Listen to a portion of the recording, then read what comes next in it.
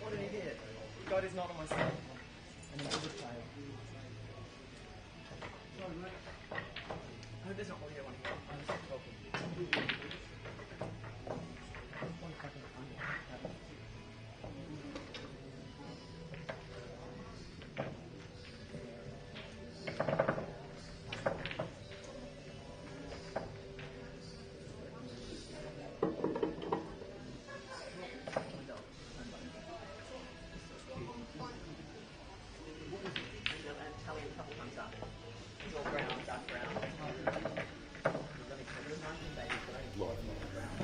And good morning, viewers. Welcome to Bar 8 for the money match series.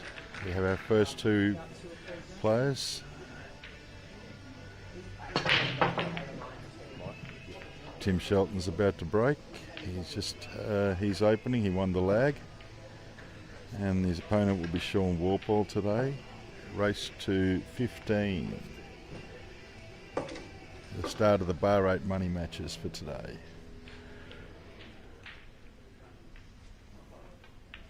There's been a bit of hype on this match in the betting circles and situations like that, and I think, like I said, it's quite a hard selection to make because I know Tim personally very well, and Tim's been playing this game since he was 18, and he's approximately just short of 60. And Walpole, who I don't have too much information on, that's why we have the great promoter of this tournament, Gus DeGiorgio, the reigning Albury champion, by the way, as well, and soon to be back-to-back Victorian singles champion. Maybe we'll see how that goes tomorrow. Does sound good, Kev. Hey guys, how you going? You fill us in about Sean a bit, mate. Yeah, well, he's he plays in my Tuesday night team for Frecker. Had a really good, he struggled throughout the year, but his final series was amazing. Joey, just joined by Joey Evans to be playing later on. Yeah. He was, this might sound a bit, I don't know, a bit weird. I don't want to give myself but Wally and myself were our best two players in the finals, but I was actually really proud of him. He knew he had a bad year to that point, so he had to. Well, I think, Gus, in the end, we all know that when you play in a situation where there's a final, you want to be able to play your best in the finals. Sometimes people run all year playing great stats, and when they get to the finals and they start to feel the pressure too much, whereas these money matches are automatically pressure. It's one-on-one. Absolutely. It's whether it's for $50 or $500, it's also your respect for your game. I just love how all these boys on the card today have... they're all great to deal with, and they're all really pumped up actually. And it's not it's not massive money, but to all these guys, it's about getting the win and putting on a good performance. Yeah. None of them want to lose today. Like, let me tell you, like I've been speaking to them obviously one-on-one, and also in the group, and yeah. There's a simple rule, Gus, in sport especially, because it's not in theory about your life, but you actually. You never go out there to lose.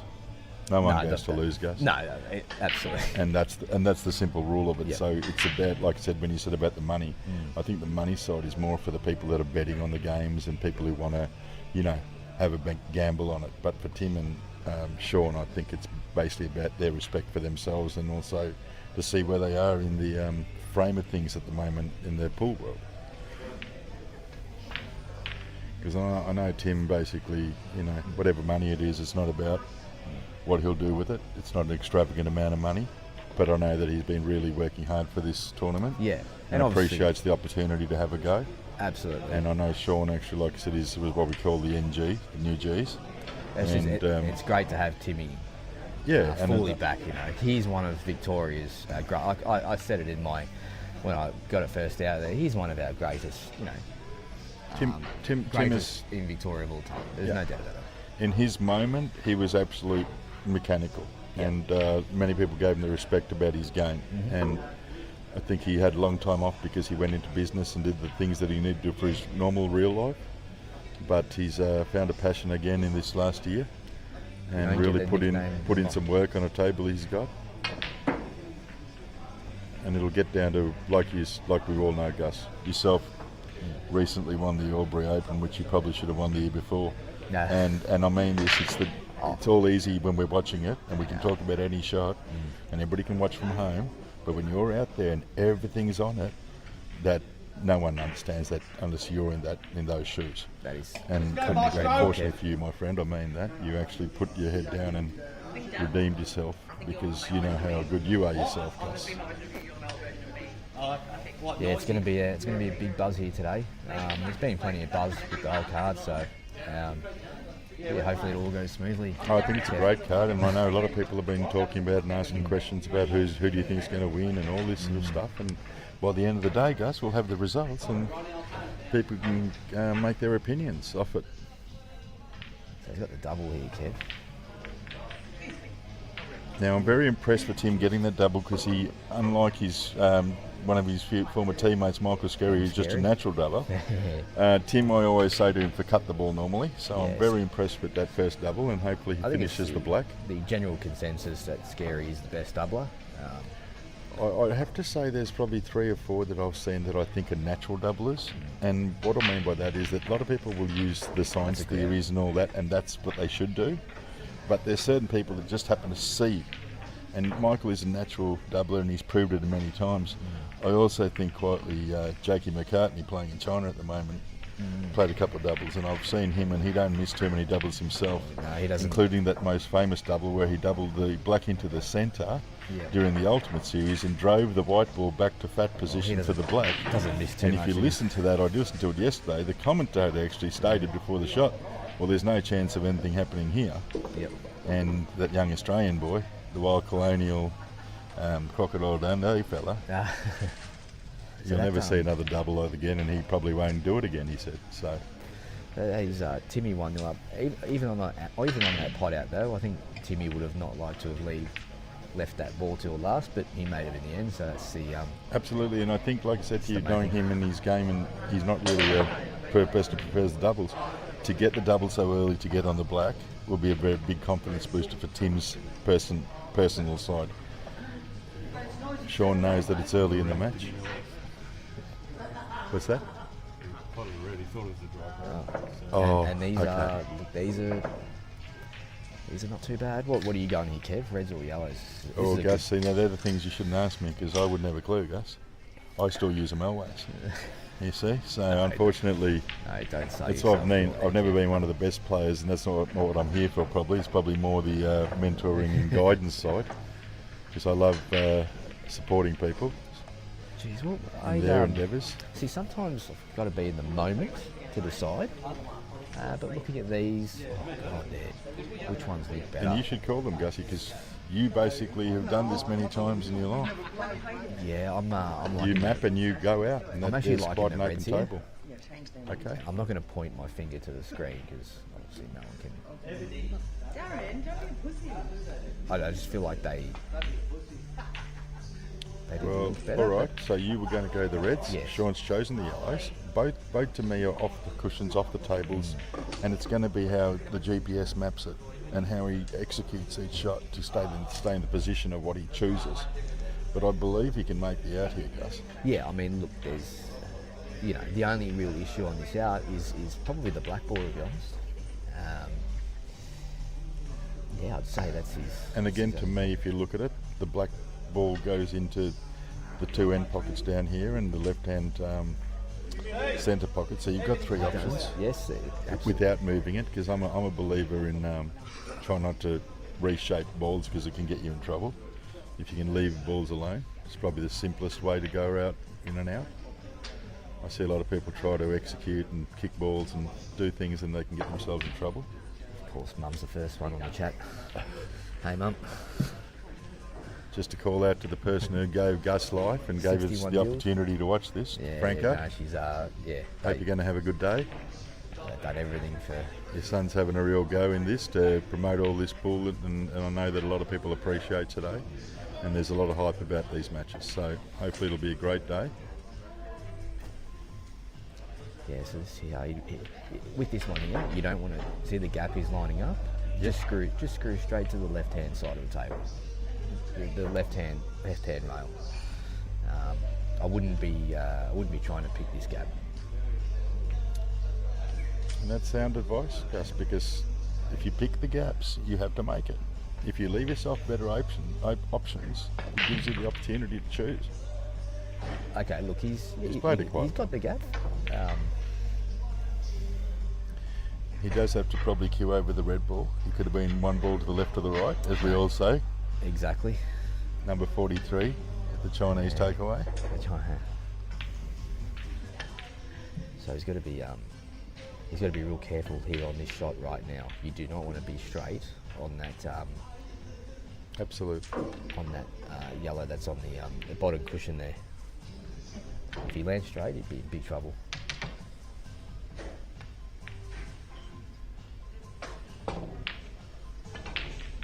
Well, He played.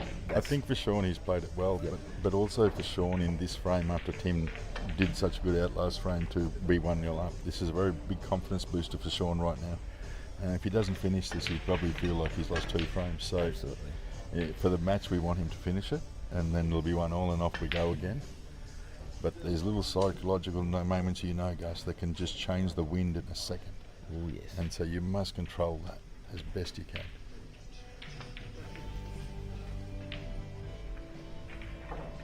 The 2 most hardest frames to win are. And as you see, unfortunately, Yeah, Sean that's probably the energy. What he It's wanted to probably do. the energy of the game, the match. You're right in the start of the match. And he's just been too strong. And I believe he's caused himself It's just to be snookered, or... Cannon the wrong. And that's the point. That, as you know yourself, Gus, you've won and lost tournaments on shots like this. Oh yes. Because the point is that you visualise a position. That's the idea of executing. You make that position. Because suddenly this game can change in a second in 8 ball. Absolutely. Just on the wind. Here's a wind change right now.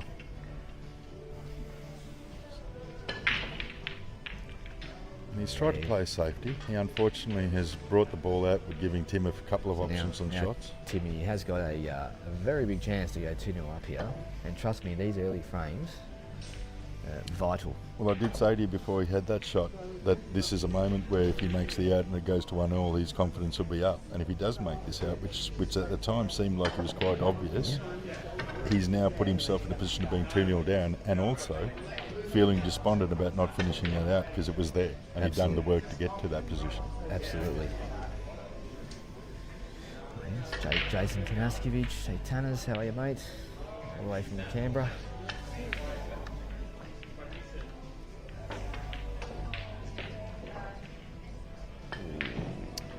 And Tim has played a shot that's probably put him in a position of awkwardness, but he's still probably in the lead because of the positions of the balls.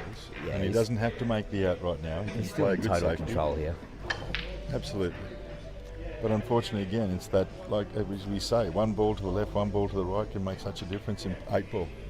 And people have won and lost matches and tournaments and everything on just that thought. There is nothing worse than when you lose the unlosable frame. And this here to Timmy would be that. After that error from Sean. It's a nice make-up by Tim to get back on it. He's still in the middle of positions, I believe, but after making that pot, he's feeling confident about his potting ability at the moment, and I know that from Tim's point of view, he does want to try and cause some authority on this match because he is the OG, and he has done the time, and he does have the experience, and if he doesn't use that, it gives Sean the opportunity to take advantage. Old Jen. And we appreciate CueballTV more and more, folks, for the opportunities that Dan doesn't sit with one camera. Absolutely. Being back behind the board, you could say, just watching and seeing the things he does. I remember the original days when Richie Benno, Jamie Stevens was just a youngster and a little bit more alcoholically induced. Whereas as Dan's become more and more professional with all his equipment and all the stuff he does. The equipment is unbelievable. So is Richie and a few other commentators. And for the most part, I think it's very lucky that we have these opportunities. Yeah, obviously, massive thanks to Dan Lynch, CueballTV, Georgia, Bar 8. Absolutely. another Yeah, good Mary human Alice who's is- promoting our 8-ball while she's George's- living her journey. She's giving it a good crack. She continues to give it a good crack and innovate and adapt and do whatever she can. If she wasn't doing And this, then as where pool else? players, we're very lucky for it, Gus. Very lucky for it. Absolutely. So if anybody's there today on a Saturday and needs to come out and have a bit of fun and Yeah, instead pop of going down. playing golf for 4 hours, come down, get something to eat and drink with Georgia and watch some pool that Gus has organised. Pop down, And, guys. and none of it's average. And by the way, they've also got a side black ball comp running at the moment. There is.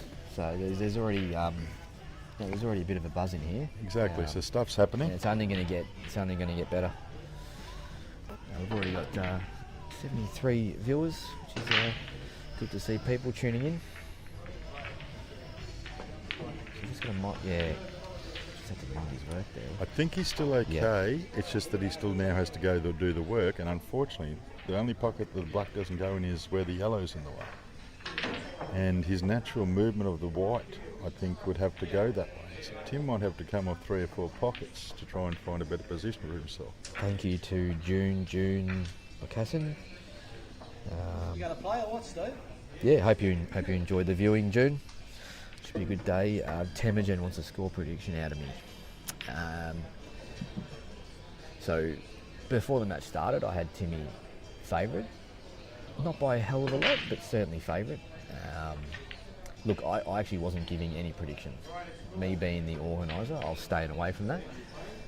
And that's absolutely Well, serious. that's the idea for you, Gus. People would You've ask got to me, I'd appreciate say- both players. I'd say this person I think starts favourite, or but I did organise every match on the card specifically.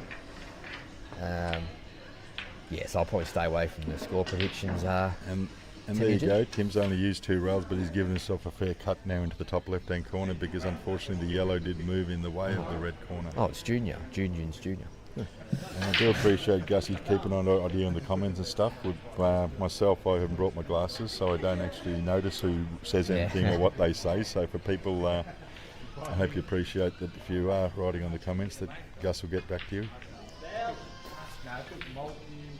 So this is for 2 nearly, Kev. Should pop this black.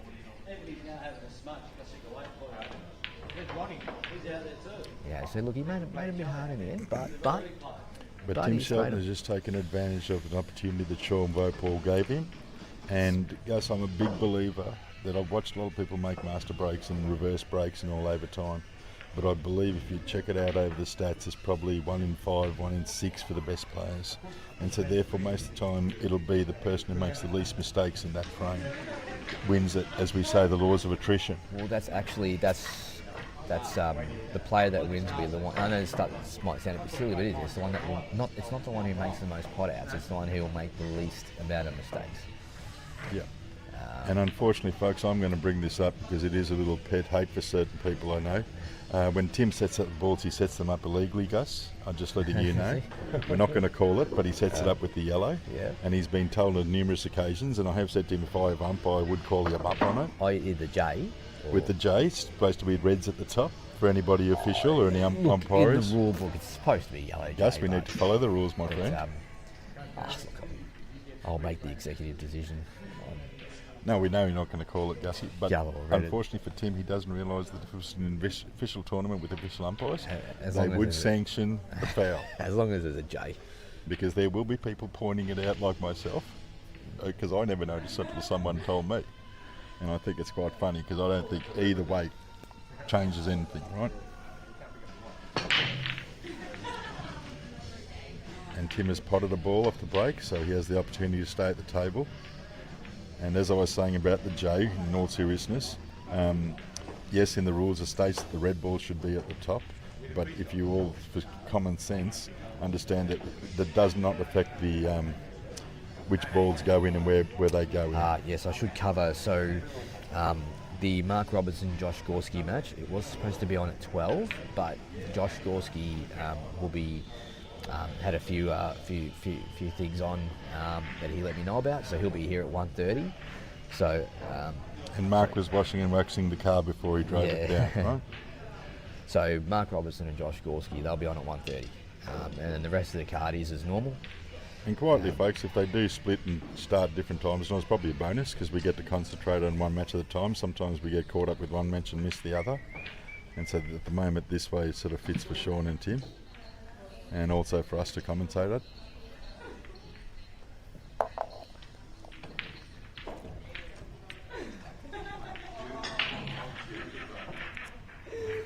How many people? 83. Yeah. Right. Okay, initially I thought yellows for some reason, but I must say, early doors, Tim looks very good. Very committed to what he wanted to do, Gus, which was to get off to a good lead and try to execute the shots that he was going for, and he's done that to the level where, again, I hope that it doesn't get out to a one-sided lead of 5-0 because Sean will be a bit more disappointed about that first frame. He could have won himself, and so hopefully he stays with it, drinks his water, and knows that when it's his opportunity, he can have it up, try to win the frame. This is where you can set the match up.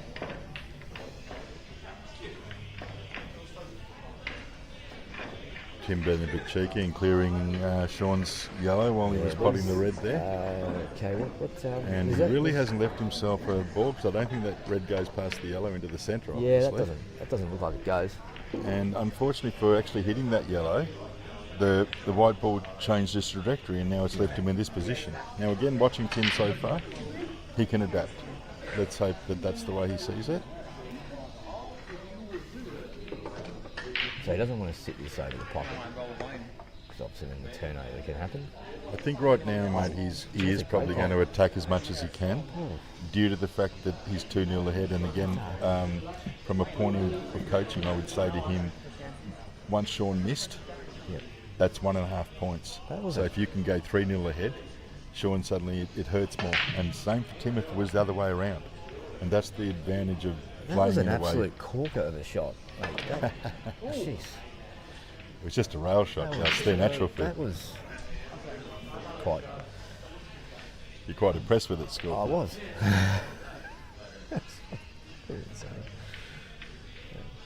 Lucky I've seen you play enough shots to know that you could get that too, Gus, if you wanted. Just cut this down out there, and he will be on. He will be on his other reds. Just needs to make the pot. He's taken a decent shot at it. He's put it right over the pocket. He's left Sean with probably not a great starter, especially if he's trying to make it pot the out. But I believe he looked for some snooker. I hope maybe. Look, and the thing about Wally won't give up. He'll keep. I've never ever seen Wally throw the towel in or anything like that. So he'll. And I think that's one of the original rules again, goes for sport, that we don't play to give up. We play because it's what we have as a passion and something, an interest and a motivation, and sometimes you're really good at it. That's exactly And so carrying yourself the right way is one of the most important things you can do for yourself.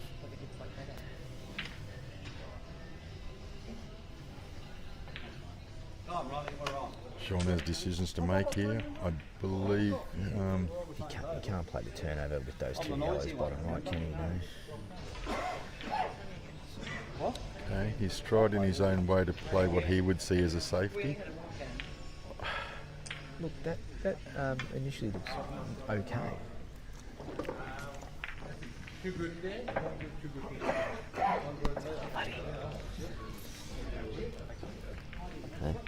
Oh.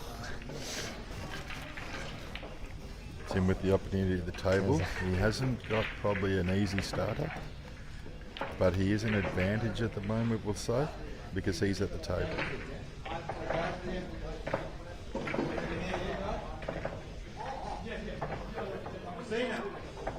Is he playing the plant here? I think he's trying to play to the left corner, Gus. Cut the ball. That's a good call, Kev. And the reason I say that, knowing Tim's game quite well, is that while he's so confident at the moment and the balls are rolling in, he thought there was quite a potable ball, and it was. For the level that we're watching today, these shots that they're taking on is just about execution, because most of the shots they can make. So what Wally's got here, a couple of options here. He can flick off this yellow he's on now and play the turnover, so play the billiard shot. or he can attack. So this yellow that he's on now, right middle, and then he'll eventually find himself having a skill shot. That yellow that's right hand side rail, skill shot. So I think there is 2 options. Which one do you like? Looks like he's attacking. Looks like he's attacking. Terrible.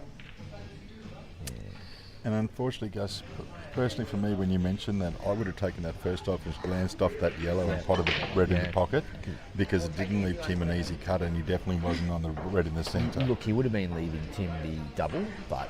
Which again, for me, knowing Tim, is not one of his better shots. He did get the one earlier, but I think if you're thinking about where do I leave him, it's better than leaving him where he has now by taking the shot on. And I think for now, I don't want Sean to lose his belief in his abilities, but I think he's going to have to think smart, because he doesn't want the scoreboard to get out to 4-0, 5-0. And he's going to do whatever he has to early. And I think your safety shot right at the start was the best option he had then. Yeah, that's well played. That's Now, Gus, would you be potting this into just roll it up and pot into the centre, or will you go around to come back and pot into the same pocket?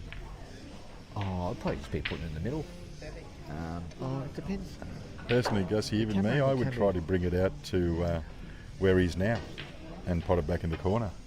And I'm only an average player, but I think I have the ability to do that, although I could hit it softly and leave it short, or go too far back down the other side. So rolling it in and taking your medicine, as we call it, because it might seem a harder shot, they're all easy if you trust yourself. I think he's going your way, Kev. He's definitely coming around, folks. He used to be a bloke who liked 3 rolls. You're calling all the shots at the moment, Kev. Just an average player, Gussie.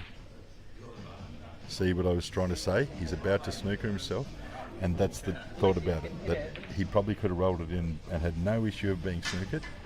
Instead, he thought he'd take on a shot that normally he would get 100 times out of 100, and luckily it stayed short of the snooker, and he has the opportunity to pot the ball and take a 3-0 lead.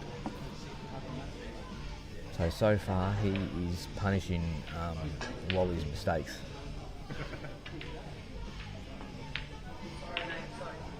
And there we are, folks, 3-0. So I will say something about Tim's last shot, because yes, I did call what I think Tim would do, and unfortunately I have said that to him many times when he does snooker himself. Tim, why wouldn't you just roll it in and take it into the centre, because you have no options of dangers or cactuses.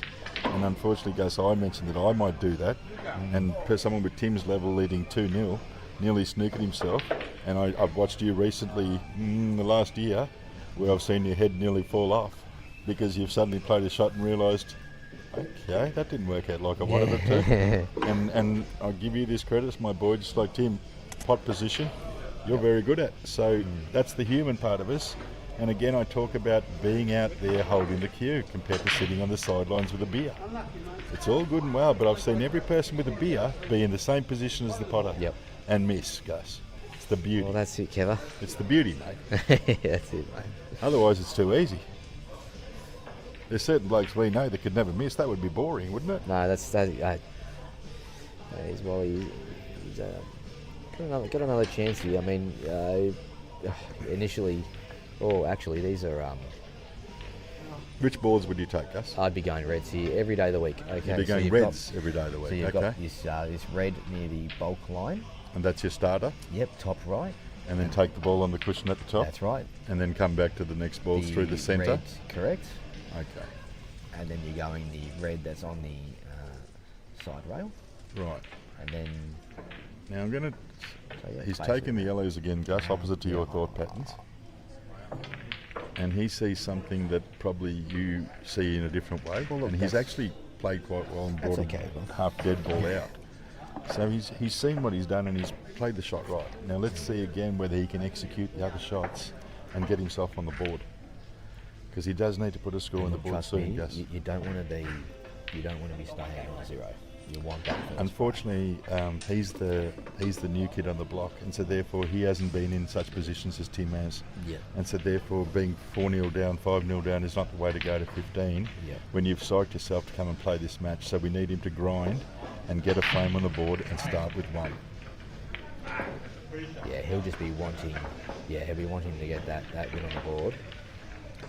And because, Gus, in the last frame you actually called that 2 options, and the first one was the right one to play the safety, he took on the shot, missed the ball in the yellow, and Tim made another out and cleaned up. So unfortunately, if you're not executing, you're going to get hurt right now. Yeah. So it's better to play the safety, grind and stay in the game. Yep. And the law of attrition hopefully will get you through. See, now he shouldn't even be looking at this yellow that he's looking at now. And there's nothing wrong with coming down table. Absolutely. You've got to be able to adapt the GPS, Gus. Otherwise, you get yourself in trouble if you can't adapt. I've always got to reroute. Because my cue ball's sort of... And that's the beauty about you learning the technology of this GPS, Gus, that you actually have learned how to adapt with it. My cue ball's middle of the pack. It's not bad, it's not great. But anyway, it's not about me. So he's actually... How straight is he on? He's quite straight, Gussie. Okay. And actually today it's a lot about you, Gussie, because you're running the tournament. You are our Don King for the older viewers. About the players. And you are our... who's the bloke who runs MMA? Dana White. Dana White. He's the Dana White for the new Gs. So look, Wally's missed that one, and this is Wally needs to. So if Wally loses this frame, this is where you got to start to change things, right? And unfortunately, that's right. He has to adapt to understanding that he's got to get one frame on the board and get some confidence up.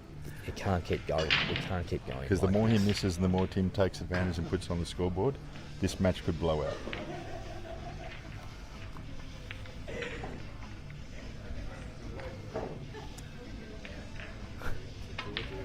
Yes. Yes. I do want to say yes.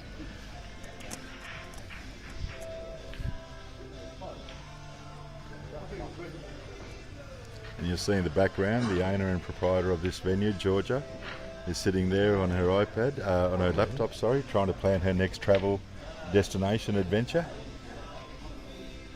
And we appreciate everything again she does for us. And just for people to know, tomorrow at this same venue, they will be having this Victorian Singles Open title. Ah, yes. Which the top 32 players have now entered into by qualifying last week. And I do know that actually Tim is one of those qualified people. Is Sean Walpole one of those qualified people, Gus? I Did don't he know make if I saw his name in the draw. Top 32? Yeah, I don't know. I did see the draw, but... Would you be in it, Gus? Well, yeah, I'm the defending champ. You're the defending champ, Gus. Did you get an automatic entry or something? Did you have to qualify, Gus? No. You didn't? No. Oh, that was a bonus. I didn't realise that, Gus. That's nice. Yeah, no, I didn't. Oh, that's nice of them, Gus. Oh, we have the infamous 8-ball FM Eddie Maguire and or the Dana White or the Smarty Andrews. Yes, Marty Andrews, the quiet achiever. I hope everyone's well up there. We're just watching Marty, and unfortunately Tim's getting a bit of a run because Sean's missed a couple of executions and given him the chance to just clean up. Smarty will be joining in at some point.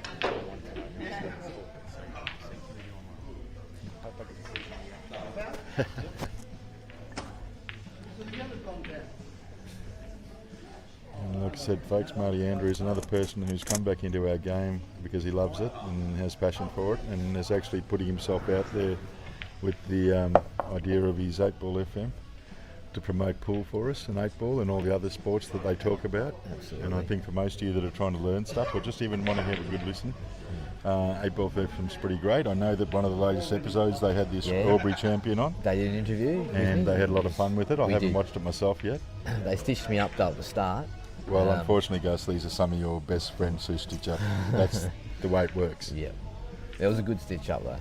Oh, good, Gus. If you appreciate a good stitch up, you know it's your mates.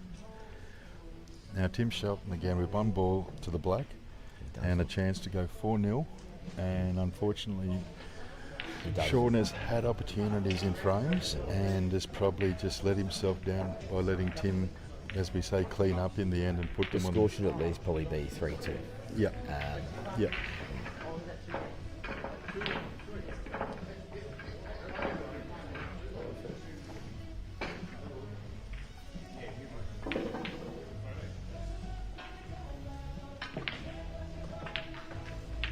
Now, quite funnily, folks, if you watched Tim's last out, we talked about the ball over the pocket to get on the black for the same pocket, and he nearly got too far and snooped himself whereas you saw the readjustment and there was nothing in the way, and how naturally he moved around to land on that ball.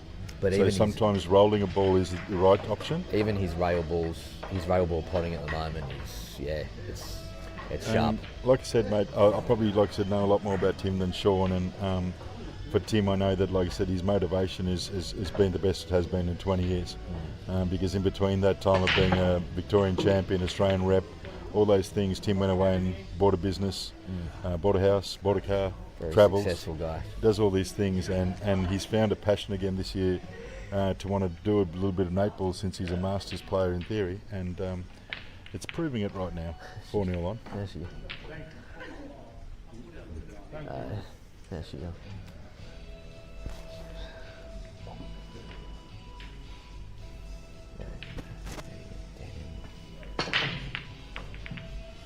And Tim's breaks are actually working very well, because he's actually dropping balls off the break and giving himself the opportunity to be first visit at the table. So that's a great start for Tim personally.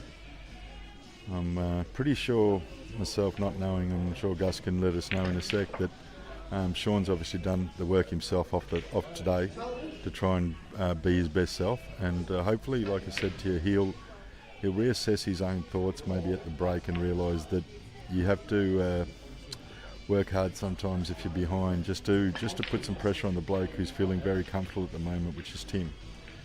And we'll see in this out. The balls are quite open in the start of it, and then we'll get a little bit edgy near the end of the out, which Gus will again explain to you. But what I do believe is that I don't believe Tim will go 15 frames in a row potting every ball. So sooner or later there will be times where Tim might have a miss and shot, and that's where Sean is going to have to step his game up if he wants to be in this match.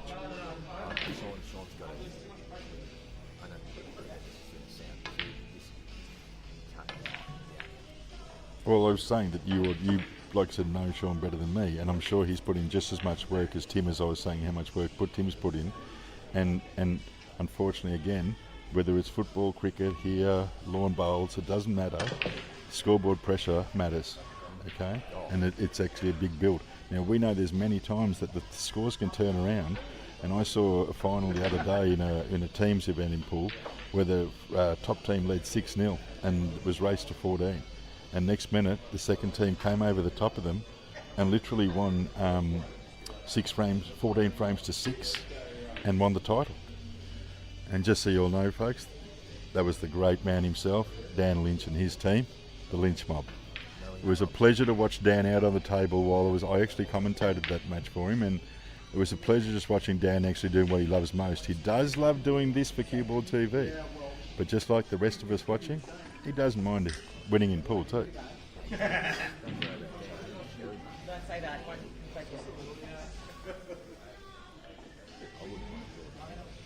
No, I wouldn't want to draw down either.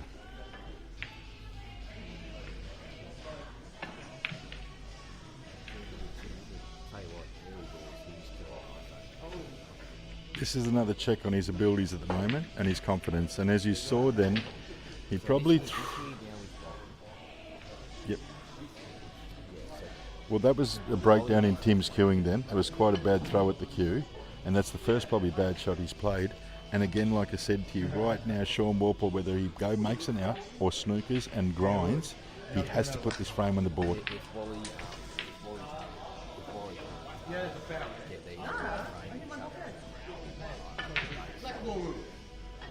And like I said, Gus, I appreciate that, because that's the confidence part of what you all see as your high level, that there's not a bad out right now. Tim's opened the balls up. They were quite closed before.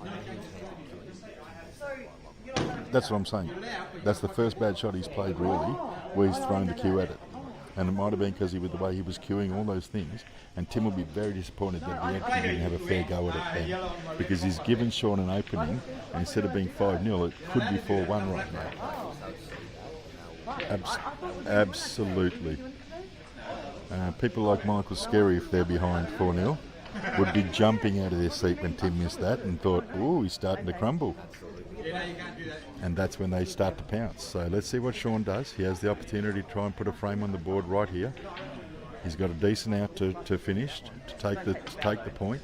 I feel he left that a little bit short for the ball in the centre, which I think was his next ball, and unfortunately there again, your execution is the part that has to be your safety when you're playing in these money matches, that you have to believe and get the positions. Because now he's standing there with a look on his face of a little bit of doubt and changing the options. It's still quite a simple out to the level I believe he's at, but because he didn't get where he exactly wanted to, he's now put himself into doubt.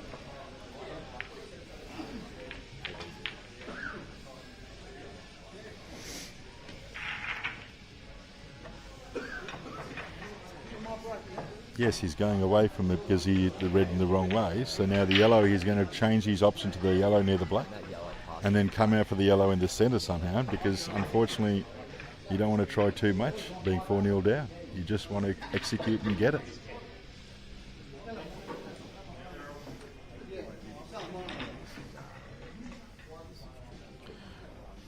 And if Gus is saying it's tricky, it's definitely tricky. He did, Gussie. And it's worked for him, but again, he ran into the red and that could have gone anywhere, Gus. And that's the danger, as I say to people, that if you cannot have to touch other balls during your out, it's the best and simplest ABC plan you can ever come up with.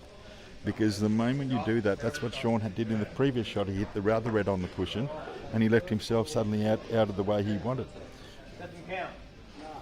Yeah.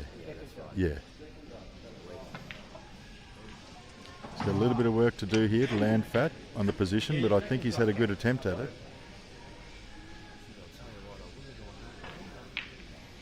And again, he's left himself a very decent chance at finishing now, Gus. He's just rolling the yellow in, right? Roll the yellow in and roll the black in.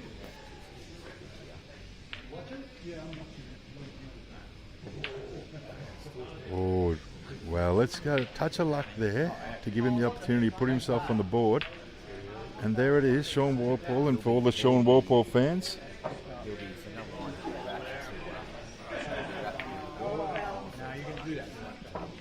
And unfortunately, again, the main thing is he did get a frame on the board, but he wasn't executing perfectly, and that's probably what his weakness has been in these first 5 frames. That even though he's done all the practice and everything, his nerves are getting the better of him and getting his lack of positions. And so once he starts to do that, I think it'll be a more even game. And Tim, unfortunately, proved to us that the reason Sean won this frame is because he actually played his first bad shot when he was over that ball into the corner and gave Sean the opportunity. And for the folks watching that are just sports lovers, we want it to be close. For people who follow Tim or follow Sean, like myself, I'd like Tim to win by a few, but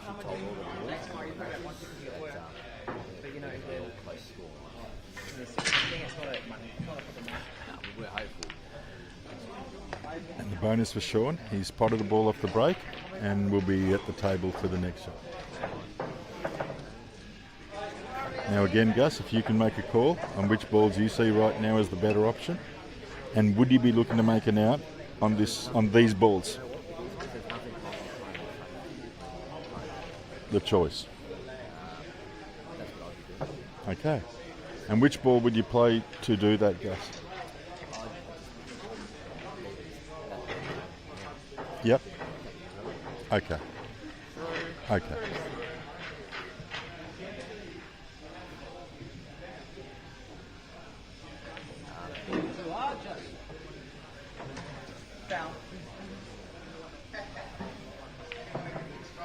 From a game point of view now, folks, Sean has the advantage to try and put another frame on the board by, again, whether it's going to be grinding right now as he's playing a safety to start with.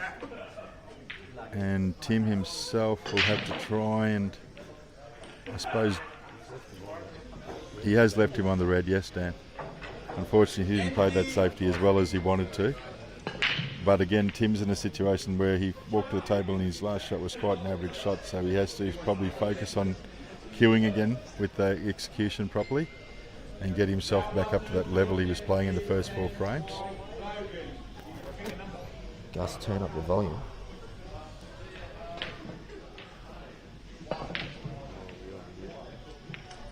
And again, there it is.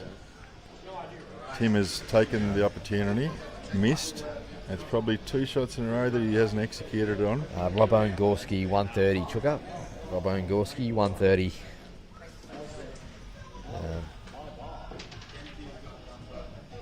Can't hear Gus. Guys, can you hear me?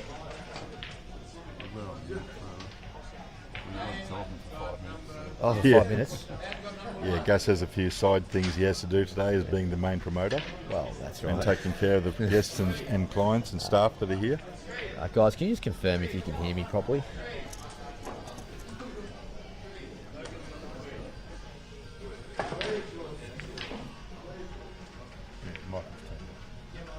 No, I swear I turned it on. Michael. Now, again, I don't know whether Sean was trying to roll that ball over the pocket or continue making the out, because I felt there was quite a good out there for him to attempt. And I believe Tim maybe play a turnover shot at some time. Don't know if Sean really executed that the way he was thinking about it. And again, both players are probably not at their best in the ability stakes right at this moment.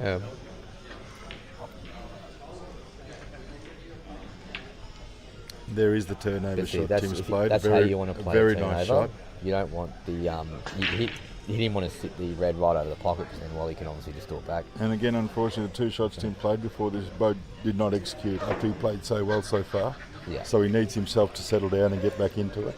Yeah. And that was probably the safest shot to play right now, until he can relax and breathe and get his queuing up again. And Sean again has to grind this frame and put it on the board for his opportunity.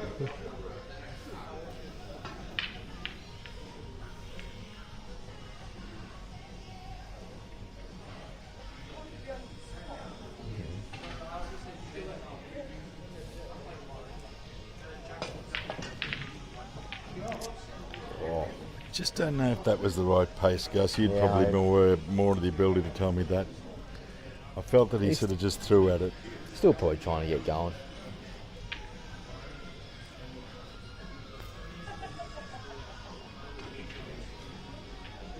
The danger with his get going then, Gus, he actually opened up Timmy's balls, and Tim has an opportunity to take advantage. There's actually a big chance here.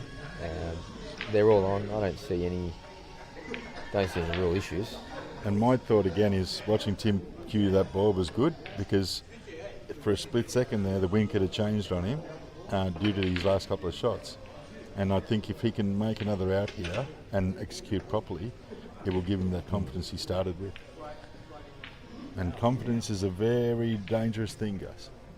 You know better than me. In this game especially, it's everything.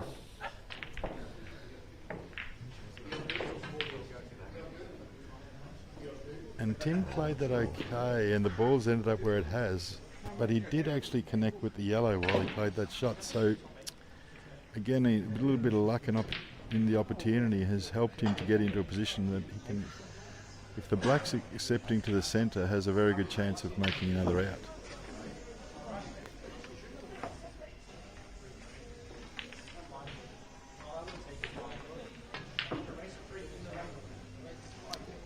Do you think that ball goes through, Gus, Dan? The black into the centre? Yeah, I think it does. It does? Yeah. Okay. So then it's quite a, let's say, easy out in the sense, I suppose, Gus? Still got to mind his work here, though. Of course he does, but that's the point of the level, Gus. That's why we're watching these matches, because they are some of the best players around at the moment in Victoria, and we want their abilities to be the thing that stands out today. Absolutely. Oh, they all want to put on a good show, trust me. Absolutely, Gus. That's part of the ego. Yeah, well... That's why you're the scorpion, my friend.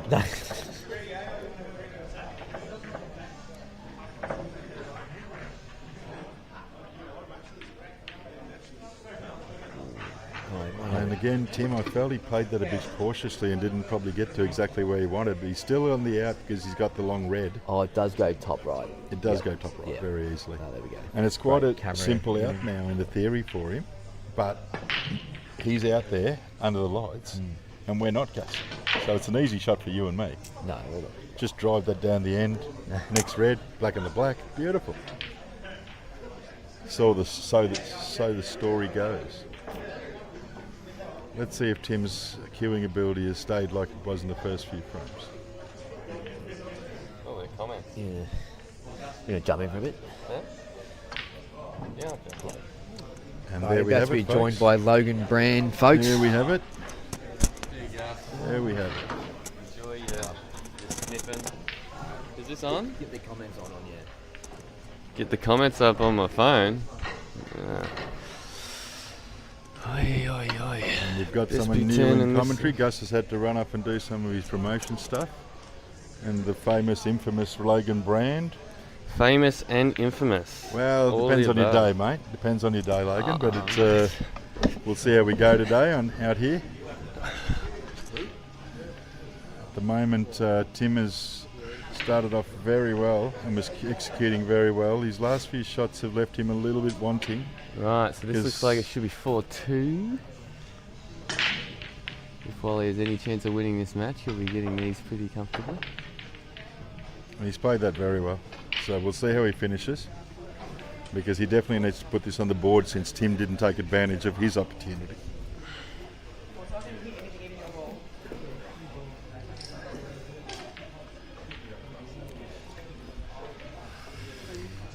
Now at a practice table, these three balls are in within 30 seconds probably for Sean, but here out in the front of the lights, he's taking a little bit longer to make sure he gets exact positions that he needs to make it easy.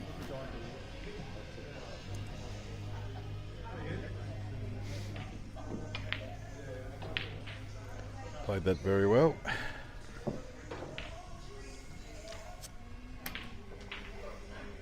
And folks, the score is now 4-2.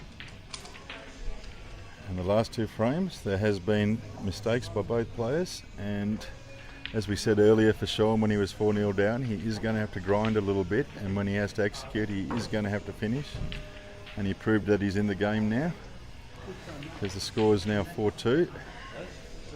Another thing, just an update on the Marc Robertson Josh Gorski match. They're still at love all, for those interested.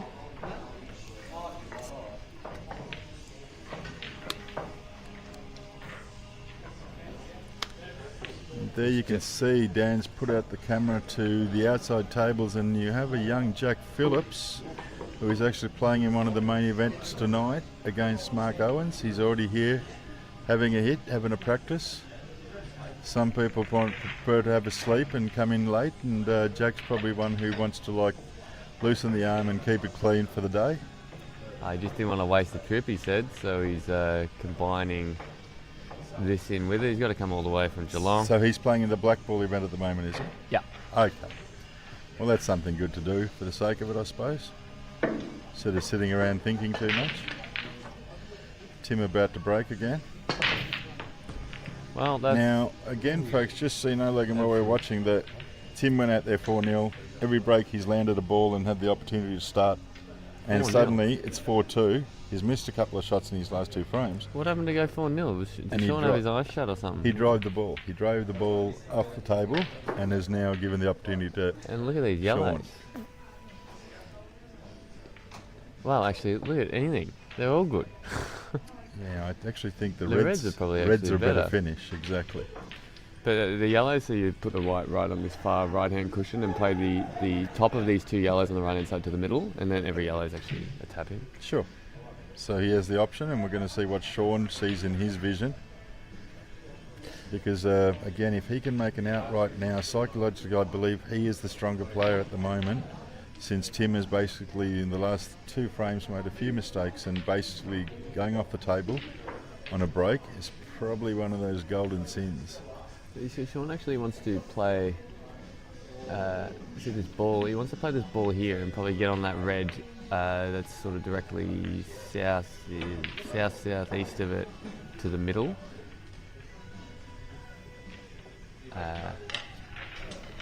Because that ball's a little bit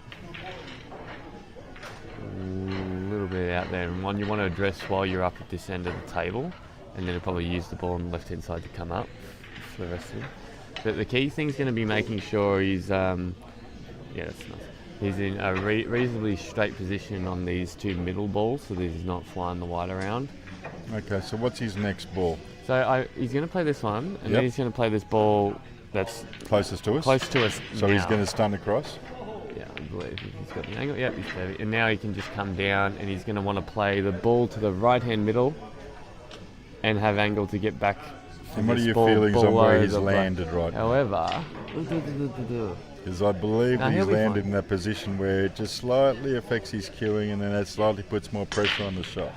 yeah, he doesn't have to get that far with the white. So he's just got to flick this. He's just got to make sure to get his, not move your head too much. Sean taking time over this important shot. This will be a good indicator of how he's feeling if he sinks this. Oi, and there you go, he's lost the Unfortunately, white. that was my point. That because of the actual leaving where he did one ball to the left, one ball to the right, and he had a clean cueing action. So the reason he's where he is he hit that very thin. So the ball's hit the outside jaw and fallen in. Had he got it in the heart of the pocket, he would have been where he needed to be. However, he's just got one pot here to get back in position, which is not nailed. But anyway, that was a very good opportunity for Sean, and he did not capitalise. And again, Tim's been a little bit awkward himself in the last couple of frames, so this is an opportunity for Tim to loosen his grip and cue some balls, get back into the motion he started with, was a very attacking style. I think all the balls are open, like Logan said, in either way when you started the out, so Tim has the opportunity to take another frame on the board. And make Sean pay for probably an out that he needed to make and was right on making until I believe he got out of that position a little bit and then caused himself to have to work harder, which broke him down a bit.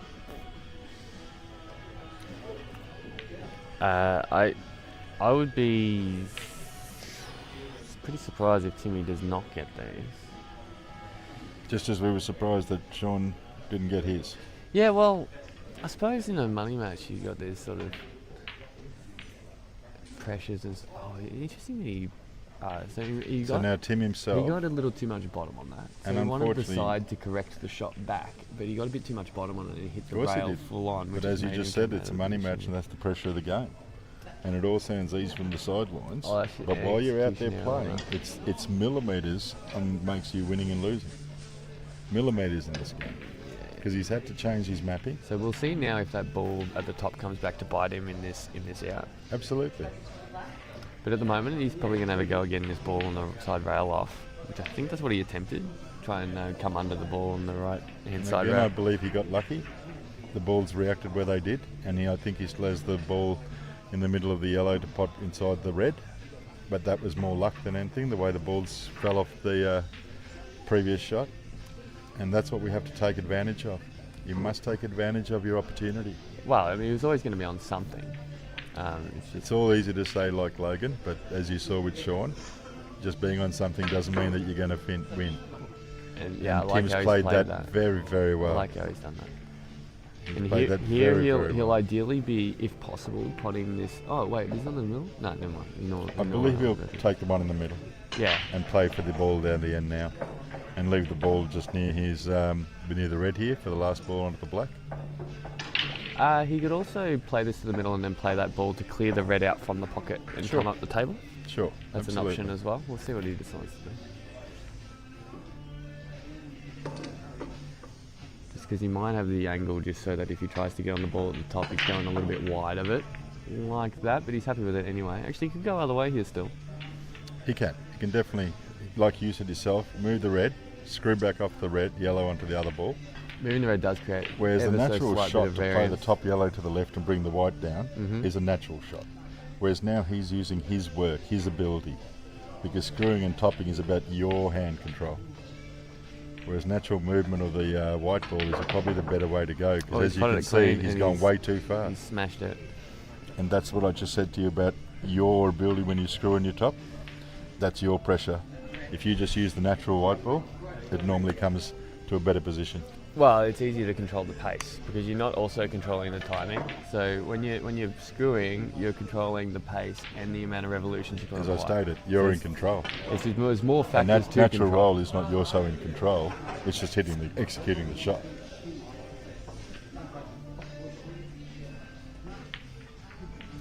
looks like he's overcut I that. think and he Tim has let himself down quite badly in that opportunity. Let himself down, let his and backers left down, let Sean his family another down, chance. let his whole country down even. Well, Sean hasn't got an easy out right now because of the pressures. But in theory, this is quite a decent out for Sean to make off that first red. He's got the other red over the pocket to give him a little bit of assistance like a garage. And he'll be on the ball in the centre. Or the other one. Just looking at this, it may just be a normal size pocket because the red's obstructing part of the pocket itself. It just shifts the direction of where the pocket is. Either way, he's got to cue this nice, and he has. And he's clean. He's cued it clean. Very clean. And he's got the option of either ball actually. So now Sean has been advantaged by his miss early in the frame because it gave the opportunity for Tim to miss. And now Tim is full of negative emotion in his head and he's going to have to deal with that. What do you reckon, Dan? Should we get a sports psychologist on the show to give their analysis? What do you think? Does Tim look comfortable right now or does he look... Well, he was comfortable at 4-0. Oh, I didn't ask that question though, didn't I? That's how I'm answering it for you. Most listening would understand that, Logan. We don't have to be too obvious, because the obvious thing right there is that Tim had the opportunity. And now it's 4-3, and he should be probably 6-2 ahead on his opportunities. Has he? So Sean should have been 4-3 ahead in his opportunities. No, he did at the start. Oh, Sean did have a go. So he could have been 4-3, which he is now. So the score But could Tim have could have been been- anything. Could it have been 6-1? Yeah, easily. What about Because 5-2? you've just seen Tim miss two opportunities.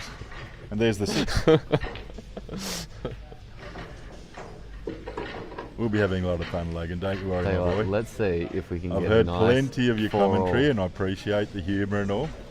But what you have to understand is that's the truth of it. That right now, Sean's in advantage. He's just fought back 3 frames that could have gone either way. And Tell you just what. like Tim, the previous break he Tell went you off the what. table, Sean has potted the white straight into the centre without Straight any assistance. Dump to the centre. Now, Tim has the opportunity again straight away. owes If we a talk round. about the wind changes, Tim has the opportunity straight away to put some pressure on Sean by making a very good out here. We should get some. And then suddenly it's advantage Tim because it's turned again.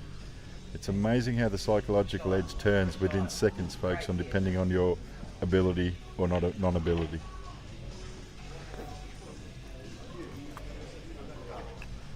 Right. So what's Tim going to do? I believe Tim was named after the character Timmy from South Park, was he not?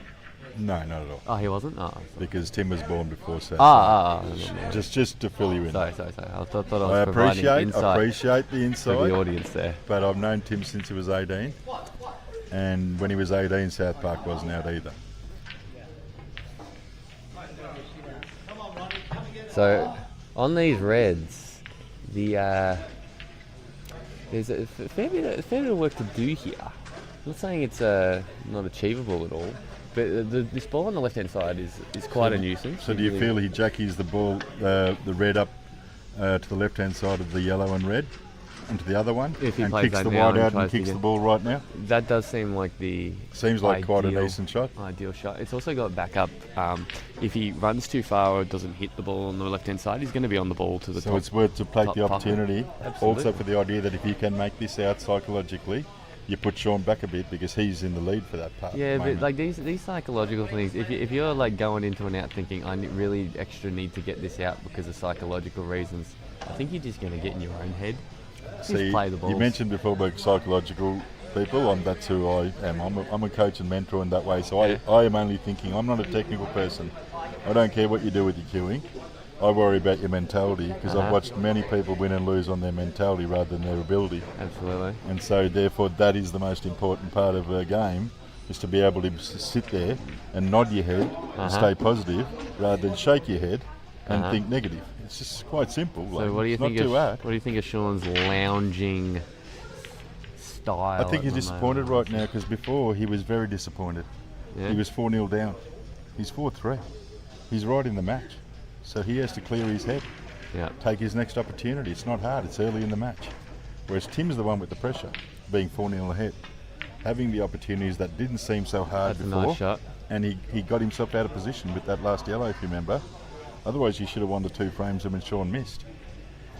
So again, I'm a little bit different to you. I think it's all about the mind. As we all say in most sports, it's 90% mind, 10% ability once you have it. I thought it was 95% mental. Well, you can look at your books and I can look at mine, and the numbers don't mean anything to me. Because that's not what psychology is about. I mean, you just arbitrarily throw out a bunch of numbers and you can make them whatever you want, really. I was just throwing them. I don't believe in stats because I don't believe there's context or definition to stats. You don't believe in stats? Well, there's no context or definition. Regarding... You were 0 and 4 for the team event. No one knew that you were master broken twice and reverse master broken twice. There's a stat. So you're... Sure. No, but if I drop you, I'm dropping you because you haven't got a frame in four matches. And suddenly someone says to me, he hasn't had a shot either. He's had 2 breaks. Well, that's an obvious. Just trying to show you a stat. You did ask why I don't like stats. Yeah, but it's very different to saying you don't believe in stats. But anyway, let's move swiftly on. I don't, because I think a lot of people use stats for everything, and unfortunately the stat does not give the definition if you were watching the match. You can record frame outcomes within your statistics. So your grievance might be with statistics without context. However, you can include more data in your stats. My point, if I had a definition of the situation with the context, I'm done. I'm easy. I can follow the stats because I'm reading them wholeheartedly with every part of it. But if I just see numbers on a sheet, it means nothing to me. Now Tim with the opportunity here to pot the red into the top left and control the white, so with the opportunity for a black.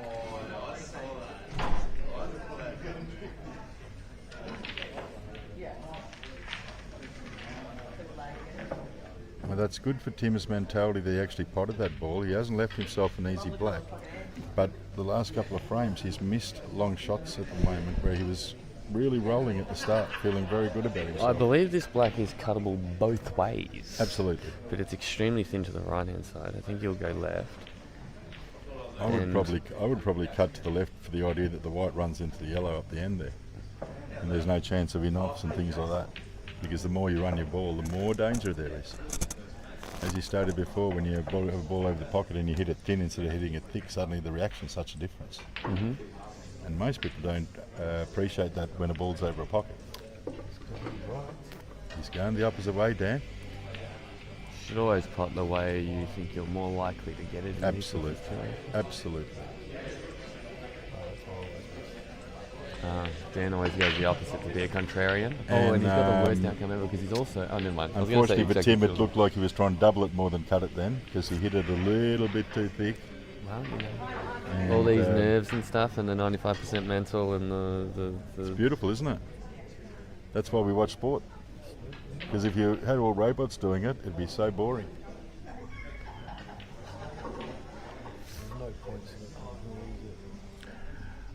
Dan, yes, there's a chance that there is a chance of snookering because obviously you have a lot of balls yourself, and you've got a couple of like that dead ball where he's closest to.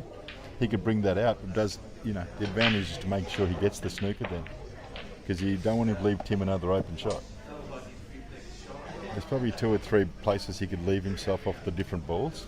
It's just up to him. Hi, buddy. Morning. Another one of the entrants, one of the main event players today. Yeah, I know I said morning and it's not morning. Everyone chill. It's all right, mate. It's always morning somewhere. That's right. It's morning somewhere. Exactly.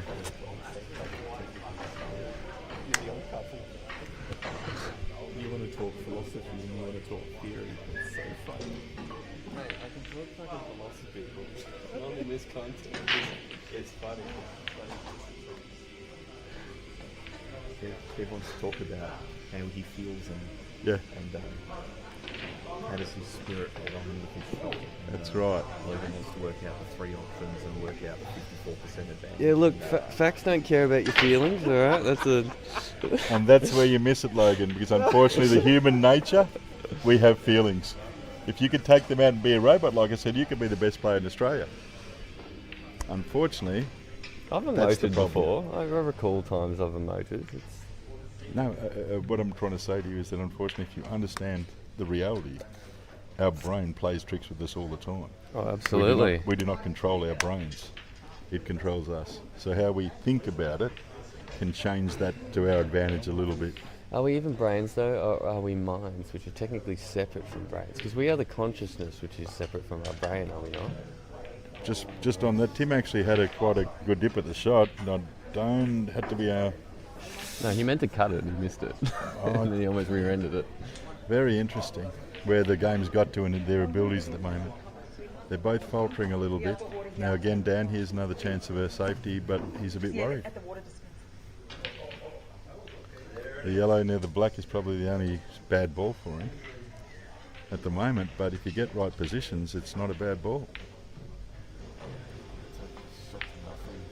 And he's making sure. I just feel Tim right now, there are certain players I wouldn't leave these shots to because they're lucky enough to get them. And with our new game, the way you have to hit the cushion after you hit the ball, you have to attempt. You might as well hit it hard. What's up, Gassi? Yeah, absolutely. He could even pot it. You're leaving the luck, which is a major part of our game. And so I'd, unless you're going to snooker them with two rails, it's probably a dangerous thing to leave a one rail out in our new rule set. Because Tim's forced to hit this to make sure it hits a cushion.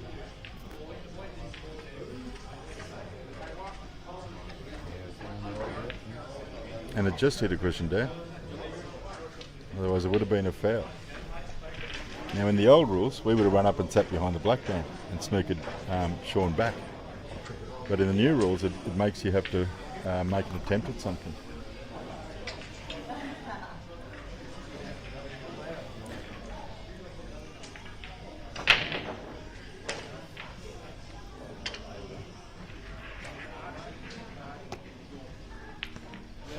Sean a bit uncomfortable on his cueing hand and his bridge hand.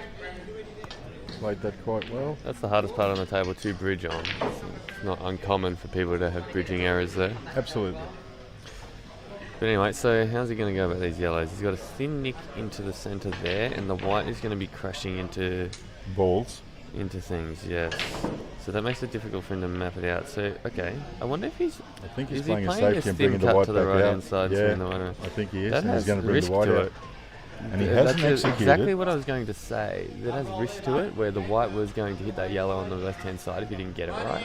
Now, just And so you that know, gives Tim this in the opportunity. early matches, Timmy nailed a couple of rail balls Even like this. over the hole, puts completely. Sean in a lot of trouble. So we'll just see how That much was a difference total it takes. unforced error by Sean, I would say. And it looks like I got to play some black ball, so Absolutely. Oh, right. hooroo, folks. See you in a while. Best of luck, buddy.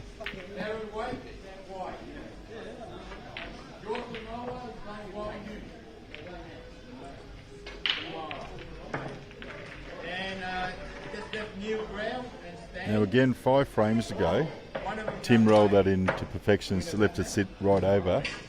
He's actually thought of the white and wanted to leave it as long as possible, and unfortunately didn't fully execute the rail ball, leaving Sean this big opportunity now.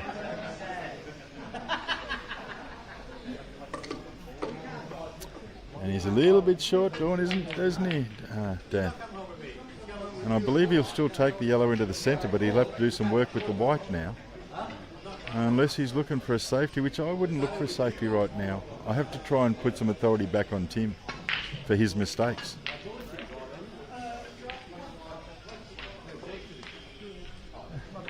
And there you go. Sean has gone up and down the table. So, his abilities, I believe there should be an opportunity to take the frame, put it on the board.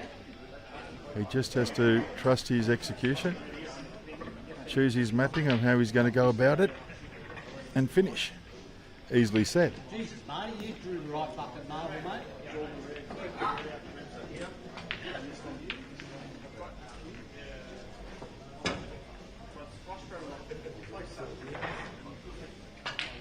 I think from what I heard before, Dan, every 8 frames they're going to have a break. So I believe after this frame they'll have a break.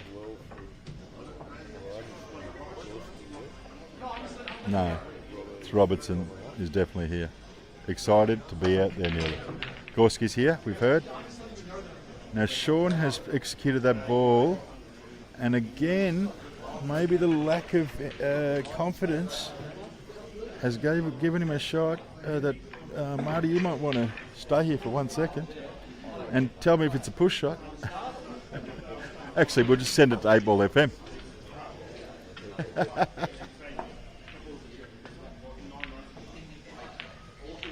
It's very close down. You want to be able to, play away from the yellow and pot it. Or can he pot it from playing away? If he got the angle. Now, if he doesn't want to, he just got to leave the basically glance it off and keep it on the right rail, because Tim doesn't have a really clean shot at that, especially with the yellow where it is to even double it.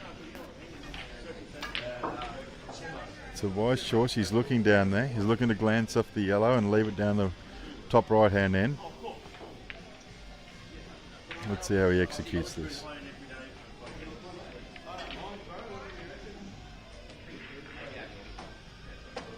And he's played it a little bit fat, and the whites come out enough for, I think, where Tim will actually try and pot the black. I think Sean needed to leave it on the right hand cushion. Unfortunately, like you saw, the white came off too thick and bounced out too far. The actual black doesn't seem to be on the rails, so Tim's probably got a cleaner shot at it. And this might give Tim a little bit of confidence going 5-3 into the break if he can execute it.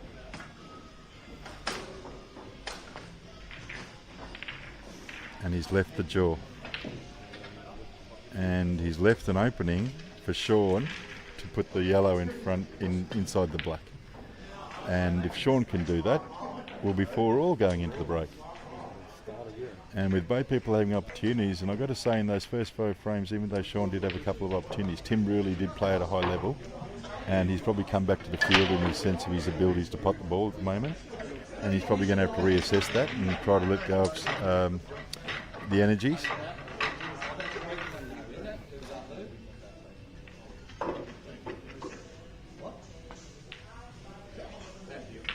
And there it is. He did actually touch the black and killed it to the rail a little. Still should be potable for the competition thoughts.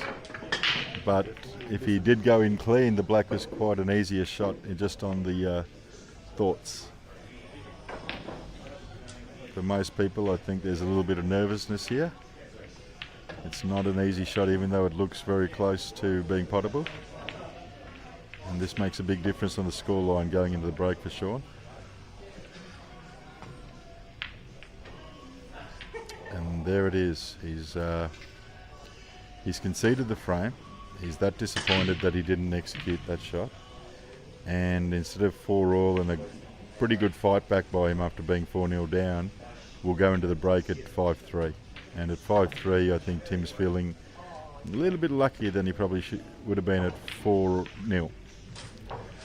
So we'll be back with you folks in a little while. We've got Josh Gorski having a warm-up on the other table, so we'll be having 2 matches when we get back. And thanks for listening in.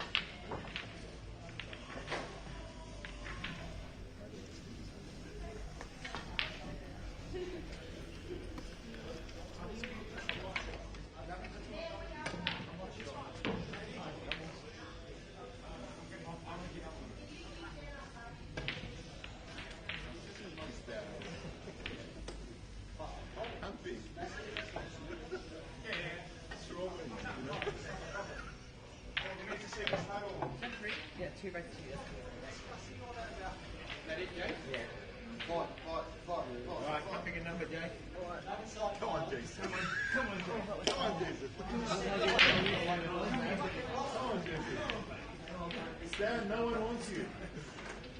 Alright, everyone hates you. Two requests that last game. What did you get? I was 2-1 up before.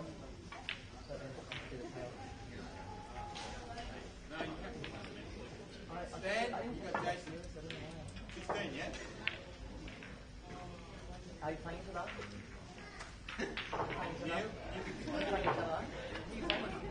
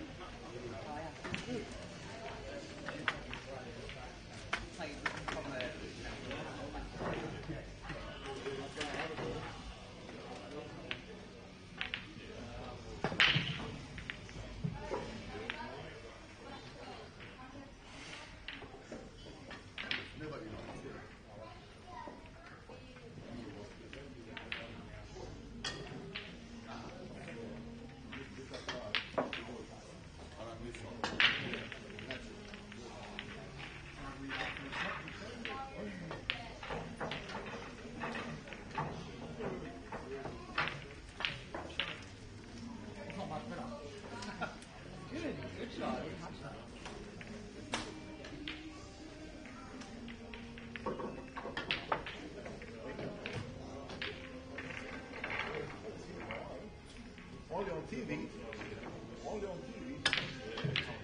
Look at that sound. Look at how deep on it.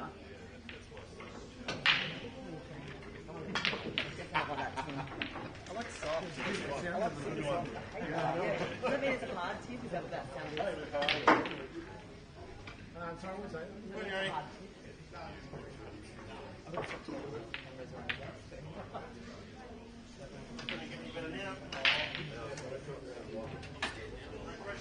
That's all, yeah? That's it. It's stupid, isn't it?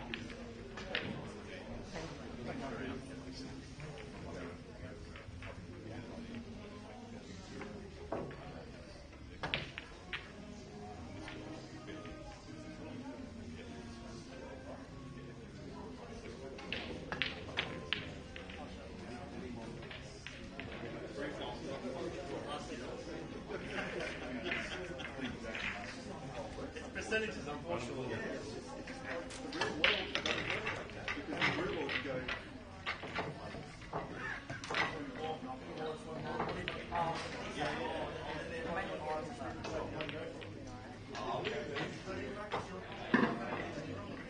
That's it. That's it.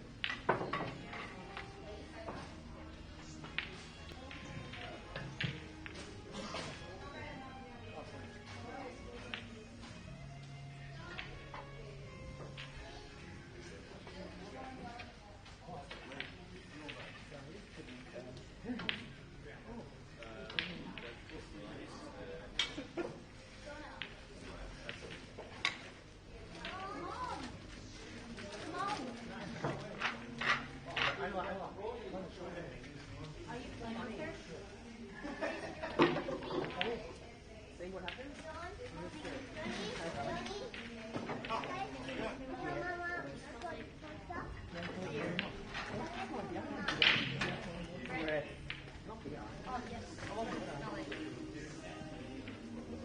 Is that legal break? Legal hit? Did you hit your ball? Yeah, I wasn't watching that.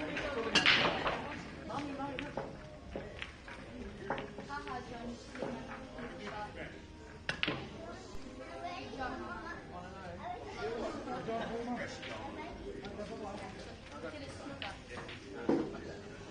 Yep. Hey guys, just Gus here at the moment. I'll be jumping in and out today. Just I'm sort of roaming the room, making sure it's all going smoothly. So we've got the next match here is so we've got Josh Gorski against Marc Robertson. Well, I can tell you now, I don't think this match is going to go too long at all. I think they're both going to attack. Josh is a very attacking player as it is, and Marc certainly has a go these days. So yeah, this should be entertaining for all pool watchers out there. So we'll see. Let us know your predictions on this match, guys. Although I say that, very attacking. There's Josh playing the safety. But look, but also, you know, when like all the top players, you know, when you got to play safety, you play safety. It's all about playing the right shots.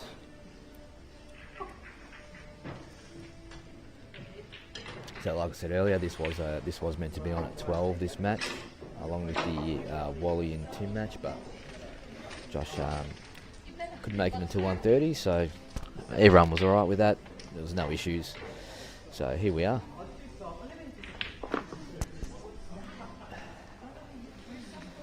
We will try and have, obviously, commentary all throughout the day. There might be at times where there will be no commentary, but yeah, we'll try our best to. It's always better watching pool with commentary.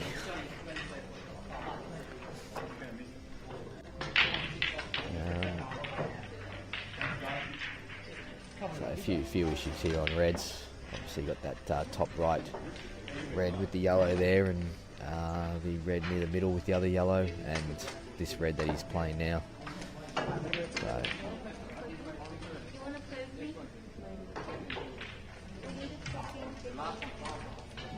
Josh wasting no time with tucking in the snooker.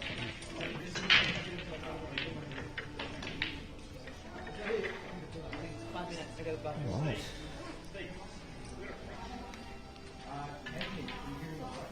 So after this match, we'll have the 4 o'clock sessions, which will be Michael Scarey versus Joseph Evans, and Jamie Stevens versus Trent Mason. So yeah, the next match is up. So I said this match wouldn't take long at all, but this first frame's going a bit.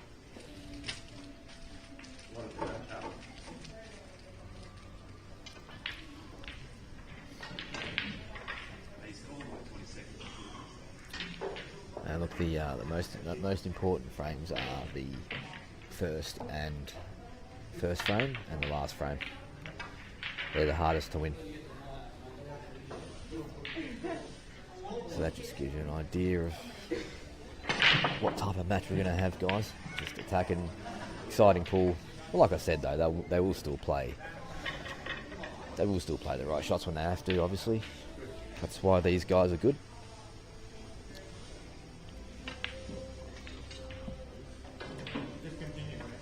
So he's probably going to be looking at probably a skill shot. Yeah, skill shot with that bottom right situation. Bear with me, guys. I'm not one of the greatest commentators of all time. So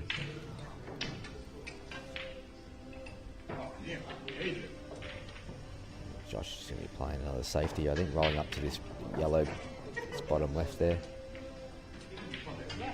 That's good, and actually it did roll true. There was no roll there, which was good to see. Wally and Timmy resuming after their 8-frame break. Oh, these reds look tasty.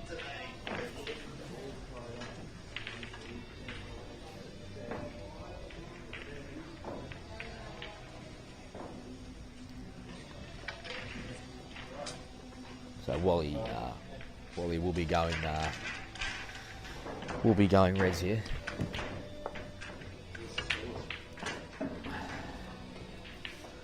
About to be joined by Kev Harvey back in the booth.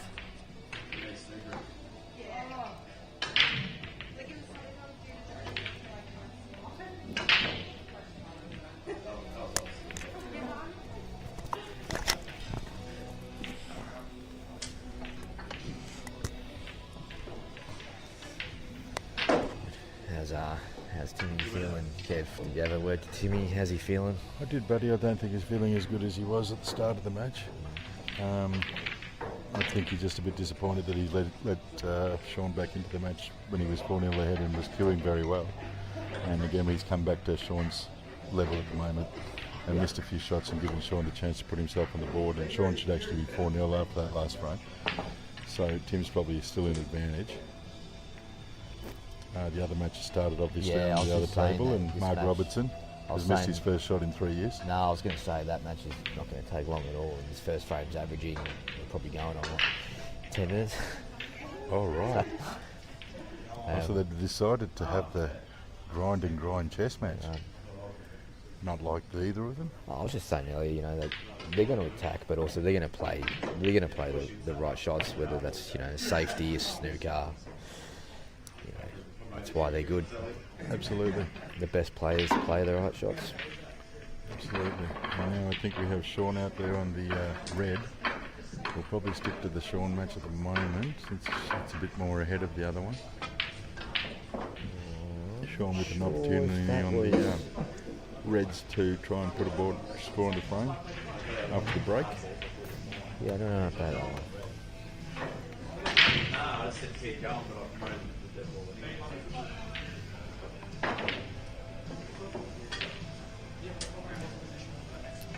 So it's a bit of a loose safety from Josh there.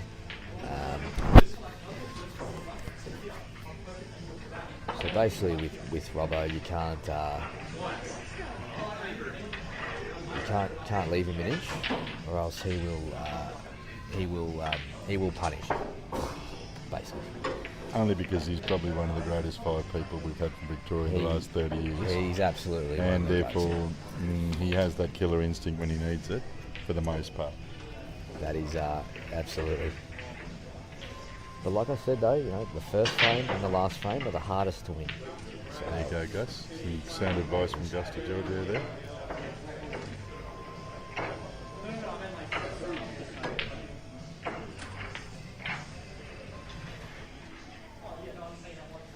Unlike Tim and Sean's frame, where it started quite good with execution and stuff, as you just said to me, I've noticed that Robbo and Josh just fully aren't there in the thought of potting fully yet.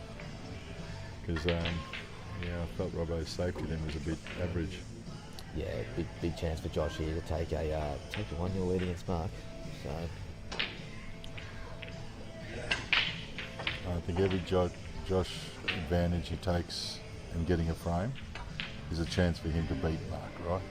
Because if he keeps leaving Marc to clean up, in the end he will. The way to beat Marc, it just sounds sort of straight. You have to take.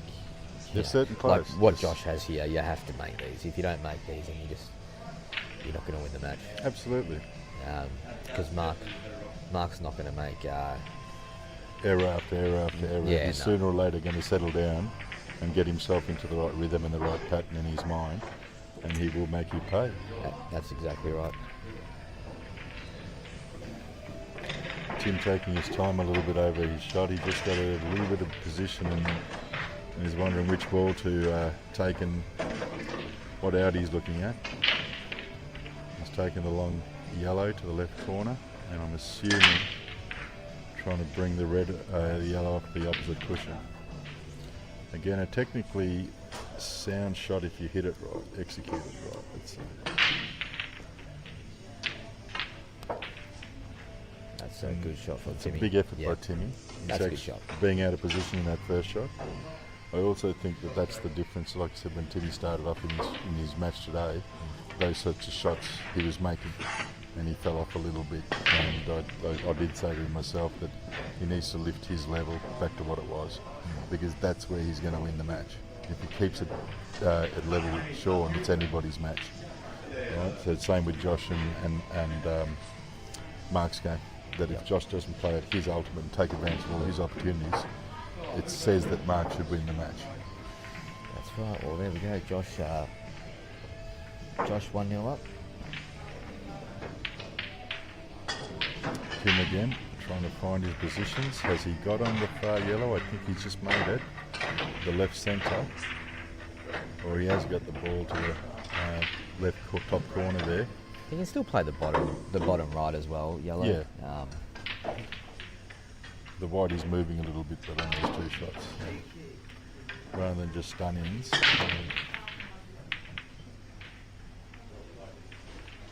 Josh with quite a decent break. Ball potted. Opportunity. And if you do hear my commentary, folks, most of the time when I'm repetitive, but they're on the same things, that I definitely basically believe that your abilities is about your execution in the end. And your shot selection is yours, and you've got to be able to adapt. Tim has now played that ball in the corner. He caught the red, and therefore the white didn't probably go where Tim expected it to. He's now left himself his opportunity. I don't know if this is the right shot, Gus, but I believe he plays the yellow down to the bottom left here, and the white comes around. So this would be called basically next to sniper pot, yeah? Sniper pocket. Righto. Because I think the white comes out naturally, does it, for the other yellow? Do you think? Coming off the right-hand cushion? Yeah, well, he needs to. You're playing this with bottom, though. You're playing with this Yeah, bottom? so you'll find he'll Tim's not shy of playing a little bit of side and bottom and top and left and...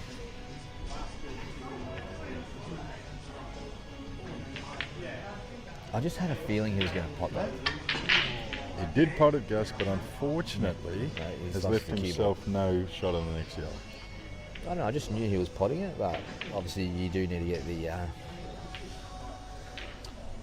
Gus, when you were a kid, when you first started, you cared about potting a ball. And then you realised, I can't see the next one. And then you learned that you probably, to get better, you're going to have to be able to pot a ball and see the next one for the next shot. And that's the better the player, Gus. I'm sorry, there's still people in lower divisions, and nothing against them because that's their abilities. But sometimes they will pot a ball without knowing that the next shot they're going to snooker themselves or leave themselves no shot. And they still go for it. Well, that's fun for them because that's their level. But level for you, Gussie, and for Timmy and all that, you're a must-find position. Otherwise, the opportunity suddenly, it's gone. And Tim has to pull off something here now. Otherwise, I believe Sean should finish his out. Oh, now Tim's going to get unlucky, or is he going to get lucky? He does get unlucky, and the white goes all the way down to the top pocket and falls in. And I believe right now Sean will make this out and bring the frame back to a one-frame match. Is Josh yellows, is it? Well, Josh does like having a go at stuff, so we'll see what he's chosen. He's just chosen to roll the yellow in, I'm assuming. Because I believe he's on the wrong side of it to come down towards the black. Now, if this is me, Gussie, I'm just punching the yellow in for a double and floating the white down for the black here on Josh's table. Now, I don't know if that's possible, Gus, because I'm not at the table. Yes. But I'm a bit of a thrill seeker. Well, that's the only... Because I don't think he can get... Can he get past those reds if he just pops the yellow in the left middle? I think he's quite straight. Okay. No, he's played that He's played a great shot. He's given himself a great opportunity. Ooh. He took his medicine, he didn't throw anything too crazy, he just cued the ball properly, executed, so he giving himself in the black. Unfortunately, where Tim snooked himself in that last frame. And now at the moment, Sean is in charge and an opportunity. Josh has made a great out. 2-0 Josh. Very well done. And it's 2-0 to Josh Gorski. So he's playing a guy in Marc who's probably got one of the best money match records in the country.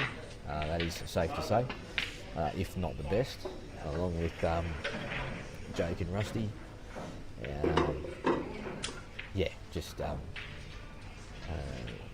his money match record is pretty crazy.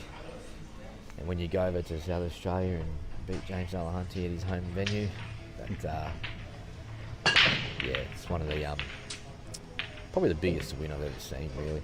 It was a very, very nothing great, but respect. it was a great match, that match. Yeah, that one was.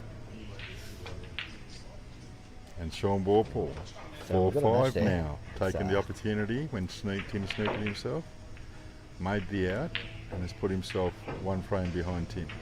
But at the moment, though, Wally is getting his frames off Tim's mistakes.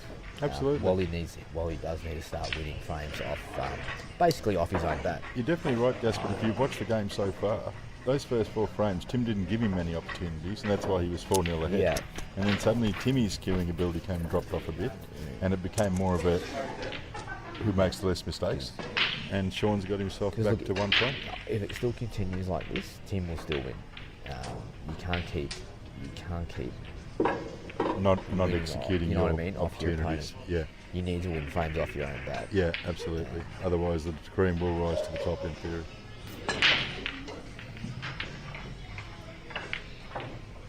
See, he has broken well, Wally, and he has been. I'd like to see how many times he's been in first. I'd say it's a fair bit. He just hasn't. He just hasn't taken them. And if you saw that time when Tim actually was ahead and he came in, he actually broke and the white ball went off the table. Yes. And then in the next frame, Sean actually broke and put the white into the pocket. And it's funny how these little oddities work. Oh.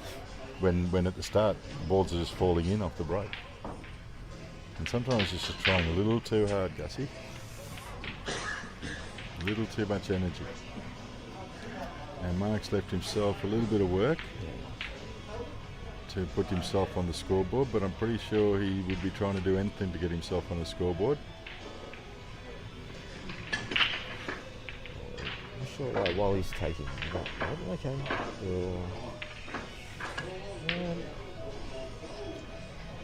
Oh, that's a decent shot by Marc, and he's going to leave himself Straight. a little straight, you think, Gus?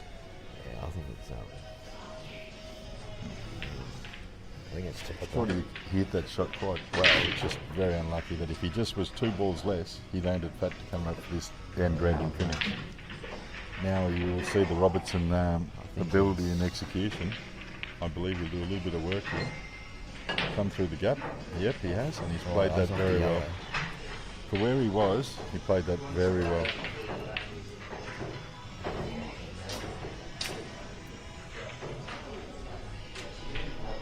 And that was deliberate, guys, out there. That was deliberate to go off the yellow. Oh, very good for Tim. He's got another double. Things he finds very dangerous, doubles, and he's taken that double and got it, I didn't found like position. that safety from Wally. I mean, He's got quite a bit of work still to do on this sure. out, but he is at the table with an opportunity.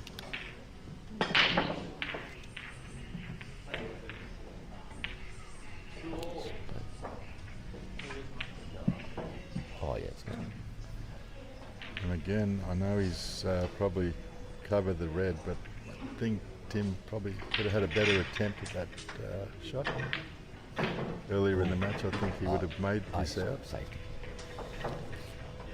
They've both fallen back a little bit and are playing 3/4 of their abilities, and it's making the game not as nice to watch, I suppose, when people are missing shots that probably you think they should get Yeah. during a practice session.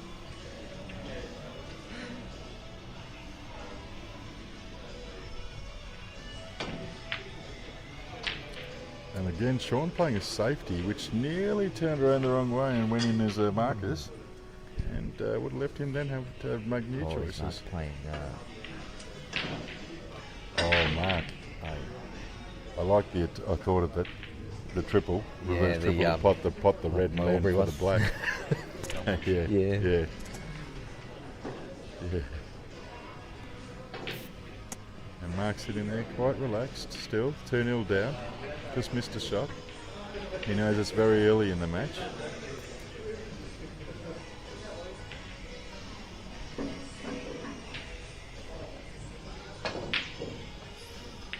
It's been a while since Tim hit such a dominant shot in just then. He actually really executed that very well and has now left himself an opportunity here. Again, we'll see how he chooses to map his out. All pockets and all shots aren't available, so it's a little bit tricky. Yeah, while he looks back on this one, just a couple defensive shots where he should have attacked, but I'm sure all these players will go back and watch over their matches as well. And, Absolutely. you know, Absolutely. see what they can do better next time. Absolutely.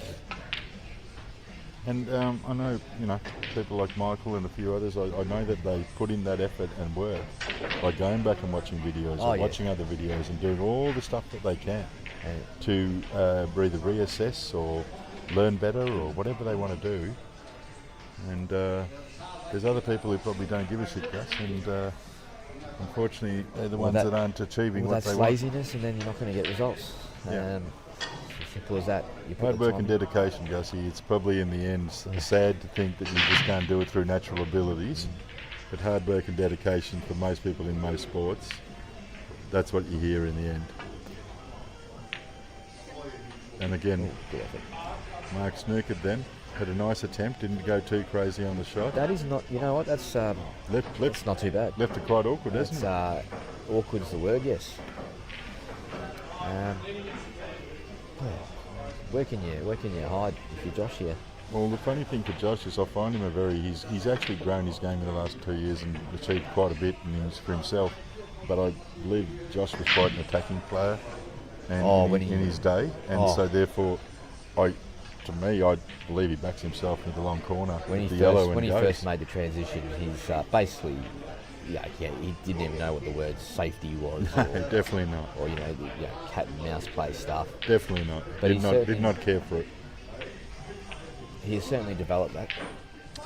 And unfortunately, there we go. As I've said earlier in the day, that Tim doubling is not one of his assets. He's not a thing that he finds comfortable. He'd rather make a sharp cut. So here's Wally Wally's going to play the turnover. So he's going to use red on the yellow bottom left and put the cue ball. There you go. Pretty much where that red bottom right is. Just sit the white there. And that was actually what I said to you about Josh then, that he took on the long ball to the left.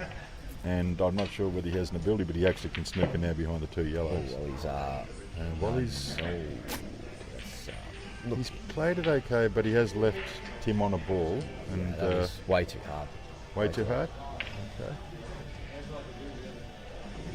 Again, slight nerves, slight position of the frames. I just love how just every player on the card, they are, like I said to you earlier, they are so up for it. Yeah, they're committed to it, yeah.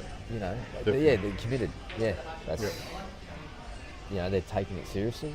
I mean, you brought Michael Scary out of semi-retirement again to have a go at one of our new young players, Josh I can tell you Evans, now, Joey Evans is here and he is so pumped. And he is like part of the Victorian Future lineups. I believe this boy will be around for a little while because of his enthusiasm is definitely in there. And his belief in himself is growing each time he plays. And he's not shy to take on the matches to try and learn, Gus, I suppose. And Josh with the out on the reds here.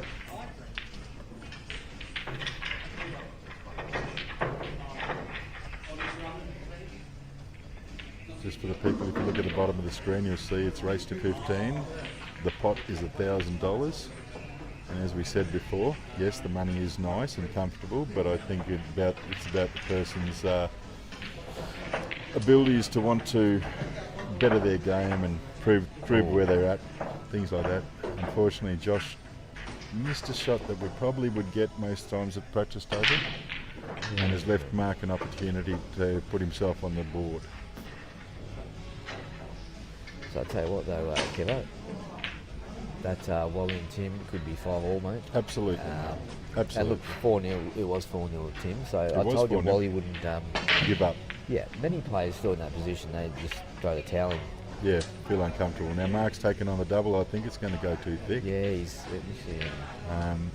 If he looks back at this, he'd probably ring up Michael and ask him what he probably should have done on that double. Look, Mick. Mick unfortunately closes his eyes and gets every double. It's very rare. Mick would have to be one of the best doubles in the country. And I think if you really want to know that about Michael, yes, he's done it at different times. I've even seen him do it when he snookers, which is probably not the normal thing. Wally, no. Oh, There you Wrong go. While ball. talking, Wally has played his shot and somehow snookered himself on both balls. Wrong ball. Why would Snooking you himself play the back. one in the middle? And Gus here is a little bit despondent in the choice he made to put himself in this position. And again, folks, as we say in pool, it's a game Can of we get a luck in replay different that game, ways. or- And to snook yourself on both balls from that position. And for him, I give him the credit. He settled down. Oh. He's taken on the double. I'd say it's a handy. And now has an opportunity Handy to finish fluke the from- out that he actually nearly caused himself to give away. Jeez. That's a handy. There it is, and that's a foul by Josh. The white ball is still moving. I don't know what your rules you're playing set, Gus. Bit Is of it a common bit sense. more No. common sense sort of rules? Common Righto. sense. Like when Tim is setting up the yellow in the front of the Common sense. triangle. Thank you, Josh. Gus, I appreciate the level that you try to keep your tournaments running at, we've without got, being too political or Yeah, no, this technical is- or This is Gussie's rules. Gussie's rules. Look, here's the jag from. Oh, And folks, some people would just say it was pure luck, and it was. But that's part of our game. I find it so hard when people say, "Oh, you were so lucky," or "I was Marc so will see unlucky," it or as- whatever. oh yeah, 5-all. 5-all. Marc will see it as he did have an opportunity. It shouldn't have got to that. That's the way Marc will see it, and that's the way any top player would see it. And it should be. It's not about what he did; it's about what you didn't do. But he was still very lucky, guys, and he's very happy about that. Yeah. I find it very hard, and I saw it last night. And Tim has made another in-off while we're watching the break. So and left Sean an opportunity to put himself in a great position in this frame to actually take the lead. Might need to go a sandwich. I might From grab a going, sandwich, folks. 4-0 I'll leave this down. with Kev for the minute. Yep. I will be back. Haven't eaten all day. And Enjoy, folks, Kev, guys. If you've seen Gus and his connoisseurship, like is it?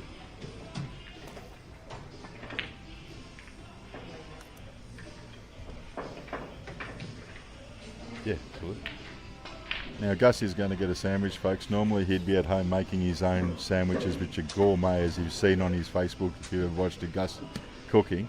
I think he smashes Jamo in a cook-off, and I'm hoping one day we can get this on one of the promotions. In the meantime, Sean Walpole taking an attempt to put himself ahead on the scoreboards, which I think at 4-0 a lot of people would have felt this match could have been in a dangerous position for him. He has stayed in the game, put in the work, and unfortunately Tim has let himself go down a little bit on the abilities he was playing at the start and brought Sean into the game. And I think now, again, as we talk about the wind changes, and Sean probably, if he can make something of this out, will really be feeling comfortable that he's in the match and a chance to win it.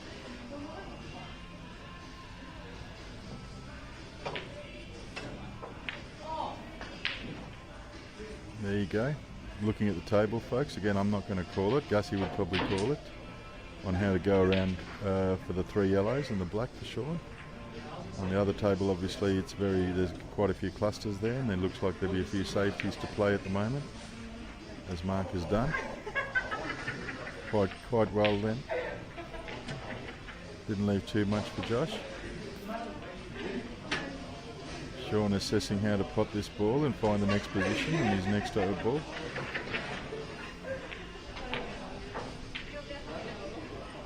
He's played that quite well. I'm assuming he's going to pot the ball in the corner and take the yellow to the other corner as he's looking at now. Whether that's exactly where he wanted to be before he played the shot is only Sean knows. But hopefully he has the opportunity now to continue and finish this frame. And like I said, psychologically for him, to be 6-5 ahead after being 4-0 down, he's played that very well. Very well. And on the right side to play the black, I believe, into the opposite centre. So he might try and just kick off these reds a little. leave himself for the black, or is it too straight? We'll see in a sec.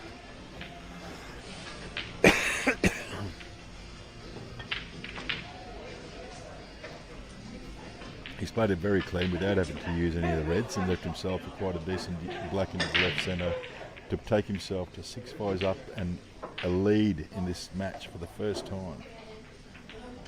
Very well played, Sean Walpole, to put yourself in that position. And unfortunately, Tim might look at it and say that, you know, he's given him those opportunities, and rightfully so he has. Tim's execution has dropped off a little bit from the early part of the match, and it's proving an opportunity to give Sean a chance to be where he is now. And again, Josh looking at his shots and wondering how there's a big cluster in the middle of the table, and sooner or later someone's going to have to do something with it.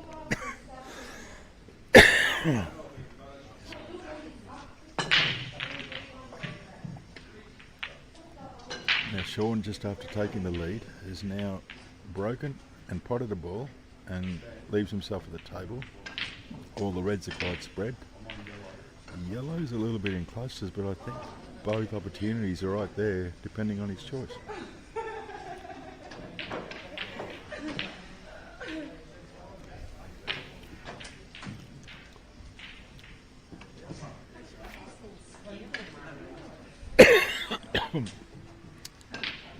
In the meantime, Marc playing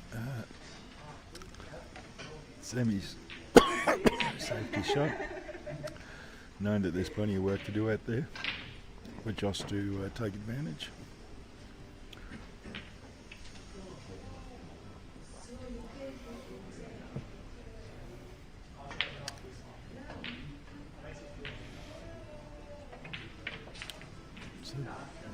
Nice pot by Josh, but I don't know whether that's the next ball he wanted to be on, which is the yellow down the far right corner.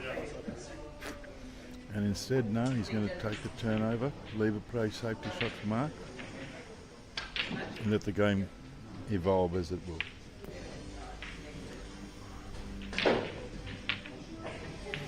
Meantime, actually, Sean is potting quite well. He's lifted his game at the potting, and he's starting to feel a little bit confident, I think, now that he's actually in the lead, 6-5. But I don't think, you know, he hung in there for what he had to do, and he's ground his way back on some of those mistakes Tim has made and some of the opportunities he's taken advantage of.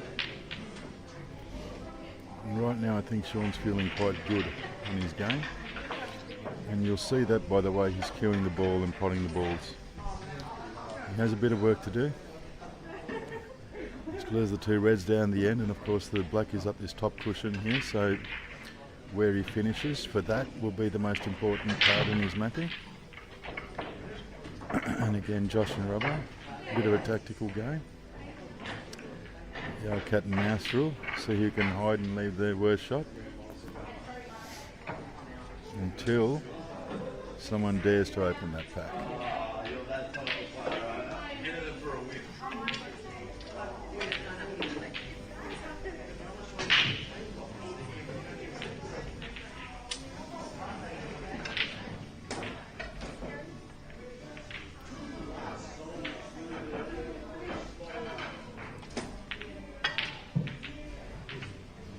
Again, Dan, if you, like I said, if we were watching earlier in the match, Sean would have been out of position and feeling uncomfortable. He's potted that very well and left himself an opportunity. Still a bit of work to do to get down for the black, but he's left himself an opportunity he wasn't leaving himself before. And Tim's sitting there, a little bit bemused with himself because he's just watching the game walking away from himself. Tim is going to have to turn it up himself and start potting a few balls, getting his execution right. And there it is. Marc Robertson was the first one to take the choice of breaking the cluster, and being on reds has really left himself not too much. And again, as we see, folks, if we gave Marc 10 shots at that, there'd be 10 different ways those balls break, and half would probably be to his asset or even more. But on this occasion, he really left himself not too much, and now has to find some sort of safety, I assume, unless he's trying to He might be trying to play it off the yellow, Dan. Oh, he's played that beautiful. Oh, Marc Robertson. This is one of the reasons that Marc is actually one of the best players that Victoria's produced. For that reason that he was left nothing and he found a way, and he, through his execution of the shot, has now given himself a fair whack at putting the score on the board. And funnily enough, folks, he hasn't got a score on the board yet. He's 3-0 down, and probably feeling pretty good right now that that's worked out like as he has after the first bit. And Tim Shelton with 7 balls on the table has definitely found a snooker. Whether that works for him, we will see in a sec, as Sean has to find his avenue to get through to this black.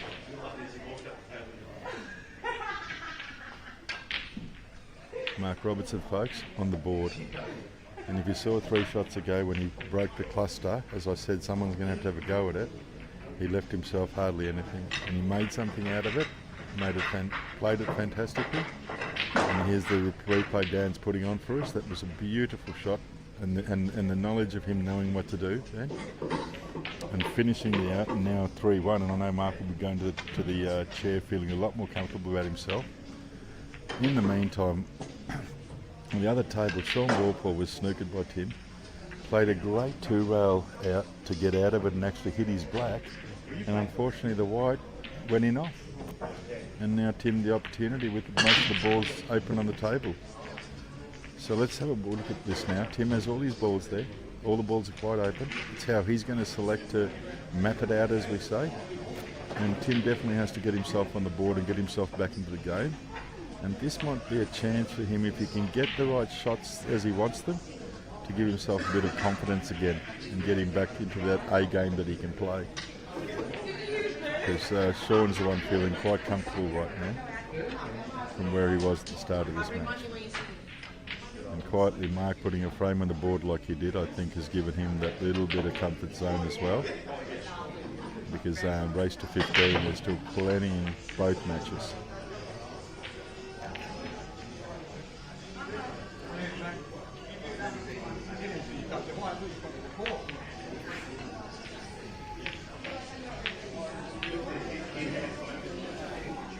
Timmy again, I feel he was trying to play one of the balls that was closer to him, and now he's probably going to have to play the top right ball near the corner and reassess how he gets into the right lane, I suppose, to finish the out. He might take the ball in the centre, but I believe he's going to go, yes, for the one in the corner. And it's all about where the white ball lands for the next shot, is how he proceeds.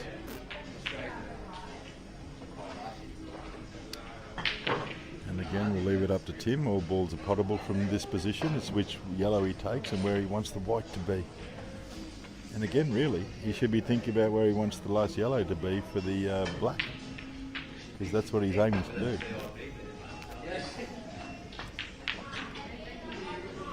Now Josh has taken on his shot. He's actually he's got opened okay. Most balls are there still in the potting game. As you watch him, he's setting up for what he thinks is the way out.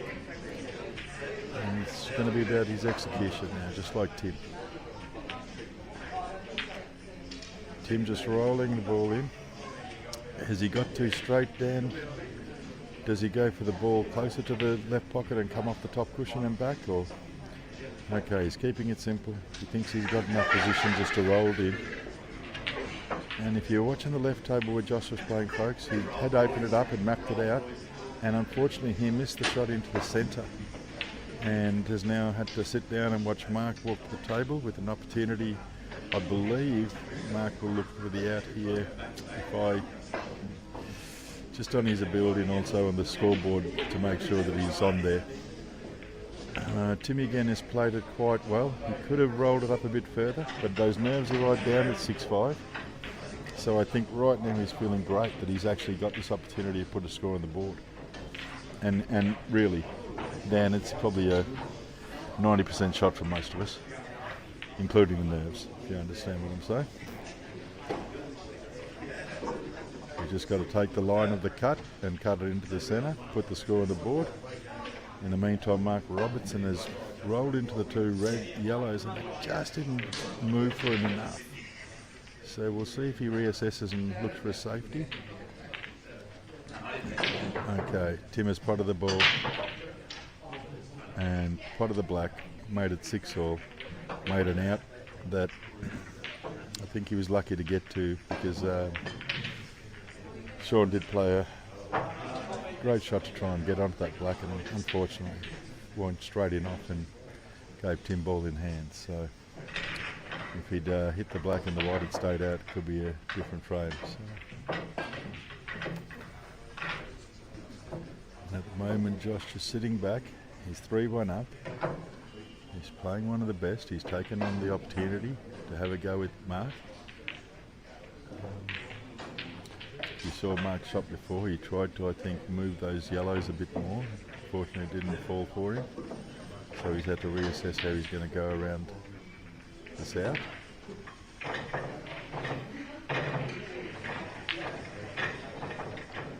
It's a great pot by Marc Robertson.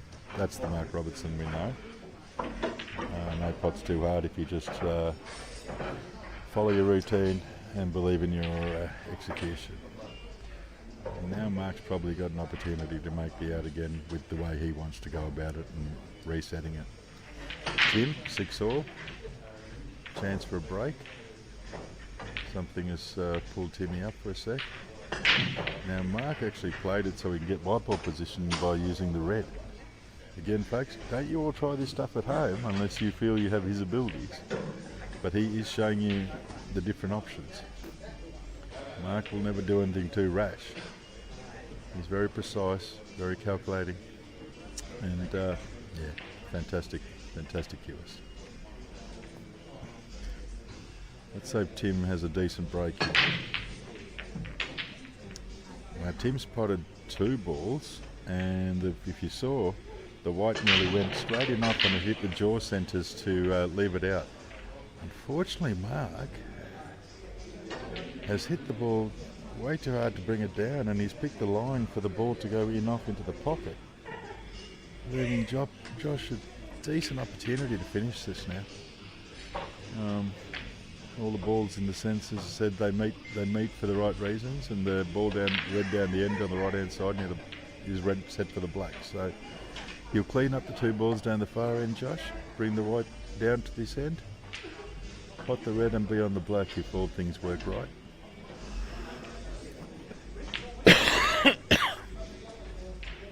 Timmy in the meantime having to use the rest on this shot.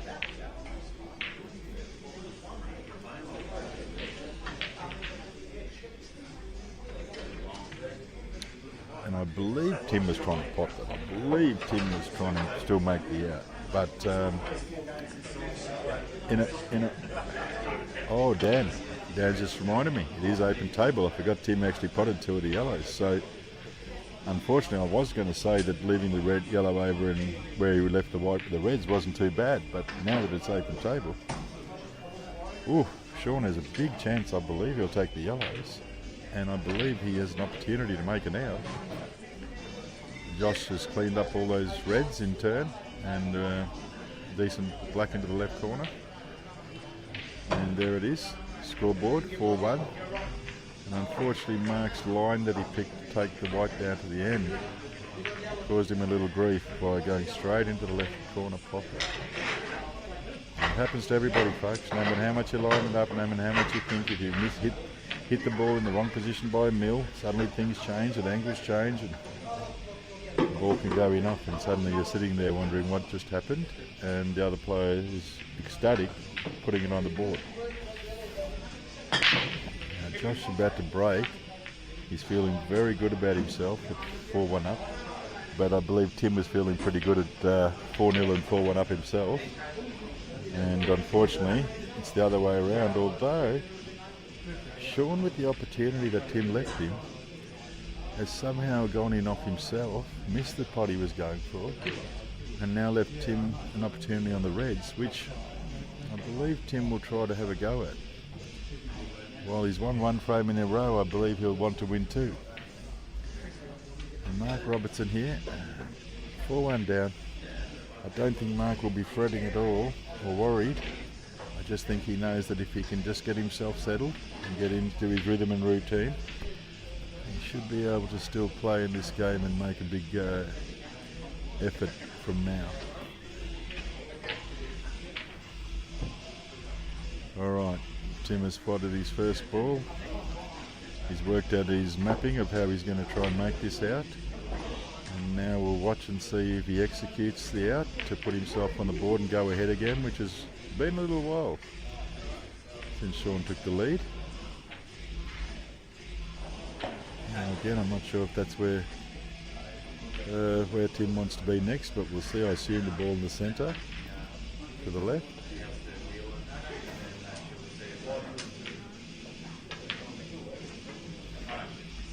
There you go. Marc's starting to make a few clean pots, walking around the table with a little bit of more confidence and comfort, knowing what he has to do and going about it. Tim here feeling all the pressure of being in a money match in the mid-range, cleaning his cue, making sure all the parts of him are at their utmost so he can take advantage of this situation. Robbo plays that quite beautifully, but he's landed quite straight, I think. So he's got a bit of work to do, unless he's just going to pot it and take the long yellow to the top right there, which I believe he's looking at. And unfortunately, Tim, after cleaning his cue, has jawed the ball into the centre and given Sean a very fair chance of taking his next frame. That's quite okay. He's still got to work out now, assess which one he goes for and where he wants to be. As Marc is doing himself, looking at the lines and checking it all out. Sean has left himself, I believe, enough position to just do it like 1, 2, 3 instead of having to do too much work. But we'll see how he goes, because Timmy probably let himself down a bit, missing that ball in the centre and making the out himself, giving Sean another opportunity. I believe the black goes into both corner pockets, so whichever one Sean chooses. And Marc has actually left himself a Jackie, I think, to make this next out. And I believe he made that intentionally, because the ball did come back all that way.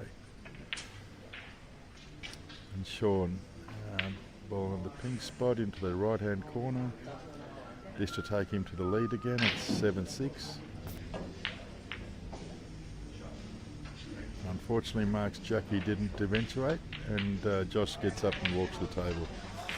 In the meantime, Sean Walpole feeling very good about himself, taking that out when Tim May gave him the opportunity, and he's now 7-6 ahead, folks, and it's a match.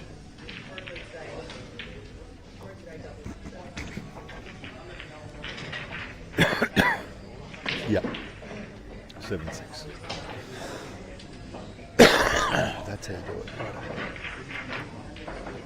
I've never looked. That's why having Timmy Morrissey the other night was great. He's the only bloke I've seen a little bit technical. He listened to what you taught him. I've watched JB. I don't think JB still touches it, does he? It's part of Richie's contract, I think. All right. Well, Sean Walpole, you just saw it then, folks. Just got his frame, had the break with an opportunity to probably, take a 2-0 advantage, and he's put it straight into the middle again. He's done it a couple of times in this match, and he'll be quite disappointed if he watches this back and sees those sorts of mistakes. And that's just the energy, folks. Not hitting the ball in the right place. If the ball doesn't touch anything else and goes in off, well, you caused that. And now Tim, try to fight his way back into that confidence thought pattern. Because he started off very well, his execution was very good actually. And he's just fallen back off that at the moment, not taking advantage of all his shots. I think, as we said at the start of the match, certain people are favourites in these matches and certain people what we call the underdogs or the outsiders, and in the end, if those so-called favourites do not execute their shots, then everybody's even. And very close. Tim did hit the red first then. But that's the catch in a two-horse race, as we say.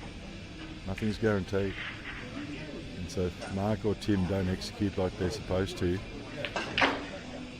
oh, right. Beautiful. Oh, Dan, you called that beautifully, Dan.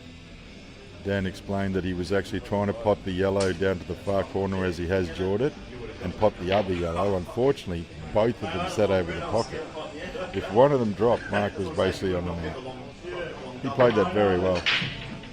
Very controlled. Unfortunately, Josh has the ability to make something of this frame from where he is, because he really does he's a confidence player who backs himself. So we'll see where this ends up in this frame. And on the other table, Tim on the reds has actually caused himself a little bit of damage by the way he landed, and has to change his pattern, I believe. There you go, Josh playing his first shot.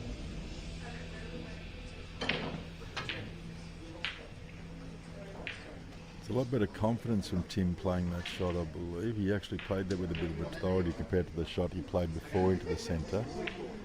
And has left himself still a chance, still a bit of work to do to find the positions for the two reds next to each other on the cushion. Josh trying to map away, knowing that that top right hand pocket is closed at the moment. Or bottom right hand, sorry. Does he need to use it? Maybe not. He's still got a bit of work to do, and I know that Josh has raised his level in this last 18 months, 2 years, and really is competing at the highest of levels. So I know he quietly would be quite confident of making these shots. He's just got to map it out and work it out, and just stay steady on his execution.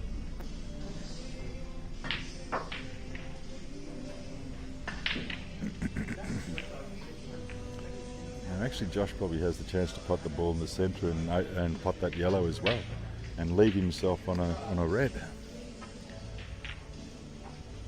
Now, Tim had to sort of manufacture a bit as he used to do in the old days, and tried to pot the second red off the cushion, which didn't eventuate. And again has brought Sean to the table. Sean here, all balls quite open. But there is still 6 of them to pot in the blacks, so he's about to take on his first shot, and I don't believe he's just going to leave it over the pocket. He's going to try and pot it. He's actually played that quite well and potted it, and moved the white ball down to where the other balls are in the area for him to clean up and clear up. Josh still working out how he can get around and take advantage of his opportunity, and I believe he's going to try and play. He's going to try and play that red now. So he's actually played a fantastic skill shot, and that again is that confidence that he's found lately, where he always had the belief, but the belief is now more consistent and showing when he plays the shots, because that was a beautiful skill shot. And again has given him now the opportunity to have a go at putting a score on the board.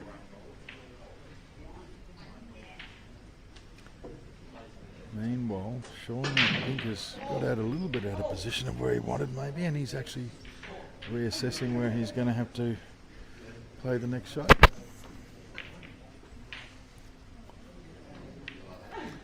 At 7-6 is probably very important, every shot they play now. And I don't think that was exactly what he wanted to do, because he sort of, I don't know, rolled that up halfway. He's left himself, Tim, on 2 potable balls. And right now, Tim's probably an advantage. Just being at the table the way he's left it. Oh, Josh just pulls up on his shot. I believe he was going to try and snooker and leave the ball there, but he's pulled up and he's talking to Marc about something. I'm not sure what it was. Yeah, so then the rail throws me, so I can't just roll off it. And Josh just explaining, which is very good of Josh, just explaining that the way that things are rolling, that the white's actually touching the rail here on the top shot, so he played the safety and played the white back onto the same rail. That's a foul, Dad. It has to hit another rail, the white. It can't hit the same rail from what I saw once on a Facebook question. Yeah, that's what he was thinking. So he can do that. Okay. And he's left the right shot. He's snookered Marc and given Marc a little bit of work to do. And Tim has left himself, I'm assuming now he's going to snooker, because the way the ball settled once he hit that last shot. Robbo's queuing right up here. He's going to massage around, and I think he's hit that. Oh, Marc. He was very unlucky, actually. He had a great attempt at it, and the ball stayed over the pocket and didn't fall, because he was quite good on the black if it did. And now again gives Josh that opportunity that he was hoping for when he snookered him originally. Tim, I assume, played a snooker. I wasn't sure whether he was actually playing a snooker or whether he was just trying to promote his ball in the white. But he has left Sean with the opportunity of a couple of different options to pot and continue, or probably even run the safety down the end yellow. He could probably snook him if he just leaves him on the jaw. I think he's choosing to take the pot on. And unfortunately, like Tim before earlier when he had a chance to pot that ball down the end, he's left it for Tim. And if Tim just controls his emotion, he should roll these two reds in, and the red and the black, and be 7-all. And Sean would be feeling a little bit uncomfortable with himself missing that yellow to the top right, because he actually could have played it down to the yellow over the jaw and just snookered Tim again. You see Josh there, a little bit happy with how the ball fell. Must have been a big pocket, because I think he thought for a second he had just left it over the jaw.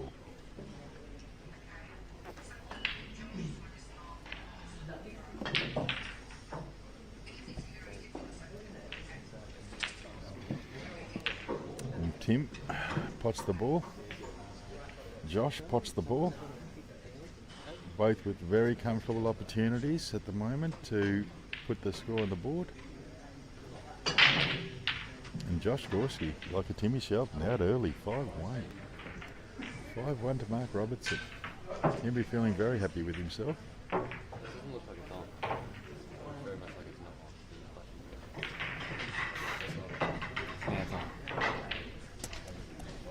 So people can hear me.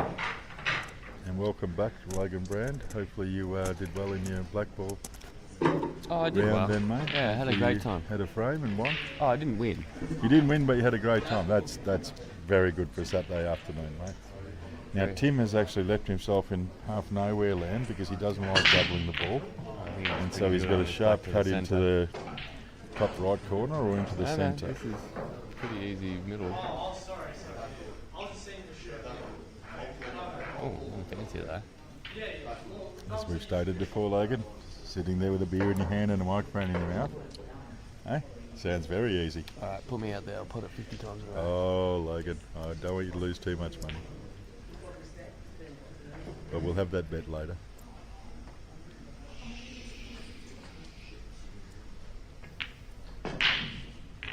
Beautifully done, centre of the pocket, Tim. Thank you. That was 50 shots in a row, was it? For how much? Because I'm that sort of bloke. I like to test people who question, put it out there like it's freewheeling. 50 in a row is going to take too long. You did say 50 in a row. I'm happy to stay. 10 in a row, $100. No, I could get 10 in a row. You're a better player than me. It has to be 50 because that's what you said. Spend half an hour out there potting the one ball. I just thought you spoke with intention. It was just a bit of humour. I take it there, the 50. Bit of both.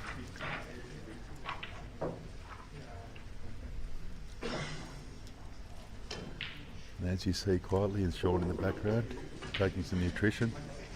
He knows it's a big match, 7-all. There's a lot of work to do still. 8 more frames for him to win. And he's tried to do all the right things off the table to make sure he's in the right frame of mind. In the meantime, Marc Robertson just having some fun out there on this out. He pretty much wants the white exactly where it is now after playing his middle, and then you can get nice up the table where it is. Absolutely. Find the ball, and that final ball links to the back. Yeah, he's played that perfectly. It looks good. Just played it back to where you said, buddy, straight. Done that very well. Yeah, he doesn't need to do too much for this. Maybe just a pinch aside to make the angle thicker. And oh no, okay. So he had a different angle. One thing you have to appreciate about Marc is 95% of the shots that he makes, he cues beautifully. Well, this is no gimmick. Oh, but he still is one of our best cuers. Yeah, He gives the opportunity the best chance. And that's that. By the way, that ball that does not go on the outer tables. That only goes on these couple here. So. Which he would know. Marc Robertson, have some fun out there. Well done. 5-2, still 3 frames behind.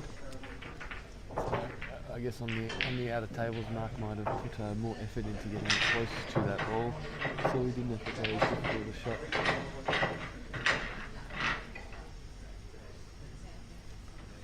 So 5-2 on the left-hand side between Josh and Marc, and 7-all at the moment between Sean Walpole and Tim Shelton. And we'll just remember that Josh was actually at 4-1 up, and Tim was 4-0 up. Josh with a good break, potting balls again. He's got a very good break. The ball spread quite well. That one didn't look like he hit that break that good actually, Kev. It looked like a lot of the balls stayed clustered up. Yeah, but that's very results-oriented thinking. Like, see, Tim hit that break very good on the right. A lot of balls exploded out. A lot of balls went near pockets, and he hasn't got a ball. And you think his setup is a better setup than Josh's? But that's the variance of it. So Josh actually hit the break worse than Tim. But Josh got a ball, and Tim didn't. That's just the natural variance of the game. Like stats. Well, The yeah, stat was that Josh got one and Tim didn't. And yes, but if you were to do the same break 200 times, yeah, maybe Tim gets a ball half the time, Josh gets a ball 30% of the time. again, that'll be questioned like 50 shots into the centre, right? They're all hypothetical. That's actually a completely different thing. No, but they're hypothetical. Yeah, but both things you can test to get, meaning to these stats.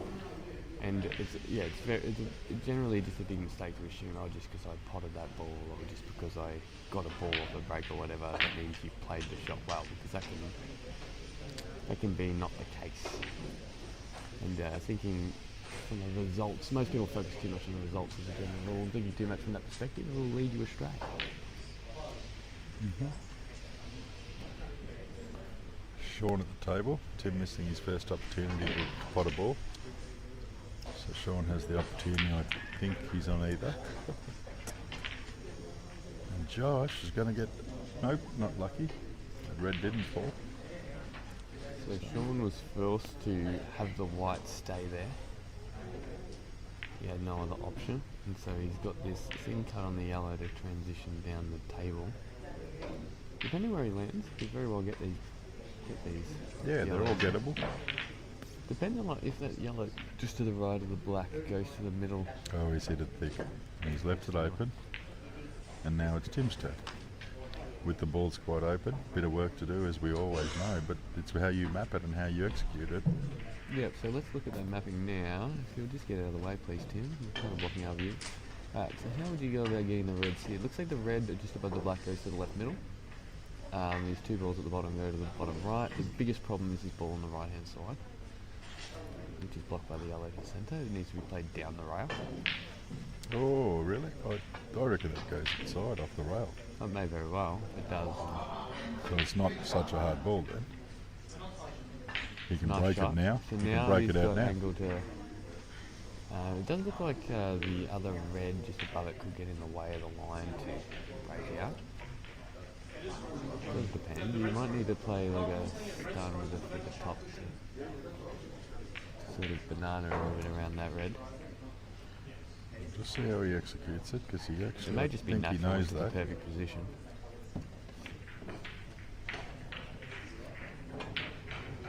Yeah, out. And there it is. Oh, see, there you go. So he had to stunt to avoid the Well, cannon on unfortunately, the other red. I believe he was closer to getting it in the centre where it was, off the cushion, rather than now he's basically had to play to another pocket. I don't think this is a bad outcome. I think the safety here is pretty straightforward. And what's the safety to you? You just roll it to the ball on the left hand side and just sort of To hit the it red. full ball back. Yep. Back into trying in the path. Yep. But you don't play that shot if the yellow to the middle will just be on if you don't snooker. Yeah, you don't. They then can cut it's- it in. It's not worth it. Yeah, if you need to get the snooker, the shot's too difficult for that. Marc Robertson having a little bit of fun out there and just freewheeling that black. And thankfully it stayed out, and Marc is still on and out because he is 5-2 down, and he wouldn't have wanted that black to fall in and give him a Tim's free played frame. it.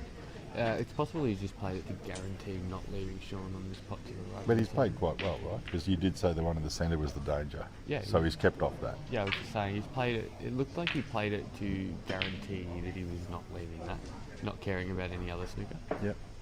And there you saw Marc Folks take on a natural double to him, which gave him the position and the angles and everything he needed. And that was the best option for him. And he executed it beautifully. Yep.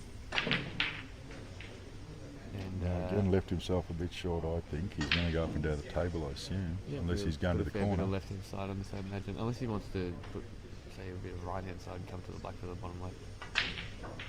There it Yeah, which is. is opted for. Oh, and okay, so he's Beautifully recognised played. if he overruns this, he'll be on the black to the middle. It's beautifully played. Meanwhile, Sean's played a return safety on Tim. We could see this for a bit. Yep. And Marc putting a frame on the board. It's now 5-3. That's where I'll just keep the red out of the go.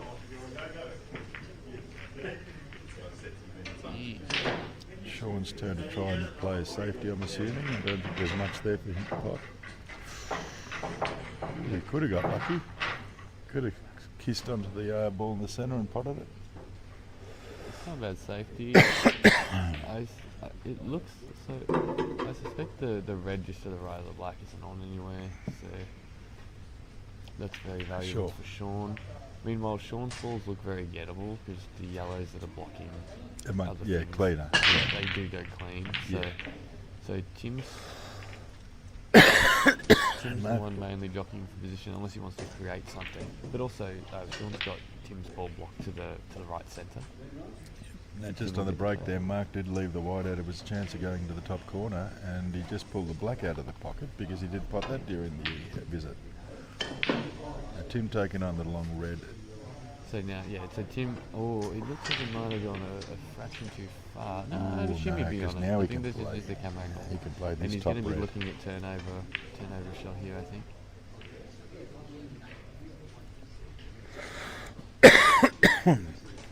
Or maybe he'll attempt to play Skill it as shot. a skill shot, but the problem, like, what value is he getting from it? Like, what will he be on next if he's playing that shot?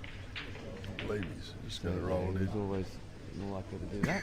And now Sean's got a pretty It's a very good ball shot. here and not leave Sean anything, not leave Tim Tim anything in anything. return. Yep. So that was the downside of Timmy doing this. But he was sort of forced into it anyway because Tim can't go out. Well, that's right. Without Sometimes when playing you can't extra go out, on you the just got to try and stay in the game. So Tim's like, yeah, promote one of his balls, remove one of Sean's balls. That's advantageous for Tim, even though Sean's got this slight tactical advantage at the moment.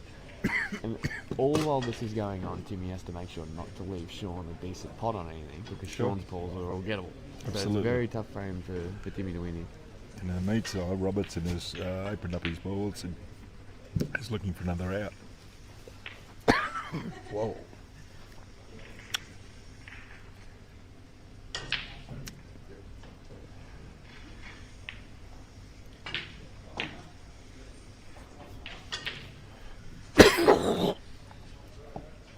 It's like Marc's starting to have a bit of the run go his way at the moment.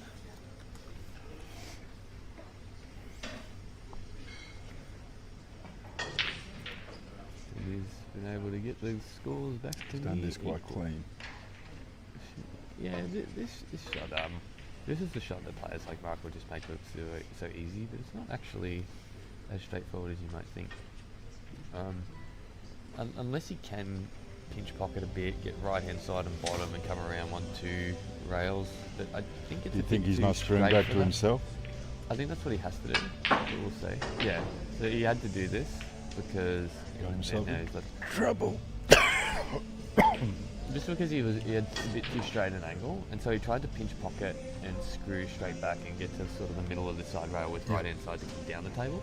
Yep. But he either didn't pinch pocket enough or didn't get enough, or got too much side on it or something to throw the angle off. Anyway, very difficult black now. I've said for many years I believe Marc Robertson is the best Chinese snooker player I've seen. Well, he's very tall. He's got big hands. No, he is just so steady. He is so confident and steady over that ball where most people find that they're thinking about it. He does get a very high percentage of Chinese snooker balls, does Marc. Tim was actually trying to bring that red inside the yellow and cause a bit of damage, and unfortunately didn't get it. And has now left Sean an opportunity. Still a bit of work to do in the centre there, near the black, but I'd rather be Sean than Tim right now. There'd be some sort of nice big boy-looking cannon that'll make everything on. Just got to look around the pack like he's doing. This is okay. Looks like he's playing turn over here. It's interesting. I think.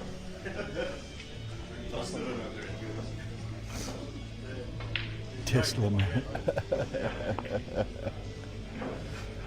So, yeah, Sean's actually played a good shot there. He's recognised that by leaving the ball there, Tim's really on... Awkward. Well, he's not really on anything. Yeah.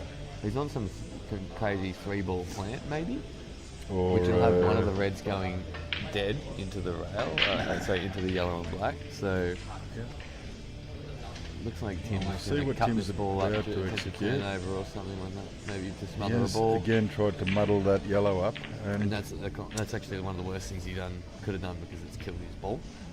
yeah, but I that- think that he part didn't of have the too shot much. was a bit out of his control. He didn't have that much, Logan. So sometimes, hanging in there. I'm just calling what occurred, Kev. I'm not actually giving any statement about the player's ability or anything. So those sorts of comments would be unnecessary. I appreciate that, but most people can see what happens.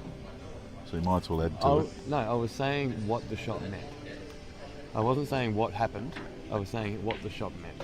So what it's meant by Tim hitting the left-hand side of that yellow and killing his red up there means now Sean can play with a bit more freedom in this frame now because it's that much harder for Tim to make a clearance. Is that what eventuated, or? That's what is currently occurring. Righto. So see, Tim's ball is dead at the top there. Yep. That means it's harder for Tim to go out. So Sean's played a safety here.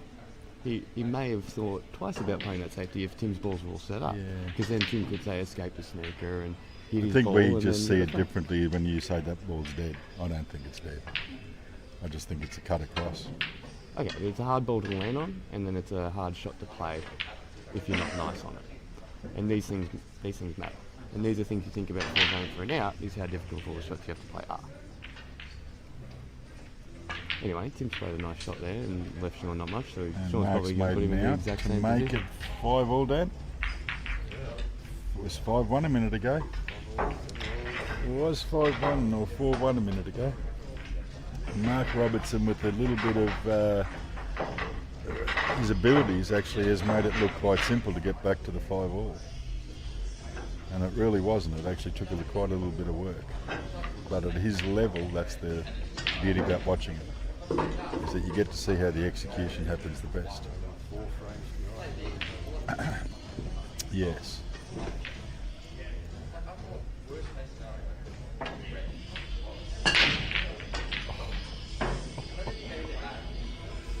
Tim has played his safety and somehow found the advantage of taking his dead ball off the top cushion and putting the other red near the black and yellow, and it's all muddled up again, just for Sean. Yeah. So there's a little bit of work. There's definitely an out there for Sean if he can pot the first ball, and there's the one at the top left here or the ball in the centre. The ball near the black looks like the biggest problem for Sean. I think it'll only go to this bottom line. You've got to be in a very precise area to do that, and there's a yellow in the way of it at the moment. You'd hope he can break it a little with one of the other shots. However, yeah, at the same time, that is tricky for Timmy. So tactically, both players are still jockeying for position here. There's a bit more cat and mouse to go. Tim's definitely an advantage now. Well, he may have a go His at red breaking goes. it out. His may red have just goes. He plays the red to the top corner, brings the white around, and that red goes into the centre, it goes into the corner. Well, if that red goes to the centre, then Tim can have a good go over here. But the problem is he's not able to get to the full bottom of the white, so he has to jack up if he wants to play any backspin.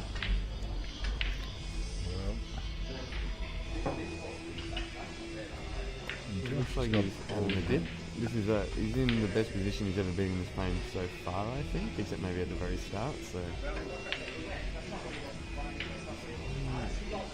yeah, so you need to jack up a bit more so that he could get either more side or more bottom on the white ball to get down into the area he was probably aiming for. But he hoped he could do it with just side so that he didn't have to jack up as much. On the other table, Josh has had ball in hand, set up the ball to try and break his yellow, and unfortunately pulled out Marc's red and left the yellow there. And, yeah, Josh is very capable of just smashing balls down rails. So I'm curious if he'll attempt to break out that yellow or just land on it. So it looks like he might play this ball at the top to transition down the table and then come back to that yellow, which could be perhaps his last ball for the black. Okay. I haven't seen the full table. No, he's got a bit of work to do here, Josh. And he's obviously, well, Tim's played that very well. It just, I wonder whether that just slightly moved off because it looked pretty good. No, you definitely missed it. And Sean's now very, very far ahead in the frame. This is what Sean's been waiting for. He left Tim a tough chance, which Tim hasn't gotten, and now Sean's going to be able to play a turnover, which basically locks the frame up for him, barring a result for Tim out of this. Meanwhile, Gorski, let's see what he's come up with here. This is an awkward situation in the frame. The balls are not gimmies by any means. Oh, Sean's not playing that shot. That's interesting. I wonder why he's chosen different there. That seemed like a pretty straightforward tactical option. That's usually what Sean goes for in his play, the percentage. I mean, perhaps he was too low on it, but even so, you're not going to leave any shot on the red. Timmy's going to play off the black and try and put the black under this red and put the other red into the centre. Red to land onto black to plant on the red. And the red in the centre. Yeah, either could be on. We have to have an above view to really tell.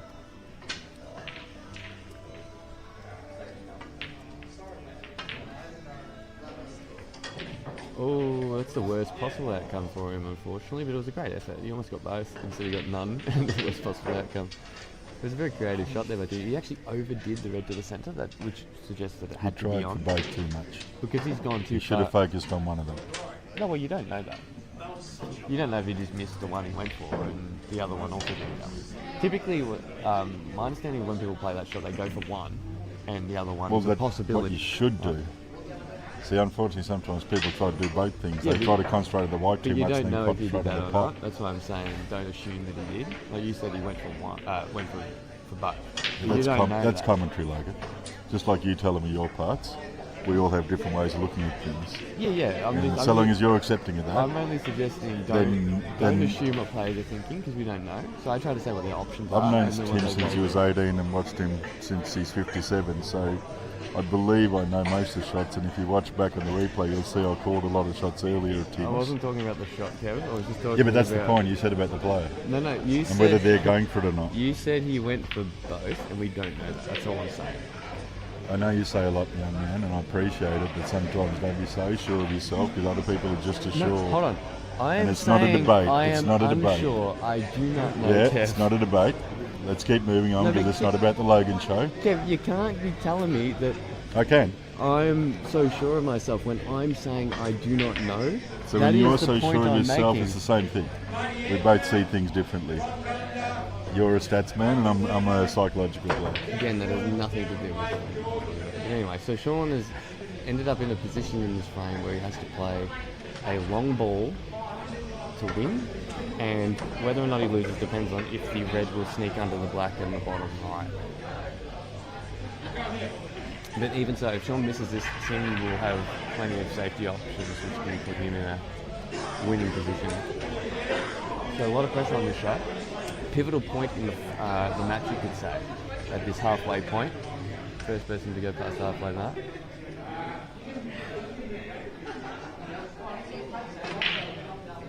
He's played that beautifully. Very nice shot, Sean. It's a very great shot under pressure to put him 8-7 ahead. He needed to do that, and he's executed it sensational. And for 4-0 down, the halfway mark, he leads 8-7. It's a big effort by Sean Walpole. He's not really executing, and Tim was executing extremely well at the start of the match, and it's sort of turned around a bit, and Tim's come back another level.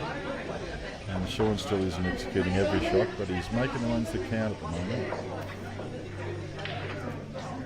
Just like Marc Robertson has come back against Josh Gorski.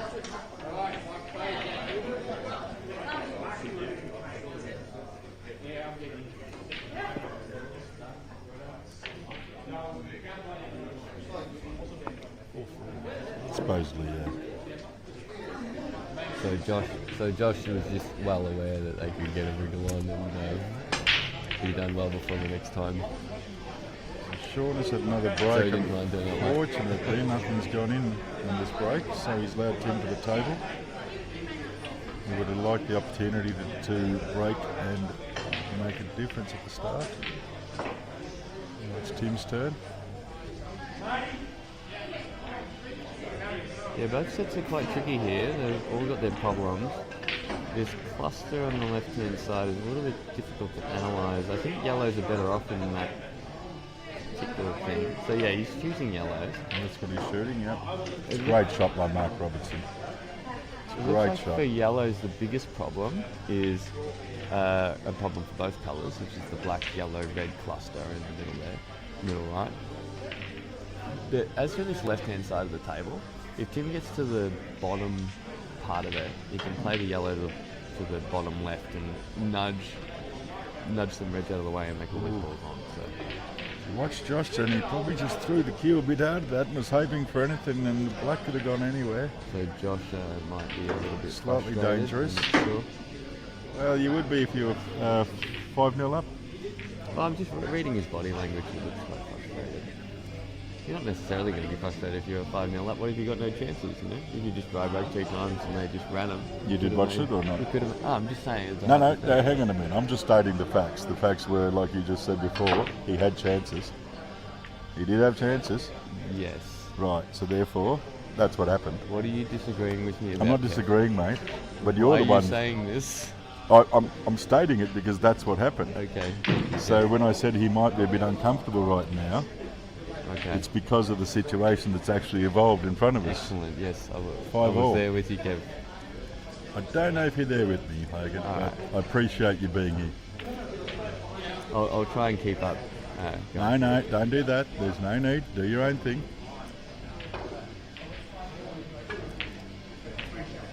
And Marc here is on quite a decent out here. Take the lead for the first time in the match. And Marc would be very happy with that, because I don't think he was worried at all yet, being so early in the match. But to now being in the lead after the 5-0, I think that's a... Going to take a bit of care here, which he's done. He's held it nicely. It's a shot. If he catches that a little less perfect than he wanted, he can leave himself on the underside of the yellow or something, and then he'll be big losing position. But he's played it with great care, as you'd expect from a player of Marc's calibre. Meanwhile, we're going to see one of these classic intermediate tippy-tappy tactical frames that I love. And on the right-hand side. And on the left is going to be mostly just clinical pot-outs, beautiful cue ball. Josh has to be careful, because now that Marc's on a roll, he's won 6 frames in a row. This could be dangerous for Josh. Just knowing who he's playing and the abilities that he has. And there you go. Marc, first time in the lead. Feeling a little bit more comfortable on the scoreboard. Don't think he'd think he was nervous yet. I think Marc appreciates being out here, giving Josh an opportunity. It's the rules of the game we're playing at the moment. So in this situation, Timmy there is taking great care to ensure that the yellow is not easily potable by Sean because he's running out of balls. Sean. Sorry? Oh.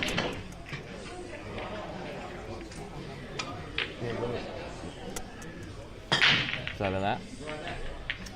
Josh with another big break, but unfortunately... Oh, so anyway, as I was saying on the right-hand side, actually came to fruition. Sean is trying to pot as many balls of Tim's balls as possible. Right. To give himself a better opportunity. Because he wanted to force Tim to bust out the cluster. Sean doesn't want to have to play a shot to risk busting it out. But if Sean can deplete all of Timmy's balls and make him bust it out like he's just done, Sean has the advantage because he's got more balls on the table and the problem is solved. And so Sean got his wish. And Timmy's done it because Sean's ball and Timmy's ball are tied up at the top left there. But that scenario overall favours Sean because he has more balls and he has more balls near the problem. Of course, for the new game it's a much better option. So what we just saw is Sean get the advantage in the tactical scenario. Well, Sean has the chance now to break that yellow out on this shot. And let's see where the white lands.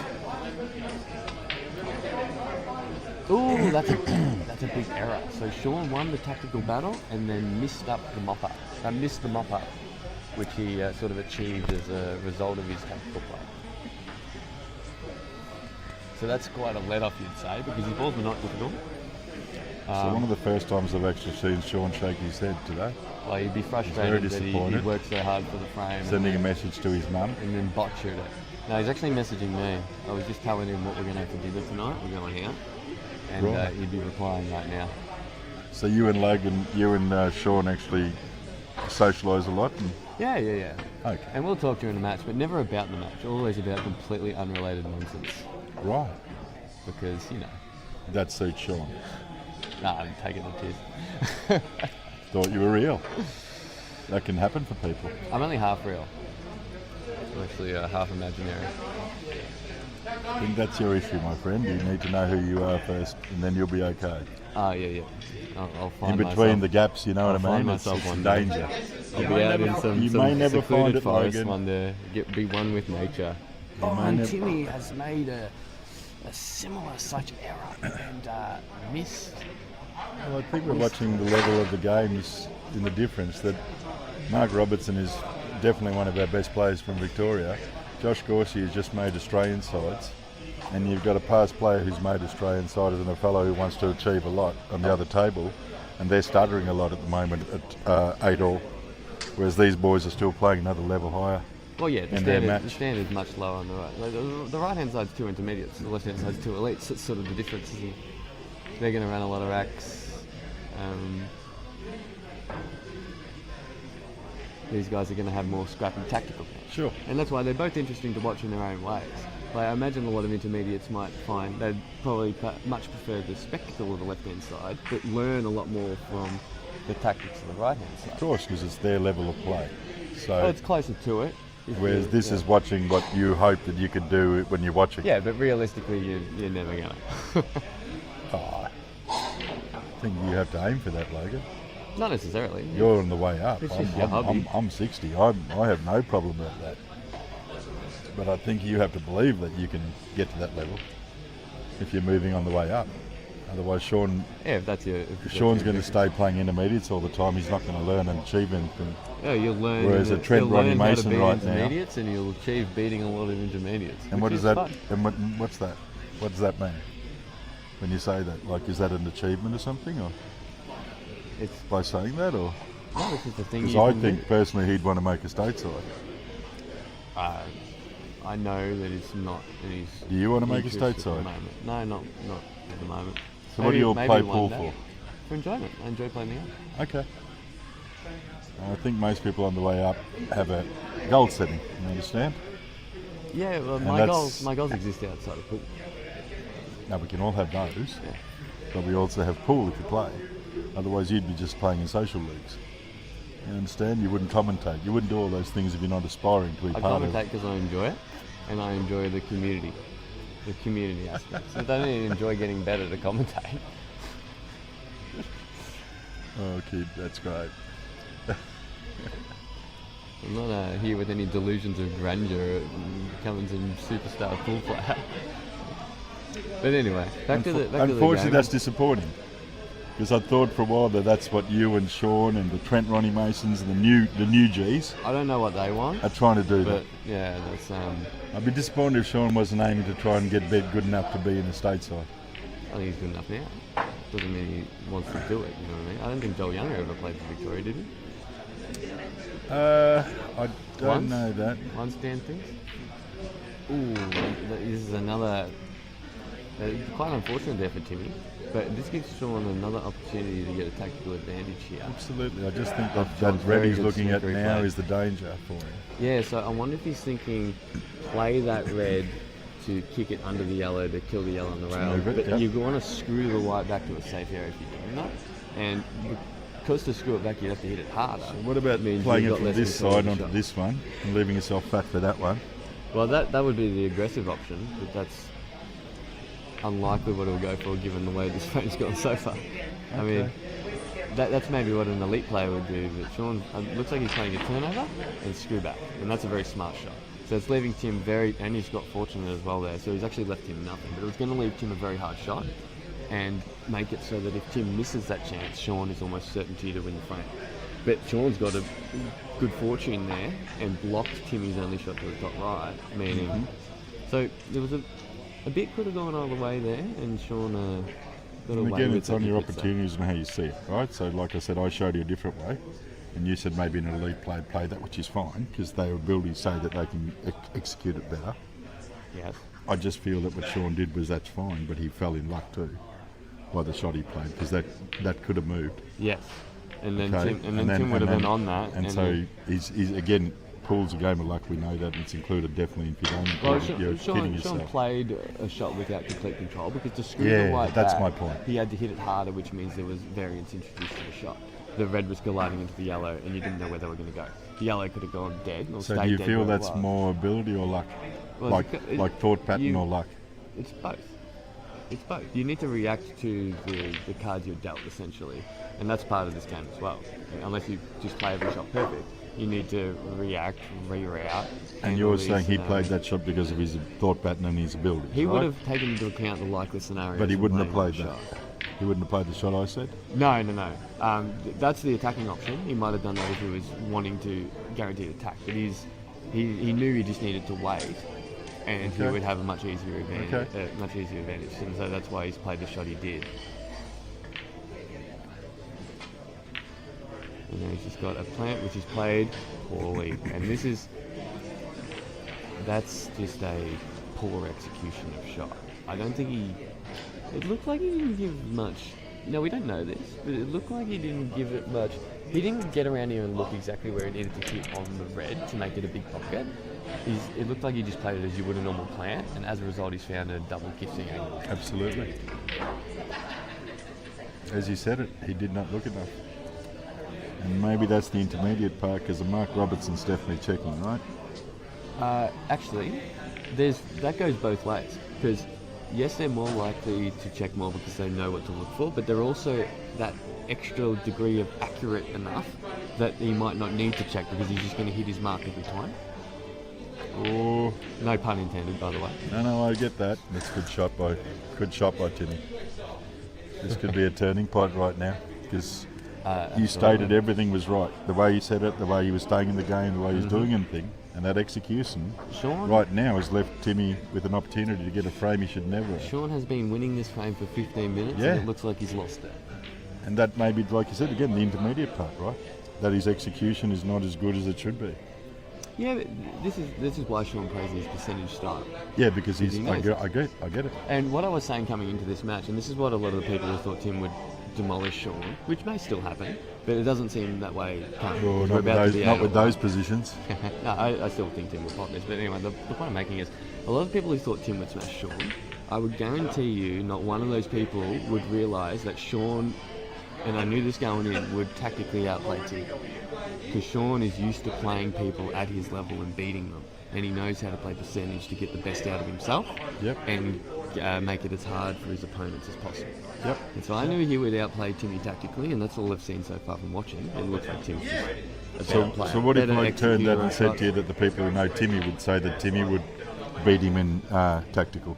I would disagree, and I what? think they're not taking into account certain bits of information. I imagine if they were to play world rules, Timmy would beat him tactically because then he's got all the experience, years and years of experience. But the experience from things like rule set reset once IR got introduced. Yeah. And I'm seeing a lot of the old guard Masters players, like say Don Colbert, as an don't example. accuse Don Colbert, that's not fair. I'm just saying as an example, Nah, who were nah. very You good use tactically. a Steve McCormick or Steve Jamieson now that are all Masters since you mentioned Masters. Mac has actually adapted to the new rules really well. My point, He plays you them very can't well. explain Donny. No, I was Donny's just been saying- out of the game a long time and he's high level. I was using him as an example of someone who his game style that was very good tactically in world rules is now that all got reset with IR. That bloke there was the best tactical player in Australia. Yeah. Oh yeah. So what I'm saying to you is that person there used to be the best tactical player until he realised he could pot a ball. He always played the percentages. He never gave anything away. Yeah. Yeah. So he would adapt incredibly well still to the new rules. It's just learning the new rules. Yes, but also learning the tactics with it. You need to learn the rules. So you need to play us, them. Timmy's adapted quite well in his tactical in these last few years. Watching him play, Sure. Yeah. My point was just I think Sean. because you know Sean, just like I know Tim. No, yeah, but my point was Sean's played a lot more of these rules because Sean's now an up-and-comer. He's playing heaps. He's playing every day. He's playing all these leagues and stuff. Tim was generally playing once a week in Prem Division. That was about all he was playing. Now he's put in a lot of time these last few weeks to get ready for this match. But that's not enough time to complete. Oh, Jesus. There's the bit. We haven't updated the scores. And unfortunately, Josh, you might hear this if you're hearing, but unfortunately, my boy, I think it might be you can't give away the frames like that, okay? You've grown too far to do that. He's very, very uncomfortable in that, and it's a danger when you do that. Oh, we can see the scoreboard there.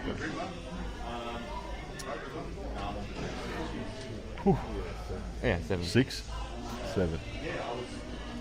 It's turned a bit, hasn't it? And he's frustrated. Oh, not good.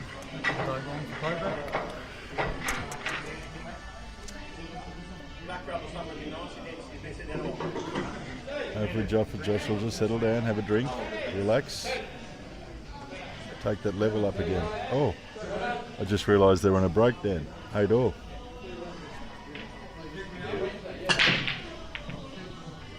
So Marc very lucky not to go in off then, and standing here at 7-5 up after the situation 8 frames ago. Josh still shaking his head, very frustrated, and then snookering himself on that black and giving away the frame like he did.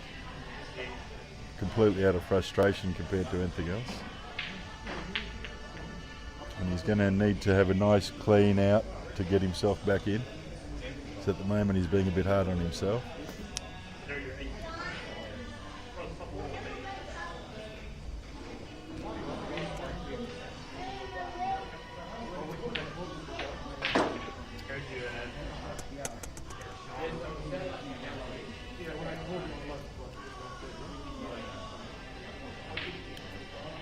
Josh with quite a bit of work to do right now. He can have a go here if he wants to take it on early, but once he hits the ball on the left-hand side, it's whether he gets that same position to be able to open him.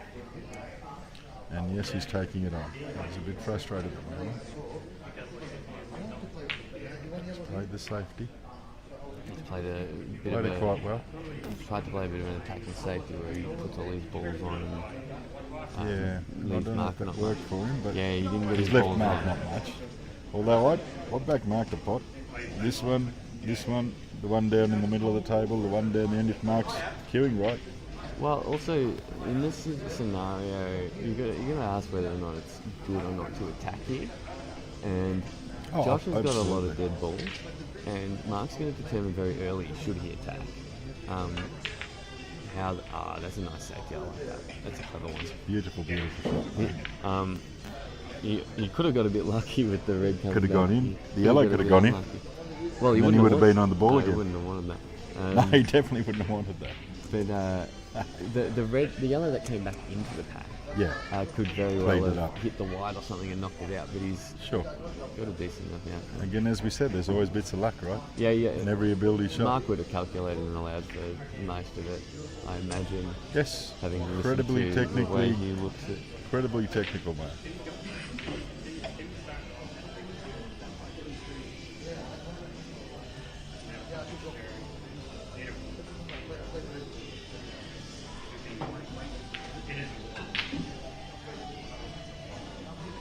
Not a bad shot by Josh, actually. Hasn't left Marc too much, and he's left him on a Marc looking at the Jackie.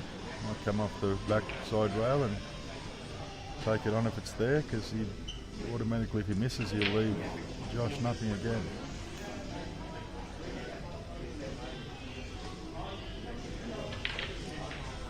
Probably leave him in the same position if he doesn't get this. Oh, beautiful.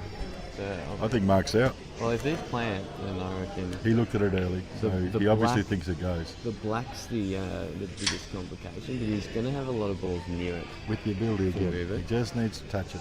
But Just yeah, open as a it. general rule of thumb, if you've got balls near the black, He's one of the best so players there's to a ball that cuts to the bottom right. to move balls. If he's on the high side of that, he can just cut that in, give the red a little nudgerino, and he's on the There it not is. quite. There it is.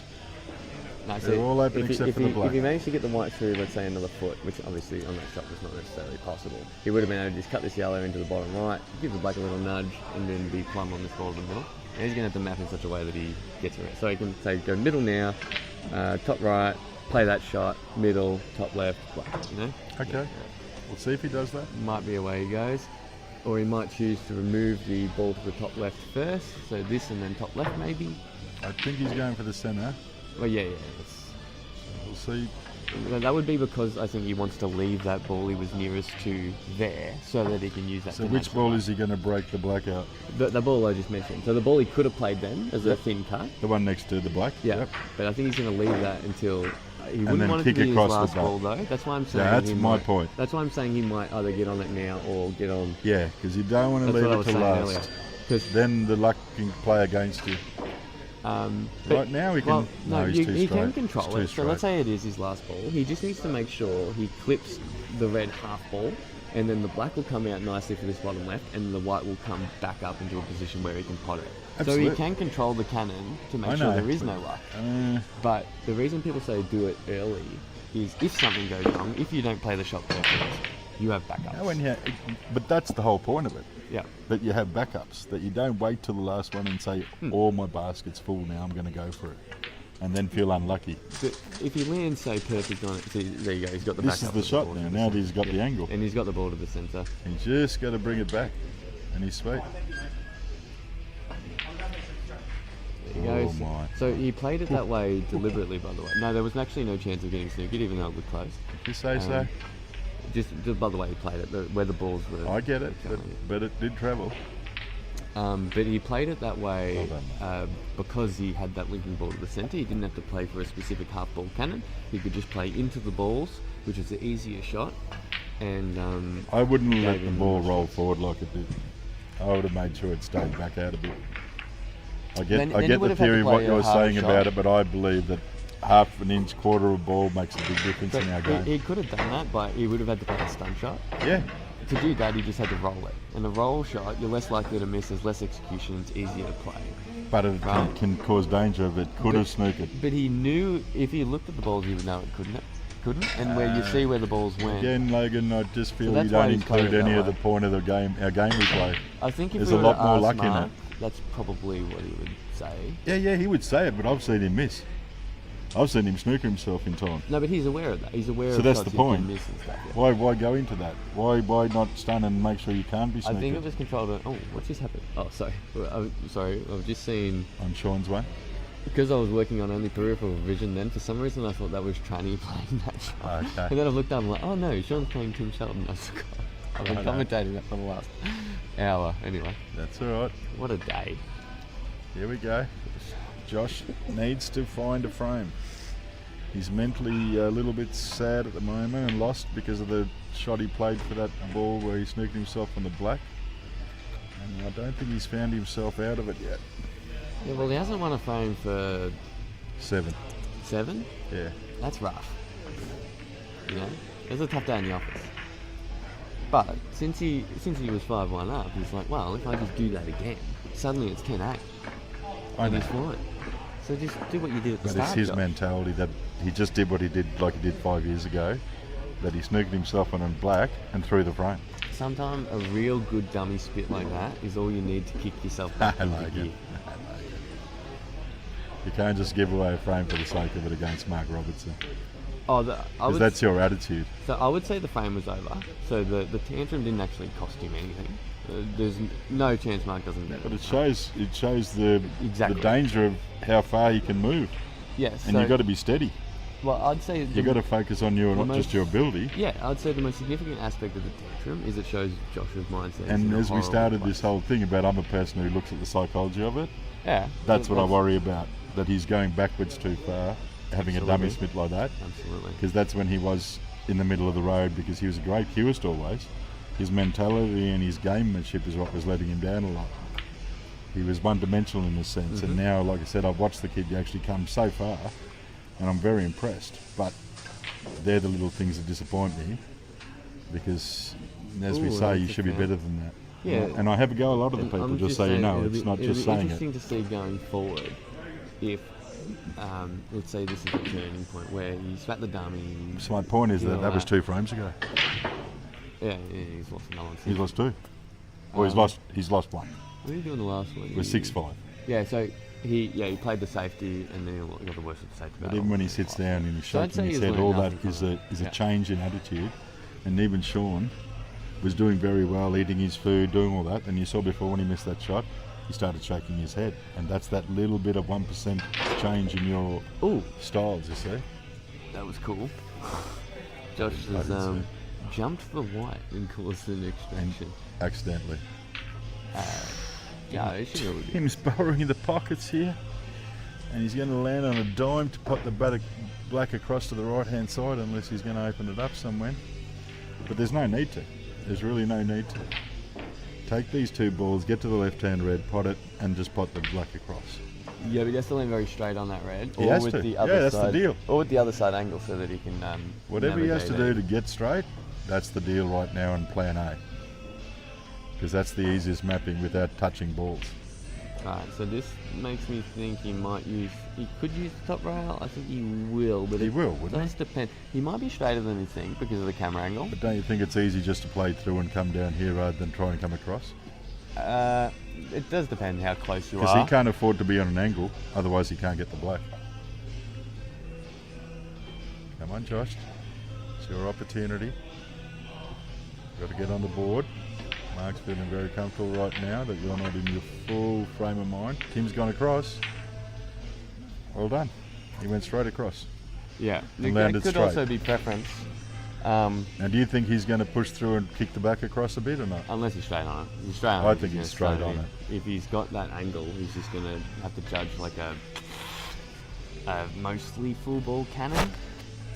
Yeah, that's right. If he executes it right, it just kicks out beautifully. It's the pressure of the moment. And he's gone to the towel. It's a nice shot by Josh. Nice shot. And if Josh can execute and finish these last 2 balls, he'll feel good about himself again and a little bit more confident and stable. Tim here, very important shot right now in this context of the match. And he's gone and tried to do what we said and hit it very low and left himself nothing. That shot's actually just pure stun, especially on this FSN cloth. It's a waste. No, yeah, he's played it pretty putrid. He should be used to the cloth by now. Absolute waste of a shot. Because he I- found the position. I did really like the way he went about it. He just messed that up. Yeah. But it was a tricky shot because it looked like he was quite straight on it, so he might have had to stun it with just a smidgen. No, there was a of touch top. of thing. That's why he played that across. Because it wasn't straight. so he had to try and kick it. Yeah, no, and he went too deep. Straighter than, so which means he had to force the angle by hitting it harder, which means it's harder to get the exact position on the white. And he could have got just a flick of bottom on there, and then as a result, he's Yeah, I just think it's a very costly moment in the match for him. well. What he's going to do now? He's going to play this turnover and screw the white back to the top end of the table to give of course Sean he is. distance. Of course he is. Oh, so he had different That's the angles, right so he's shot. played it on the That's side the right rail shot, side. right on the cushion. Yep. And so if Sean wants to play this opener on the left, which is his easiest shot, the white's cannoning into the black and could go anyway.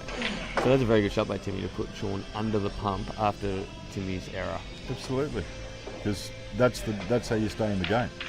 Yep. So Sean's taking his medicine in a way and just potted that, and now, this is all kinds of yucky because what Sean would love to do is play the ball. Why doesn't he just play the ball there and bring the white here? Well, he has to play that one. If he was playing the top one, it's easier to play, Oh, yeah, of course. and it's That's not the removing a option. better ball. That's not the option. No, that's what I'm saying. That's why he's So he's gotta unfortunate play with where this the black one, went. right? That's what I was describing. So the black went in the way of that shot. Yep. Right. Whereas had he been on that shot, it would have been easy. Now he's got to play the middle one. It's tricky because he's got to make sure he doesn't collide into another ball and leave Timmy on.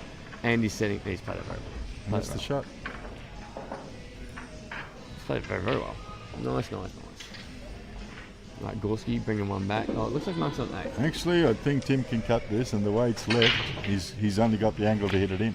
Mm-hmm. It's one of those shots where they leave you just the angle to hit it in, Uh-huh. and nothing else. And Josh Let's see if he Gorski, a leaves a big pocket chance for of this getting yellow down the rail. 2 frames. Oh, he's Tim, rear-ended no. it and almost flicked it. Nah, you can't do that. That's the second time I've seen him do that. He's Yeah, I missed know. the cut. Yeah, and that was the catch. The cut was perfect because of what was left. Josh Gorski, a chance here. I'm not saying he's Wow. finished yet, but Where's he get on this? A black. Try and cannon the red, maybe? if you can just get back to 8-7, it'll just give him a bit under confidence that he had While at he the playing start for of this this match. ball on the rail straight away. Oh, it's not much of a shot to nothing, is it? You roll it, right? Yeah, for sure. You've already got a linking ball there, but it's still a lot of pressure. And these are, by the way, these are a lot easier on this table than any other table in the room. These are quite generous down rails, but it's Okay. still a tricky shot. But you can play this with a bit more confidence than you would elsewhere. And that's the word you got to play it with. Absolutely. Confidence. Yeah, if you dribble If you this, want to you're gonna win, miss it you've more got to times play than with not. the attitude that I'm getting this. Not in or over. Great shot, Josh. See the Well pause. done, young man. Played it. Good shot. Good shot. So Sean, Josh and Sean both played those shots very well. yeah, Very well. look at these guys. Josh is feeling a little bit more comfortable, I suppose, in himself again. Yeah, Josh and Sean are players I compare often.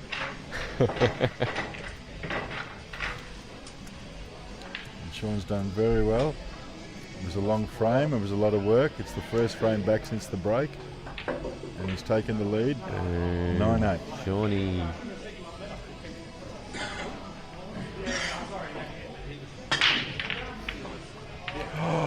And Josh again, straight in off 1 into the centre. hour to go. Straight in off into the centre. Great The timing, advantage just of as you winning the mounted the frame. comeback. Very disappointing, Josh. That's the sort of stuff that hurts, and you can't help it because you know you could have kept it out if you really focused.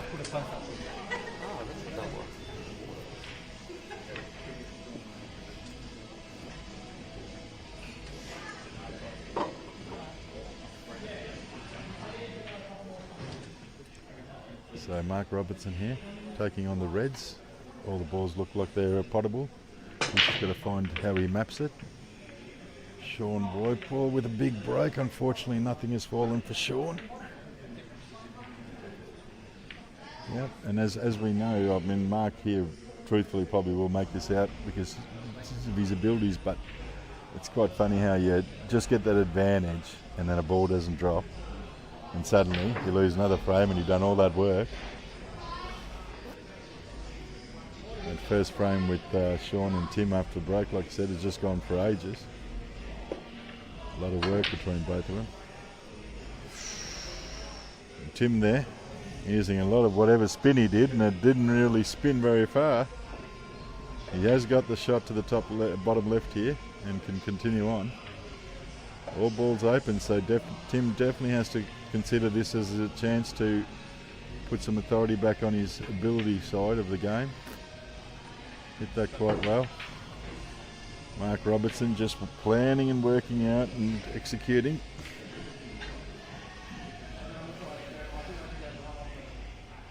There is a bit of work to do for both of them. but both with real opportunities to put a frame on the board in a free space, you could say, down without having too much work being done.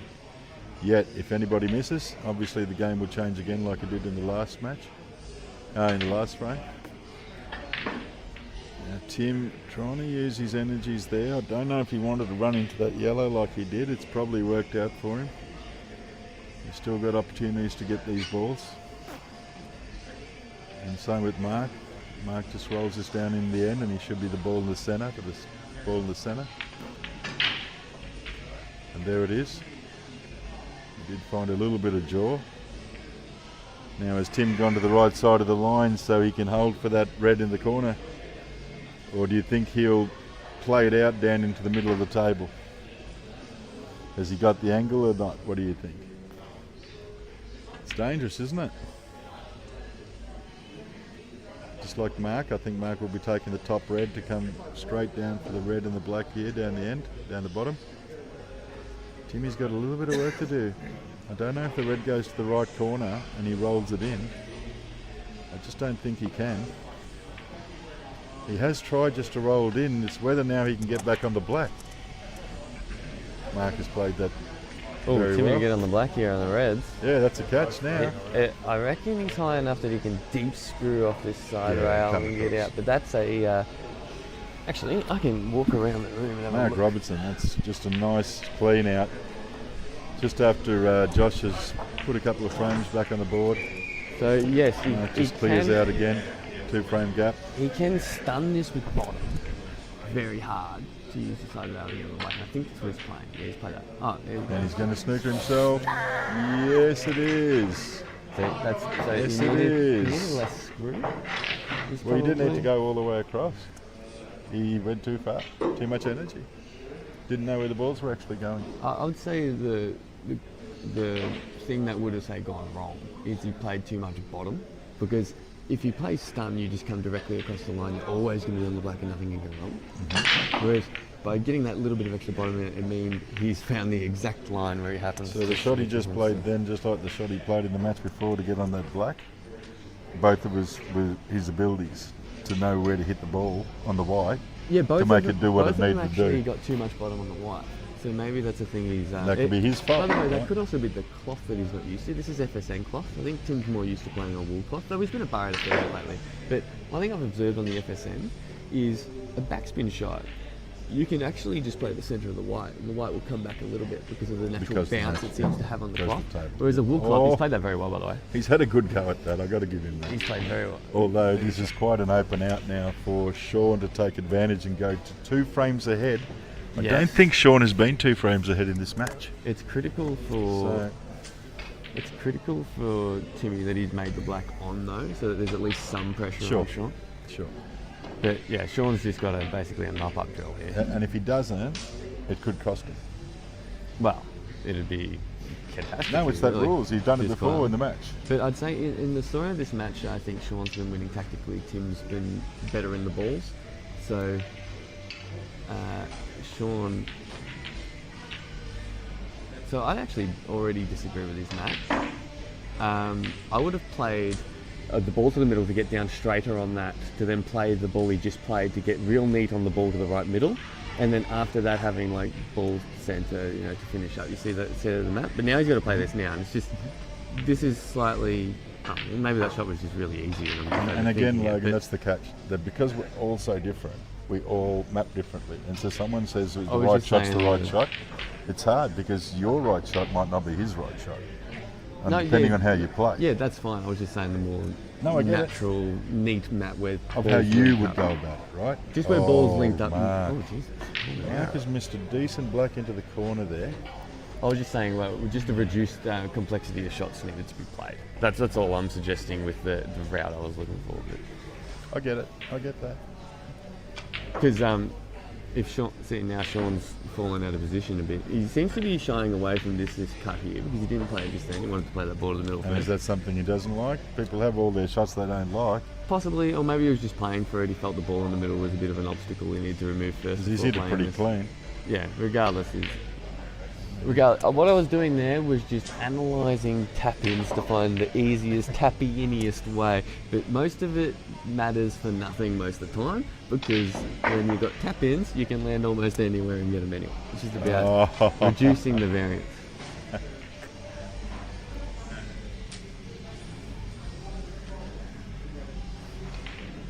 And here we go, Sean Walpole on his last ball.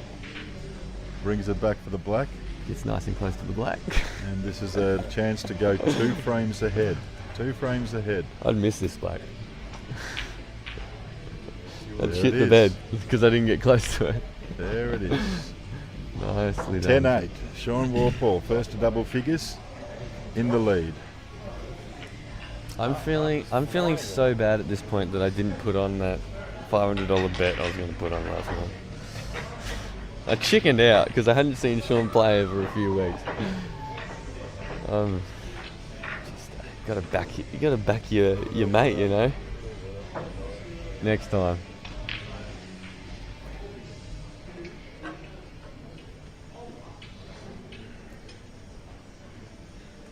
And Josh here, when Marc missed a decent black to the corner, has now got the opportunity.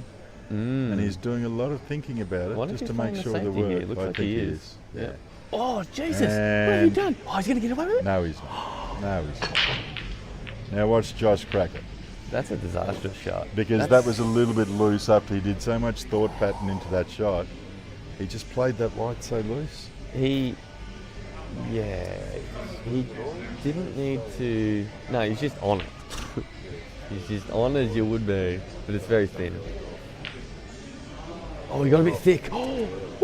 I wonder if he's deliberately the played problem it that way to avoid the If off you, because he missed it. if you go back to it, Dan, but the point that when he hit that shot, he just needed to leave the white where it was. Yes, Instead, he that would've played been with the fine. white, and look what happened. You probably wanted to half ball it just to move the But white he was a little loose, bit this mate. time. He But you was didn't loose need on to the smash shot. it. You didn't need to smash it. I think Exactly. that's just an error of That's a free. judgment. That's a free frame. That's Yes. 2 free frames he's That's given the away result of the today, error of judgment. and the score's 7-10. Not punishing Marc's missed black. And even that one He was before where he keeping snooked it. himself. 2 free blacks that he just cost himself, 2 outs. Or not that, sorry, he was playing a safety, but the point, he gave Marc a free out. So Josh has hit that break insanely well, and it doesn't look like he got anything. He's hurting a little. Bit disappointed in himself. So while he immediately tried to smash into that cluster, because he recognised that was his only problem yellow, now since he's not done that, he's going to be looking at another way to get angle where the white's on the high side of one of these yellows to the middle so that he can bring it down naturally into the problem. Yeah. But after doing that, he wants to have a linking. No, so he's decided. So I was talking through all these aggressive options, and he's decided he doesn't fancy any of that. He's going to just play the safety, and this is Which Sean's is, you call that. percentage style. Yeah, He's the tactical bloke. that's how he right? likes to do. So I would be attacking there And because I can't help myself. funnily enough, but he doing likes that to pull up and has play got him to percentage. 10-8. I'll give him that because he hasn't executed all his shots. No, yeah. And as you said, he's struggling intermediate among the level, balls, right? But he's playing. But his those- tactics is that a lot of people find it hard to pull up. Whereas I guarantee you, Timmy would have gone for that out. I Yeah, would have because a gone lot of for people that find out. it hard to pull up, mate, as they get more elite. It Right? could also be Timmy just prefers an aggressive style. That could be a preference thing. You have the option to do that. That's true. Yeah. If you're not sure of your When you're abilities, better, you then you're going to naturally pull need up, to do right? it more. That's Absolutely. true, yeah. But that's the good thing about I haven't seen Sean much, and that's the good thing I'm seeing. That Sean will pull up. Sean will play safety. It doesn't have to be perfect, but Yeah. he stays in the game in the right way. Correct.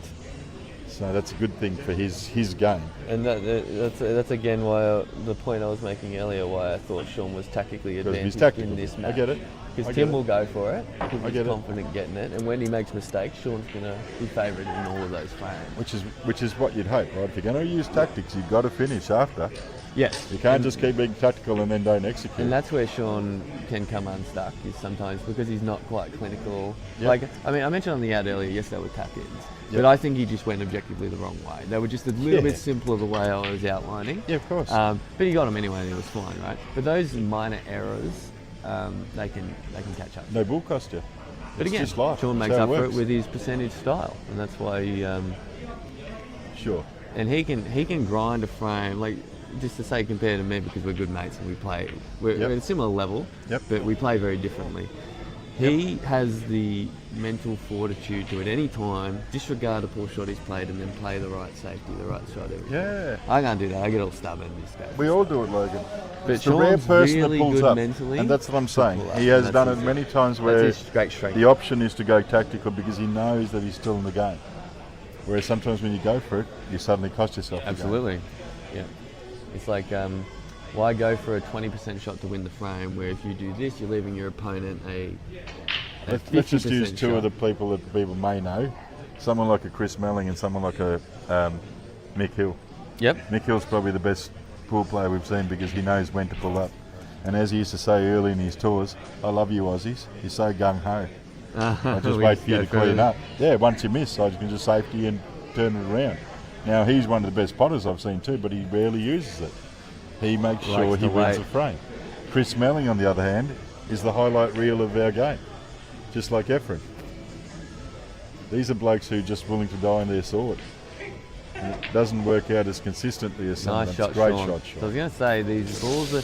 He had one too many balls to middle, so it was getting a bit tricky, but it looks like I think he would have preferred to play one of the, like that one, right? But he's now Chinese snookered himself. That depends. It Now he depends- has to go this so way. much depends on this yellow that he's looking at there. If that yellow goes to the middle, the one that's right near those two reds, Yeah, yeah.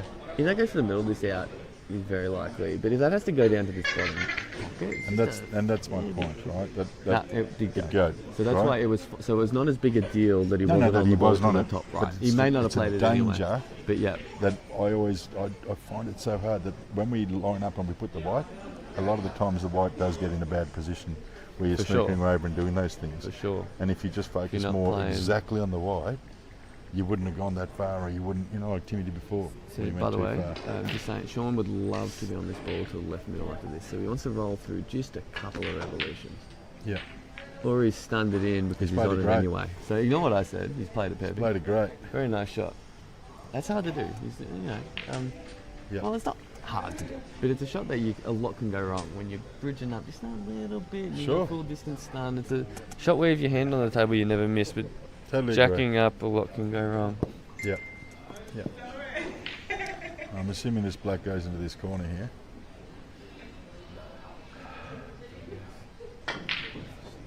Ooh.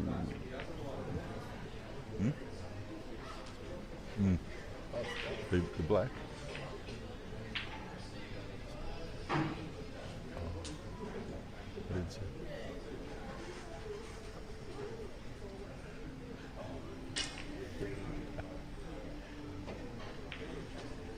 Oops, very nice. Oh, this black goes to the bottom right. Yeah. Oh, well, that makes Oh, more yeah. sense. It always did. Oh, well, I That's thought why he played it like that. I thought he's just gone full spastic in No, the shot no, selection all of a no. sudden for no reason.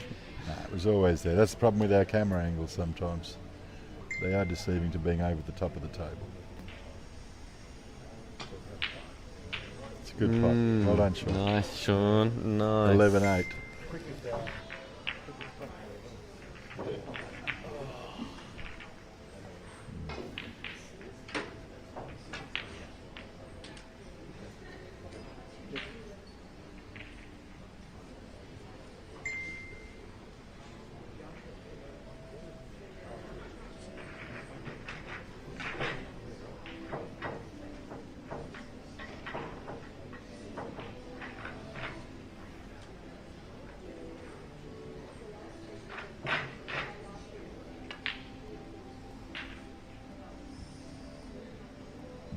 I got to say, unfortunately, on the left-hand game, that Josh has made a couple of errors there that is mentally really drained from him, And I'm hoping he can really find that smile again and get back into it because Marc's going to get cleaner and cleaner, you could say.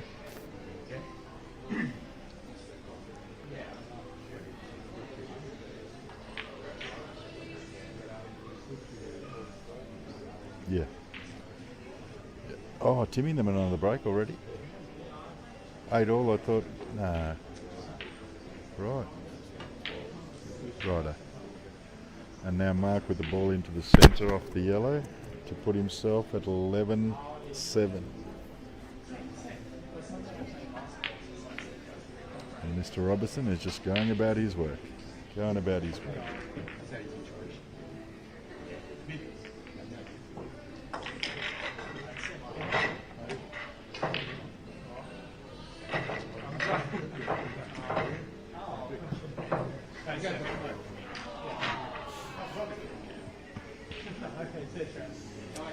One of the players in the next round, Michael Skerry, has joined us. Go Tesla. All right. So this match has had a bit of everything. I've been tuning in bits and pieces. I was just saying to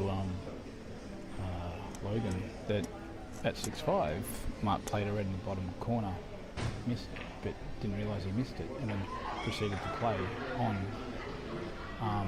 And Josh obviously was sitting there, and then about 50 seconds went by and Marc played another ball, and then Josh called the foul. I didn't see that. Yeah, and then Marc didn't actually realise that he fouled. I mean, he didn't pot the ball. Yeah. And then Josh then proceeded to make the out, I guess, with ball in hand, and then sneaking himself on a black. Yes, And that then- one. That yeah, he threw the cue. That's right, yeah. So that was a pretty crazy frame, that one. And even in one of the frames after, he had the opportunity and he missed it and cost himself That's a great shot. a decent out. So Yeah. Anyway, yeah, he's I've getting been, a bit flustered out there, young he's- Josh. Whereas Marc's just finding a rhythm. well, yeah. And unfortunately on the other game, young Sean, He's doing he's well. actually played consistent all day. He hasn't executed everything, but Tim started off not missing too much, and then suddenly, once he started missing, the score has turned to 11-8 to Sean Walpole. It's all right. Well, it's still a long way to go yet. So Still if he plenty can to just- go. Yeah, absolutely. If he can just stay with him, then he's still a chance. Ooh. Oh, he'll take that. See, I think Timmy, tries to. yeah, you don't want to be pushing the boat out too Unfortunately, far as well. And especially 3 frames now, you probably have to do a little bit of work and fight Yeah. a bit harder, as you would, Michael. So Marc's playing this red here, which is probably the dodgy ball. Oh, and he's moved the other red Yeah, beautifully. that's good. It's another good shot there by Timmy. You want the red to fall? It has given Tim an advantage. All right. An opportunity to do something with a little bit more ability. That's it. And Marc is just starting to flow a little, I think. Just those little turnovers that happened in the mid-range there. I think if Josh sort of kept his cool a little Yeah, bit, exactly. he could have kept Marc sort of maybe thinking, you know, but when you start, like, look at his body language and the stuff, body like language, it all, absolutely. it all starts to, I think he was incredibly devastated that he snooked himself on that black, unfortunately, and from what happened, as you said, yeah, and has really lost a little it was bit just of a that crazy frame. comfort zone he's learnt in the last 18 months that he actually can play.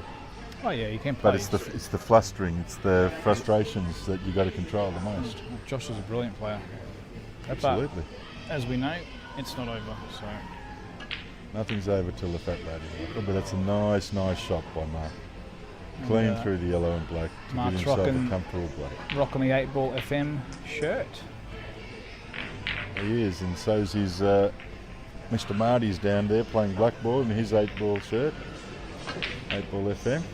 I've been given the 8-ball FM shirts, but I've gone with Jordan today. Yeah, you are. So I'm going You're to here to play, not to commentate, That's Michael. right. So I'm going to stick with Jordan today, and then I'm going to use The my 8-ball 8-ball FM. FM is great when you're commentating, but if you're going to play, 8-ball FM's tomorrow. The shirt's tomorrow. I'm going to be here to like you 12 might hours. still be playing Michael singles. Jordan or Michael Jackson. I'm happy with both. I know you are. Probably prefer to be. Actually, I'm not going to go there. Just while I have you here, Michael, I know that, like I said, you haven't really been putting in the effort and time over the last probably year or so, and at different moments you've actually come out and excelled, as in with Geelong and a few other things like that. But it's good that you've actually taken this money match, and because I remember back in the day when you were The best. Josh's, and what's No. the young fella's? Joseph Evans, who you play? Joseph Evans. Yeah. Joseph Evans. He is the person that you were 15, 20 years ago. The excitement, the energy, wanting to play better players, happy to put their money up. Yeah. And I think that's great for him. I think it's just, like I said, great for you to come out and do that for him. Well, whether you play for 500 or 2,000, like, it doesn't actually make a difference. Like, I don't want to lose. He doesn't want to lose. And No, at but the I end of the think day, I think it's that he's taking on the best. You understand? He's taking on players that have achieved a lot. Yeah. Because that's your test. It's like Sean Walpole 20 years ago. Tim was actually an exceptional player. yeah, very Right? good. And yes, he's not that player now, and it's showing him some of his queuing.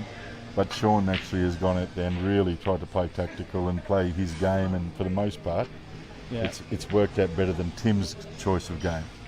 Whereas on this table here with Josh and Mark, Josh was actually feeling very comfortable.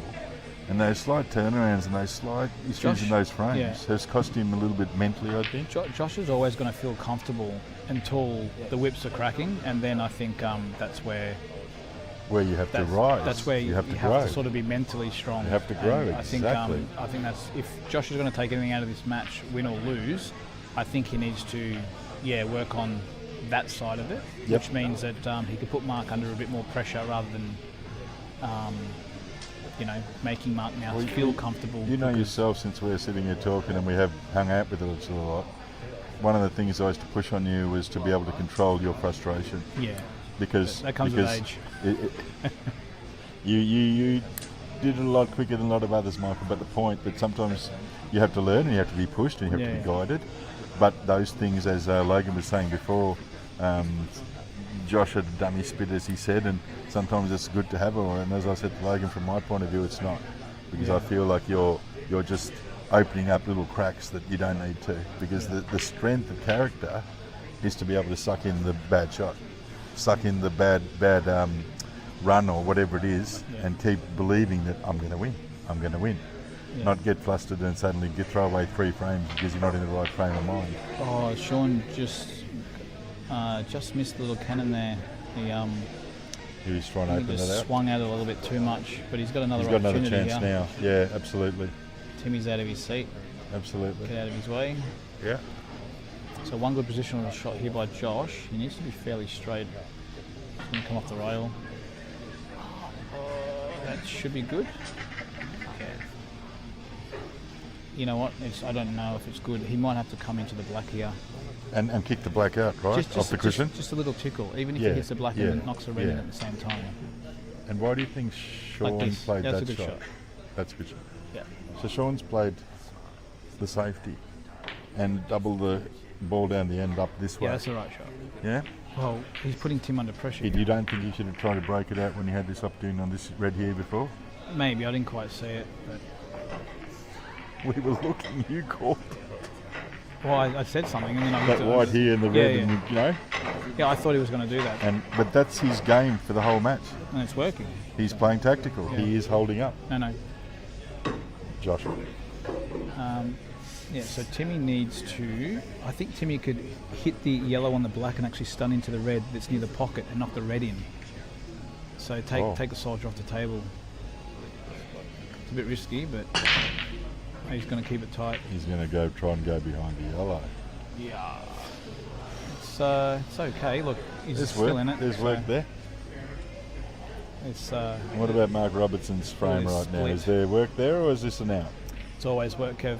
Even with tap-ins, there's always work to be done. And Sean Paul. So here's the thing, right? So Sean's up 11-8. If he gets closer to the winning line, what you see most players now is. What most players do now is they'll actually start overextending and start actually starting to play outs where they should pull back a little bit, play the game of 8-4. Stay in their game, stay in their zone.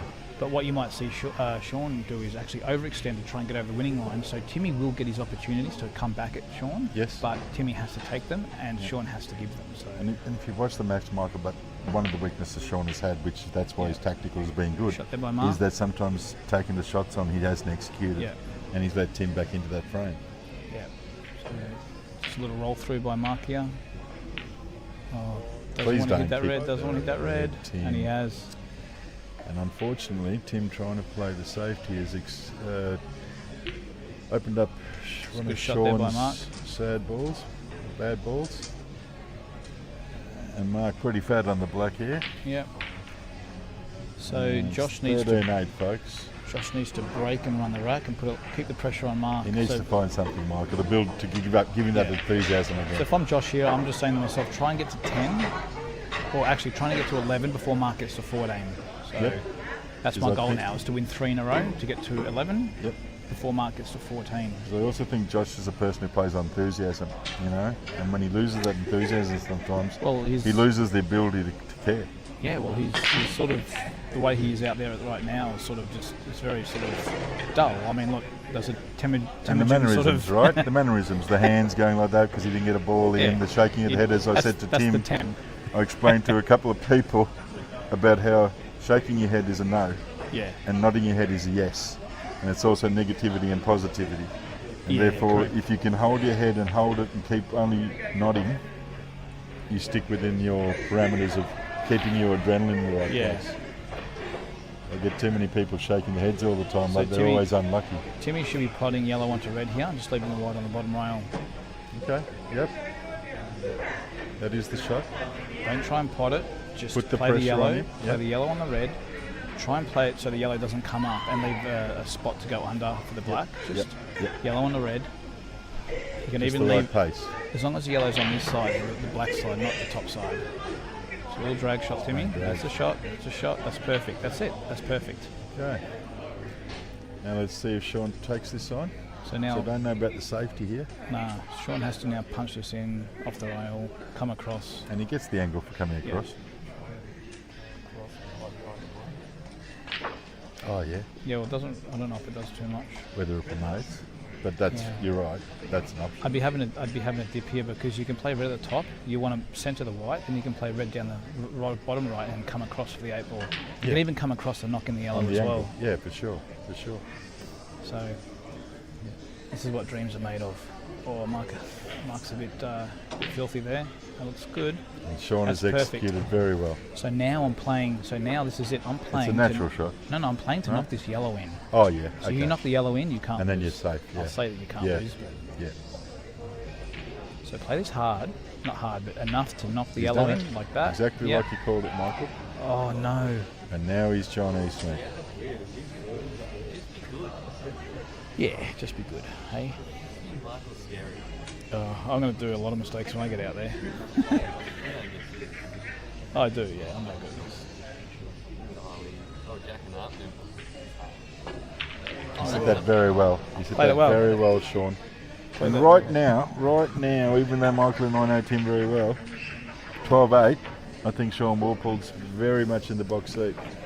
Because I don't see Timmy working his way back into the game if he doesn't, because his style. Timmy's been at my house a few times now and I've never been 12-8 up on him. So, I don't know. He's pumped me every time. Yeah, Michael, but yeah, I think lost 11-16 and then lost the final at Geelong a few days later. So, it's a bit hard to judge playing you. Tim doesn't feel, I know we've discussed it, he doesn't feel like you play him hard enough, Michael. Oh, I'm having fun. I'm enjoying my retirement of pool. There you go. And how's the weather in South America today? Hopefully good. So Maggie's, she's enjoying herself Oh, she is. up there. I'm yeah. watching her videos, they're fun, her smile's bright. Yeah, no, it's all good. I sent her a few pictures of her Porsche today. I cleaned it and I drove it down here. I drove it down. Yeah. He's taking care of it, Maggie. Change things up a bit. He's taking care of it. That's it. He needs to run it in while you're away. That's it. You got to use it once at least. You don't let it sit there for 2 weeks. And without giving away the actual speed, Michael, what would you have run it at? Oh, I was cruising. Remember, Maggie will listen to this. No, I'm just cruising. Maggie won't listen to this. Marc won't even. If Marc loses, he won't even listen to this. So you can say what you want, and he'll listen to this if he wins, or he'll partially listen to it. He'll be doing the washing, and have a cup of tea or 3 cups of tea going in his house, and he'll have this on in the background, and he'll message us and go, "Hey, Now, you were wrong here." Or we "You don't were believe right from here." this position Mark can lose, but if he did, Michael, would No, he be staying to can watch lose your from now. match? He can lose from now. Will he no, be no, staying he's to watch going, your match? No, he's got to go He's got to the stuff city on? tonight. Yeah, Susie's got some gala thing on in the, Oh, in the beautiful. city, and Good for they're Susie. getting all dressed up. And There you go. Oh, so, yeah. he has to be out of here at a certain Yeah, time. let's not spoil the dress up. No. Yeah.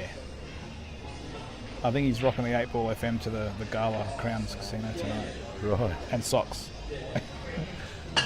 Now, Timmy's actually played quite a good safety there, which is What a which is break there by something, Marc. It wasn't even 100% too, it was like 70. he's not looking for. And the yellows look very clean, Michael. Nah, Reds. Reds look... What? Nah. Michael, If stop Jamie was watching, he'd probably go Reds. I'm joking, Jamie. Don't muck around with the gatekeeper, mate. I was actually talking to Jamie about the gatekeeper, and I don't think he realised the gatekeeper's from Asgard, from Thor. No? Yeah. Yeah, I mentioned that to him. Like, surely Jamie's seen. Well, he did realise it when I said it. Obviously, he's seen it, but he wasn't considering that, as the reasoning behind it. And Ghostbusters, it's the. He did mention that. Ghostbusters is the gatekeeper too, isn't it? The first Which one? is Sigourney Weaver. Yeah.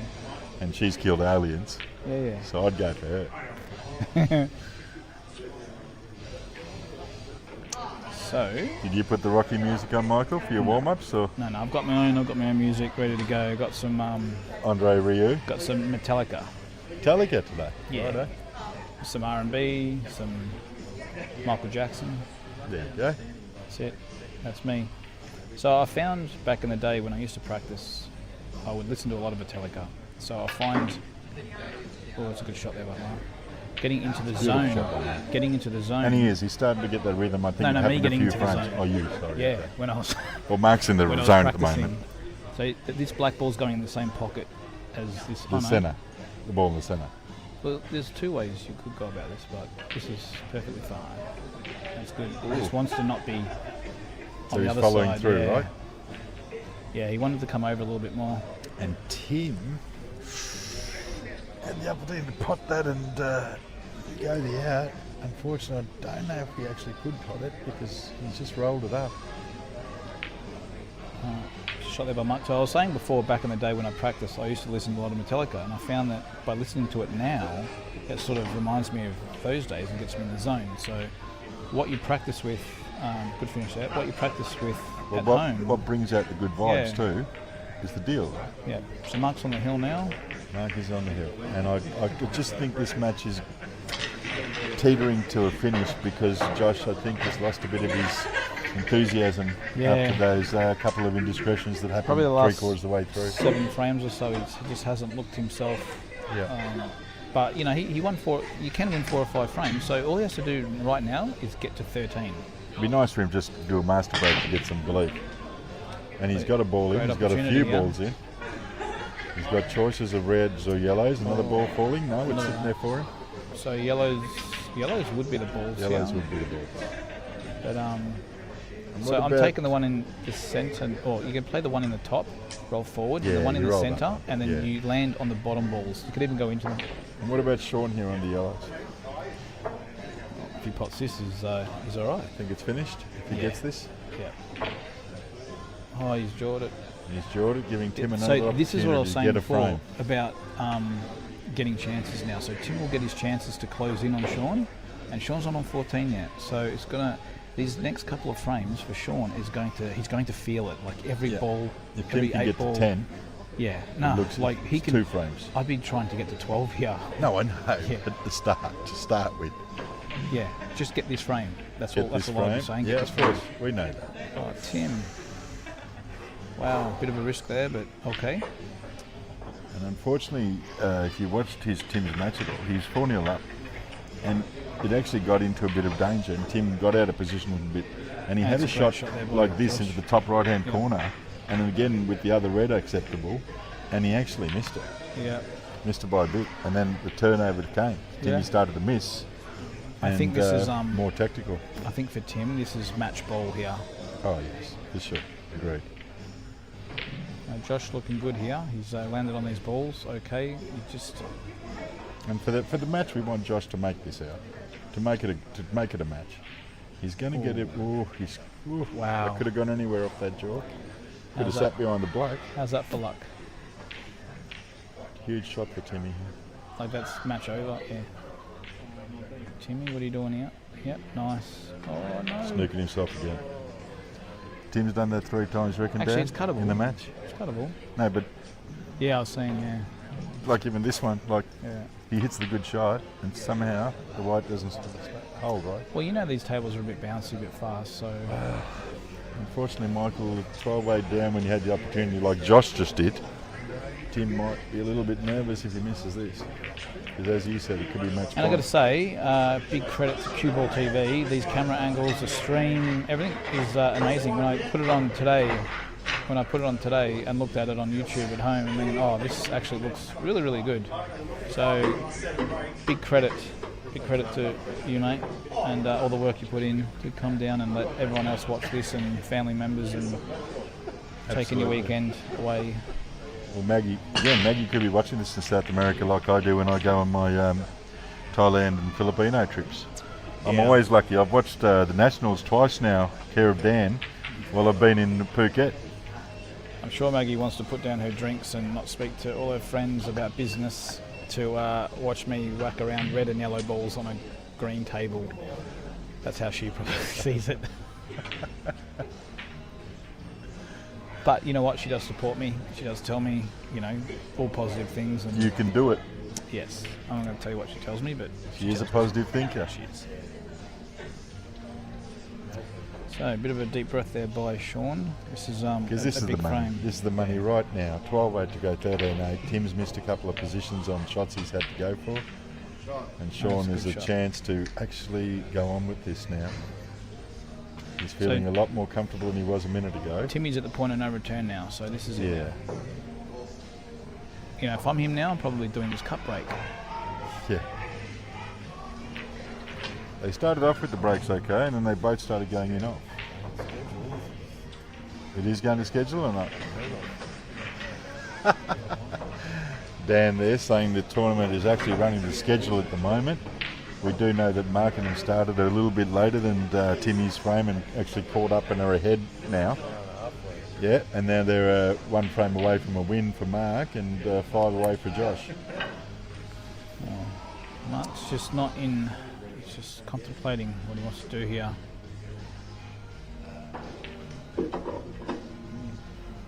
Because right now he's still in a commanding position, so he wants to try and deal with these balls here. Yep. He's done that. Yeah, he'd Played be that happy with okay. that. Yep. That's good. He's back in position now.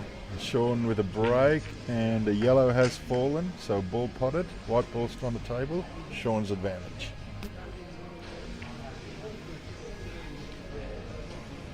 You brought your Powerade and your Gatorade and your bananas and your cup muffins, or No, not? no, I did nothing today. I'll do all that. I'll do all that tomorrow. Oh, the man we talk about, the Lord of Asgard. Or as Michael was mentioning, you did yesterday, Jamie, Sigourney Weaver, the alien killer. All the money I'm about to lose on Timmy, I've made up in the AFL, so it's all sweet. Well, I'm not sure how many Michael got on Facebook, but anyway, there's still a chance. I still believe in We Tim. have to believe, exactly. Oh, We know he's motivated. it's no Marc good, is just. I think. I think Marc will massay that, wouldn't he, Michael? He's got that Yeah, touch. but he's going to have a very not a good white after that, because the white's going to stay high. I get that. But But- where he is now, You know what? He's if happy. If I'm Marc, I'm actually nicking off the yellow now, Oh, probably, yeah, leaving on and the leaving top. him under the other yellow. okay. That's a good shot. Oh, that one. Maybe. Oh, this one. Yeah, Yes, bottom that's yellow, a good shot, Michael. Triple aside. And sit behind the yellow near the black. That's Yeah. a very nice He shot. can still pot out, but I think he's going to do this. Yeah. And this is a fantastic Good shot, boy. folks. If he plays this the right way, it is pure advantage. Oh, don't hit it. Oh, I don't want to do that. No, I Well, would he's have made killed sure. the black, but he I- wanted to get behind the yellow. Yeah, I think you needed side there. You needed drag it with side, a lot of side to flick it over there. I'm sure and you'll then- show them the shot on one of your videos in the future, Nah. because that's a great safety. That would have been a great safety. That would have been nearly game over on that safety.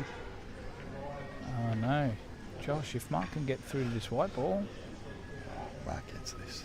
I'm actually, if I'm Marc, I'm attacking. He's now. Chinese. He's the best snooker player, best pool player I've ever seen in the Chinese. That's why I just married one. She's Singaporean. No. Chinese. She's Chinese. She's like Singaporean Chinese. That's It's different.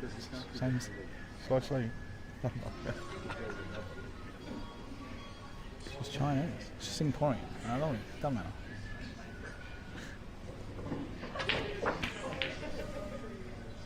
Okay.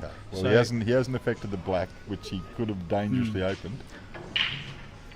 And I we'll mean, leave if it to Josh. he wanted to put more pressure on Josh, he could have made sure that he just hits the yellow and black out and go, you know what, Josh? Yeah, you got two dead Oh, reds. because he's I'm open 14-10 too. up. Yeah. I would have put pressure on Put him. the there. pressure on him. Yeah. So what about Tim now? Tim's on the yellows. He's an advantage on this obviously the table because the black's in the way of the reds and stuff. Although the red up the cushion can move to Play black. yellow onto yellow. I think Timmy, and then maybe depending on where the other yellow lands, Can you get behind the other yellow? Is that what he's trying? if he can right now, even just stun into the red, and then he can play the yellow long. That's got to drop. It's got to drop. That's got to drop. So That goes straight into centre, right? But where's the black go, Michael? in the corner, With how? easy. Even where the yellow is right now, it can play the black. It goes easy. Anywhere along there, that quarter of the table, it goes. The black goes. He's playing this in the centre. How's he going to get it from there? Oh, the yellow. Yeah. Just No, he's roll playing it the yellow through. in the centre, right? Yeah. So then he's got to get this in and bring the white out to get to that black. If he can stun into the red, he can chop it through into Oh, the you're yellow. saying now. He can chop it through into the yellow and just nick the red, and nick the red under the black. Yeah, oh, that's fine. It's all good. Now we can just screw back anywhere in the middle of the table is fine. Or play top and Oh, you're saying the black's that open? yeah. Oh, Where that red ball's in the middle of the table at the top, righto. it just needs to land somewhere along there. Righto. Alright, so this is a shot by Marc here. He's going to jack up, punch this in. This is a huge shot. Money. Oh, no. wow. Didn't you see that, Marc? Wow, that is so stiff. Oh. Timmy's jawed it. Saturday afternoon at Bar 8.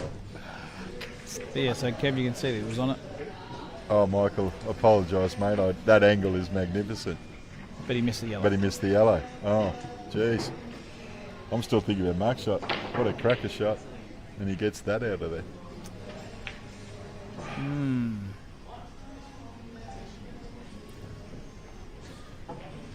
And it's good to have the whole 8-ball team here today. They might come and do a special 15-minute thing on the set on the CueballTV. I mean, they are allies in sense, I suppose, corporate TV.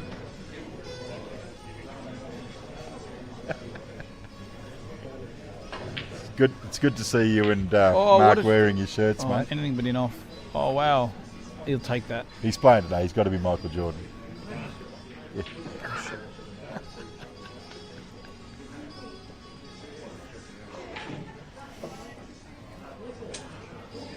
So Josh now needs to do something here Yeah. to get a frame.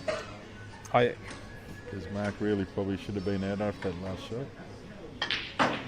And here So we the go, red- he's taking it out. so this red that he just knocked out, I would have played to go into that in my very first shot. Yep. But now So- obviously he's going to play the left red to the left and screw back for the red. Yeah. Oh wow, Sean just played Yeah.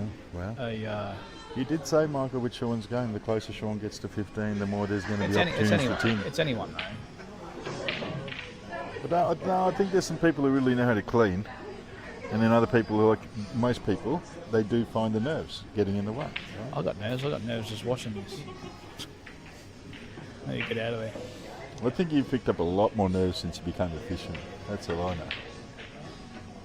Oh, look at this. Has he gone too far? Has he gone too far? Has he gone too far? Car parked it. He's still right though.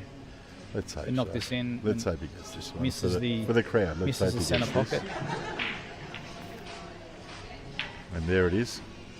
So 11-14, folks. you're not going to really sweat it until he gets to 13.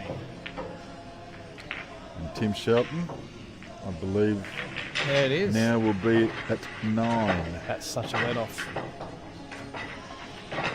Now don't look at it, Timmy. Just play with a lot of right hand side. Play it very quickly. It looked really big when you showed the Well- other angle. That angle. Here is, like, it's fine. He just play a lot of side. Oh, don't. A lot of side. Yeah, it's fine. Well done. Good for TV. Look at this Good split. for the crowd at home. Look at this split. Although, Dan, how many viewers would be happy looking in at the moment? Do you know?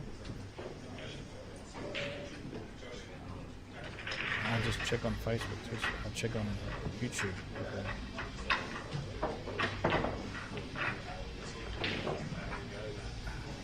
180. 189, yeah. 180. just a quiet side, no? How about that Ronnie O'Sullivan? Yeah, 153, eh? Could have been someone else, but no, Ronnie had to take that too. Good on him, he deserves it. Gee, I don't know about that shot by Josh. I would have maybe, I don't know, did you go into it? Tim very close to the in-off twice now, nearly in the centre and nearly into the corner. And unfortunately, also didn't pot a ball, so advantage to Sean.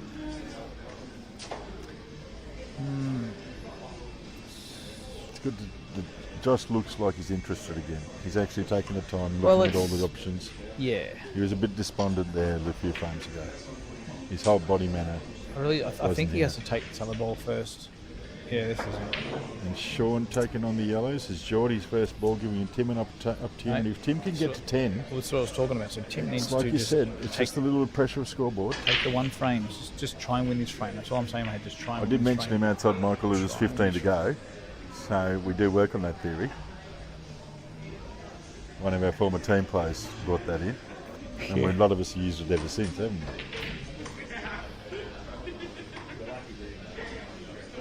I believe that first time it was ever used, it was 21 to go. Yeah, I use that theory in the bedroom.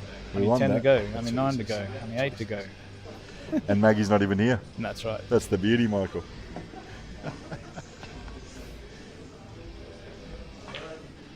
Ooh, George. Oh, Josh, black. Josh, you'll be. Oh, Wow, my. what a way to finish it. All right. That reminds me of when I was at Nationals. All right, well done, Marc Robertson, especially from a 5-1 deficit. Yes. At the start. Unlucky Josh. Yeah, you're an amazing player. I think obviously, you know, the mental side of it does go a long way in these kind of things, you know. But hopefully Josh will watch this over and just hear some of our comments that we all know how far he's come.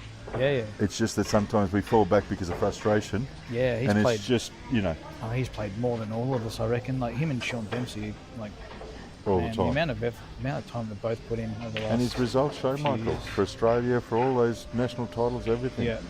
And unfortunately, Tim, not only did he miss the ball, but he probably wouldn't have got position on the next shot. Yeah. All right, I'm up, so I'm gonna leave it there, and I will see you out on the table, and hopefully I can pot a few balls. I'll be all right. We know.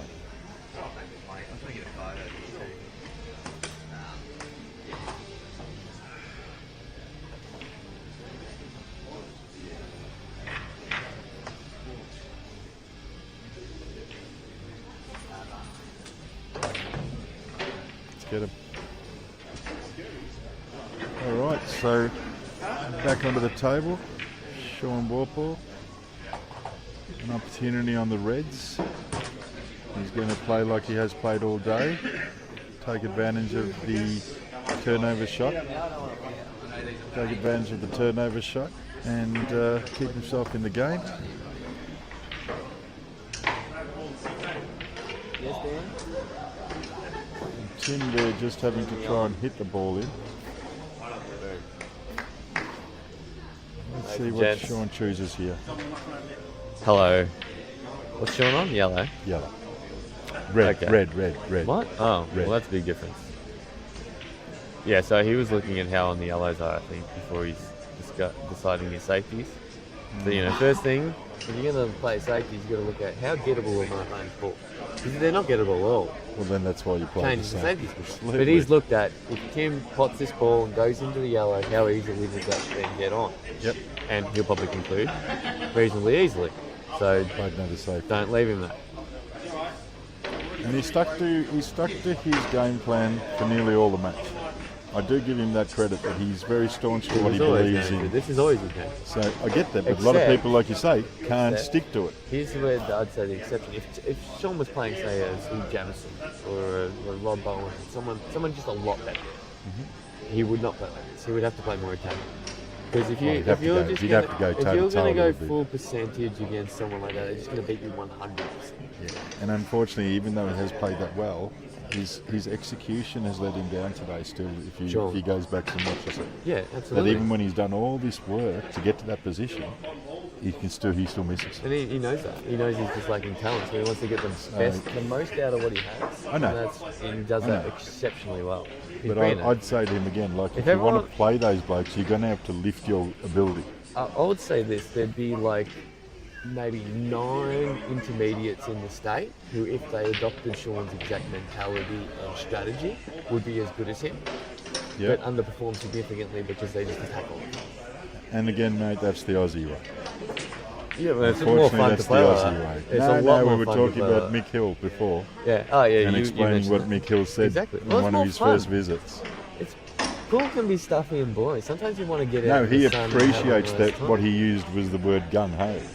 He appreciated that we tried to go out all the time and left him an easy cleaner. I've heard that's the case with gambling as well. So poker players, international poker players, are aware that they come to Australia and everyone loves to gamble. Yes. They love to just send And it. go hard. So It's part of our that nature, comes mate. into It's it. why we've overachieved in a lot of sports things and everything, and a lot of things we've overachieved because we have that attitude. I know again, you're a younger fella, but our saying in the old days was that if there's 2 Australians standing there and there's a fire, they're running in before the people even notice they're gone. Because we this don't looks think like too much. An extraordinarily good result for Timmy. There's a bit of work for both to do with But this frame still. yeah. So Sean needs to ensure that he gets this ball, this dead ball. If he can play this now, this ball that's now behind the yellow on the left hand side. If he can play that, get that out, he's back ahead tactically because both of them have a dead ball on the right hand side. Timmy can't progress his frame until he deals with that. Okay, he's not looking at that. What else He is might he not be looking able to see it. No, he might not be able to see it, and it also might not be the right option. So it might leave Timmy too on, too open. And so that's, by the way, great shot. But here's what we've got to ask now. If Timmy just hits this yellow that's on the right-hand side that's tight with the red, sets that yellow up, leaves Sean wherever, what do you do now, Sean? You've got your red dead on the left-hand side rail. Sure. And you've now got to make something happen because my balls are all on.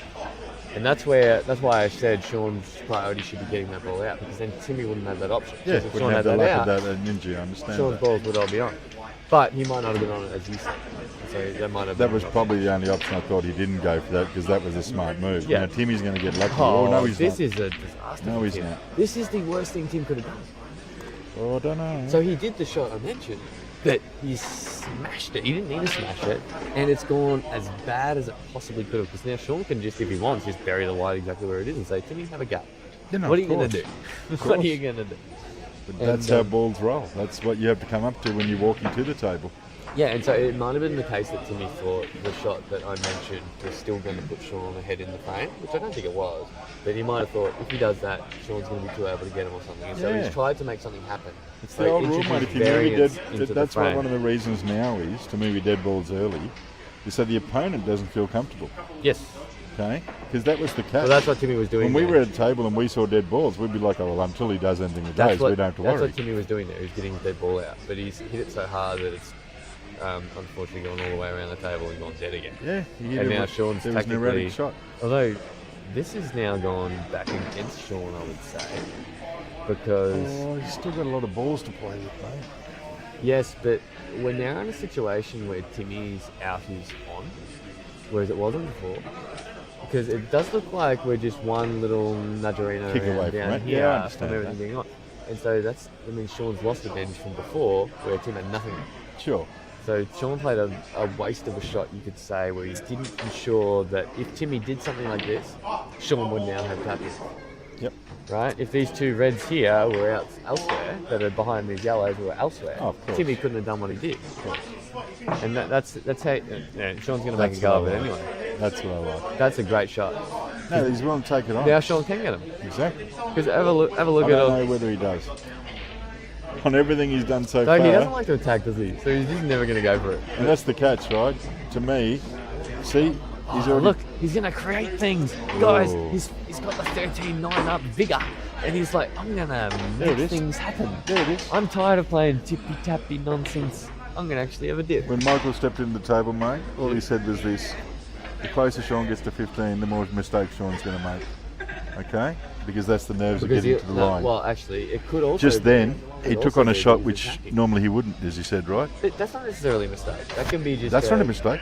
He's now got an out. No, yeah, exactly. He's now out. Exactly. So he's taken on a shot there he normally wouldn't. Right. But that's because he's ahead and he's wanting to. And we want him to do that, but that's what Mike was saying, that quietly he's let himself down a couple of times by doing this. Yes. Because he hasn't finished. And I'll say. And that's his weakness, right? Sean's weakness is he can't attack. He doesn't know. He's not. He doesn't like to. Well, he doesn't know. He's not comfortable with it. If I could tell him every shot to play, he would attack better. Right? So it's the Because comfort zones of each person. No, he can play a lot of these shots. He just doesn't see them because he's not used to attacking. He's used to playing the percentage. Yeah, And so he's allowed to hanging have in no there. traffic. So he's not as good at navigating traffic, which is natural. If you're out to never have traffic, you're going to be worse at navigating traffic because he's never trying to make it happen. I understand, but do you think he's that naive to it? No, that's an extreme. Because I think he can play. I just think his asset is his will to win, right? So he plays the safety. That's what he does. He's got very lucky. He's got very lucky now. He's landed fat. He's played that. And that's what I any believe he person can who knows do. how to attack is playing that with a bit of left hand this side side. coming I up this know, way, right? I know that. But he's not. He's never I know attacking. that. I'm going to emphasise this He's not point a natural. lot. I get that. And by the way, but that's the Sean point. will beat every one of you people watching, including myself, without being able to attack him. It just shows that there's multiple ways to play this game. But you know the rule in the end, mate? You must putt the ball, right? Whether it's golf or anything, you must put the ball in the hole. It's a lot easier when there's no traffic though, yeah?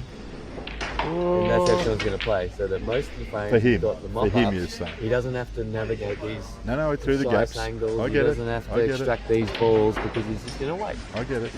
He's going to wait for you to hang yourself. And that's where, at his level, intermediate and all, that's fine. Yes, it is. But you're not playing. The elites Absolutely. are doing that. He's And now he's 14. And again, and Big that's why I effort. was saying earlier, against elites, he actually completely changes his game. He tries to He has attack to, them. yeah. Because he knows he has to. I know. And that's just. So do you think he's got it in him? Or he's just tricking himself? He needs to learn how to cue better. Yeah. And then he can go that next level. Sure. Because he can't deliver the white to create big backspins, big top spins, these sorts Well, of it's not things so that much are- that's that are right. So sometimes when you necessary pot for a ball, extractions. The white must go where you need it to. Well, yeah. That's potting in position. He's getting better at picking precise lines with little stuns and mapping around rails. That shot you said just then when he played with the rest and he came back out to the right instead of going to the left. Yeah, he's not. There's not an example of him not understanding the natural There's movement little of a things ball. like that. But that's easy. You just teach it. Like I show him in a day. And what I said to you before, when that person screwed the ball instead of just using the natural round going around, yeah, that was right. you're suddenly using your tension. Yeah, exactly. It's I use analogies, but it's like a golfer. If you just normally hit 100 and you leave it at 100 instead of at 80, you're hitting a natural shot. 100%. Suddenly when you're at 80, now you've got to control your swing.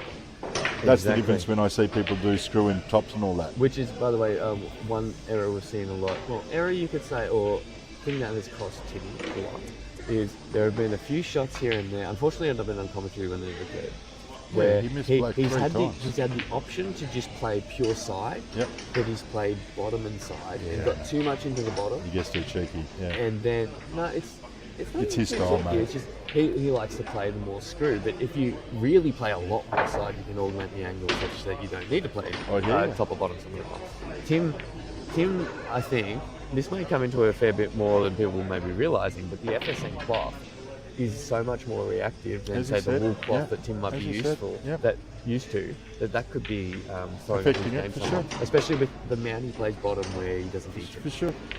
That's a specific. That's the rule. That in the old days when Timmy was someone that would could go with anybody, he used to go up 3 rails and land. Now flat. Timmy's just trying to freewheel get a couple on, like when you're behind this much, You it's have like, to. freewheel get a couple on the board. If he doesn't get this, It's his way. He can't play tactical because the catch is that he's playing someone who loves this tactical. This is a common. No, Tim could play tactical if he practiced it. No, my point now but he is it's wasn't not we're ready playing for this. tactical against He the wasn't bloke ready that's for beating you every time. Yes, exactly. This is what he's done. Okay. That's the consequence of attacking, though. In the last 6 that was a frames, tricky shot he had to 3 play times there. he smoothed himself on the black. Yep. Or left himself a pathetic cut. But that's so you can say, oh, he's got unlucky there, or you can say he's pushing the boat out too much. That's not lucky. And that's no, exactly. There's not unlucky. He's built his own. You want to win your match, you get those positions. And a bit of a hard taskmaster like that, when mate. you're going to try and make things happen, you better be on to do it. Yeah. Or your opponent's going to have 7 balls and they're going to stick you 18 times till they have tap-ins. But he's played an absolute belter there. Well, he's going to have to do something. He swerved that, guys. That was an insane shot. Now, he It's can just, do all that. He can do all that. Yeah, but exactly. But it's all But high that doesn't tariff. help him on As consistency. Rob Bowen would say, high Yeah. tariff. It's not consistency. And if he missed here, look at the mop up. He has missed here. He can't put that in. So let's say he the can't red put was it in over the hole. centre. Ah, yes, he can, surely. He's looking very hard at it. It'll nap in on this napless cloth. Well, you might know that because you play here all the No, it's time. napless cloth. I don't think it's going to nap in. But we'll see. That's how you'd play it on like a wool. Brush No, this I know. way, you know. Yeah, of course. I don't know, wait, is it napless? Am I just talking absolute tripe at the moment? Trickle, trickle, trickle, boom. Oh, it went into 12 pockets. Well, He was needs to just put his glasses He on. was taking the piss. He was Yeah, winding he's us up. taking the piss. All right, there you go. Timmy sent it and got the out, and now this match gets to continue. What do you reckon? Just come back on? I think it's Timmy's break, right? If he can make a good break and maybe make a master on him, that's automatic pressure of a free frame at this position. But as you've said, and as it's proven, the tactical matches have gone Sean's way 14 times. Because I don't think Sean's made a master today, has he? I don't think Tim has. I doubt he'd go for it too often. Tim played Given very the well in the mindset, first he 4 should've- frames. He cued very well. And it's fallen off. I think in these sorts of matches, you either have just a ridiculous amount of masters or you have none. You know, it just seems to go that way. Yeah, and there's a stat I believe in. Okay, that, and I'm not generalising. Let's here. not talk about stats. No, I'm generalising. Can But we if get you stats play- on how many times Kev said he doesn't care about stats, please? I want that in the comments, No, please. I'm giving you a stat now. Yep. That's working. And anybody who knows me, Logan, you're not the only bloke I've mentioned that to. Okay, so it's nothing new for people who know me. I'm taking the piss. No, my point. You can take all the piss you like. That's what you think it is. But that's the point, okay? Is that most breaks only work one every 5 to 6 times. And for the elite players... Depending on the level, yeah. I've team manager at I've been team manager at the Nationals, right? That's Yep. the highest level in our country. The average winning of the master break is 10. They played 38 frames. That's a lot of master breaks. That's Justin or Rusty or Mark. Yeah, that's not a everybody lot. else. No, I'm not. I'm just saying So that's a lot. So They're the most elites, games like go Mark. tactical, right? There's the stat. But if you can't play tactical, you're in trouble because you're not master breaking every time. For sure, but there's there's different ways to play tactics. You can play aggressive tactics. You can play Sure, but more they're still percentage tactics. They're Sean still plays a more tactics. percentage tactics. I would say.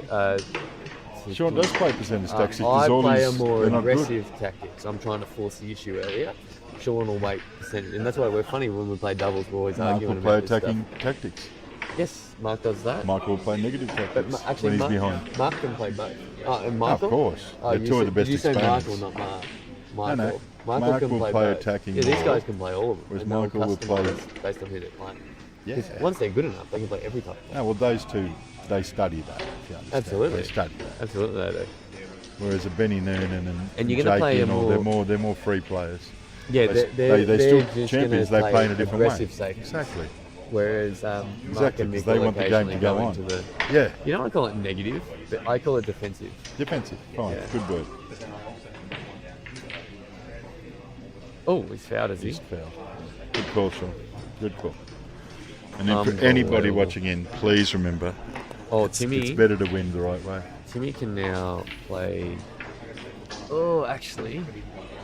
Right, so the shot I was just saying was Timmy could play the white to the bottom left-hand corner of the table and play red onto red to pop the yellow and free up all his red in the middle and screw the white back to a safe position. But I'm just Sure. saying that there's not really a safe position to screw the white, which means. But oh, no, he's doing that. no, the point. He's doing that. Exactly. Let's see Because where that's the the white. shot. Because it looked Why like can't you Sean. just leave it on the yellow? Because actually, that's great shout. There you go. Well, I didn't see that. That's the shot. That's perfect because now Sean's got no option. And you hope it's not touching. Only downside is he's left his red down on the rail. But yeah, that's not what I saw. I was seeing like screw the white out, and I'm like, oh, there's no spot for it. But Kev's just pointed out the obvious. Because I got what you were Just trying leave to it say, on and the then yellow. you saw that. Yeah, Because now Timmy's balls, in theory, after that shot should all be on. I'll give you and safety, they like kind of are. that, But you Logan, got that most people don't play is this shot, where they just leave it on the opponent's ball. A lot of the time, you don't have to do and create. You can it's just leave it there to situational leave when it nothing. when it comes up. I think a lot of people, They're- like you say, look for attacking tactics. Look for, right? But sometimes That's just what- leaving them the ball where they that's have an nothing to attacking do. safety, though. what Tim's played. And that's what I'm talking about, You attacking think that- safety. okay. So what he's done, he's tried to smash all his balls out and leave Sean no shot. So it's really hard for Sean to leave the white safe without leaving Tim an out. And now Tim's on him. Sure. So that's an attacking safety. Sure. Whereas Sean's safeties are more incremental. Like, I'm Yeah, gonna slowly I watched put him play a the couple balls- in yeah. the last couple of frames where I've just thought, okay. And that's because he just doesn't want to take it off. He's not willing to. And that's okay. He's winning.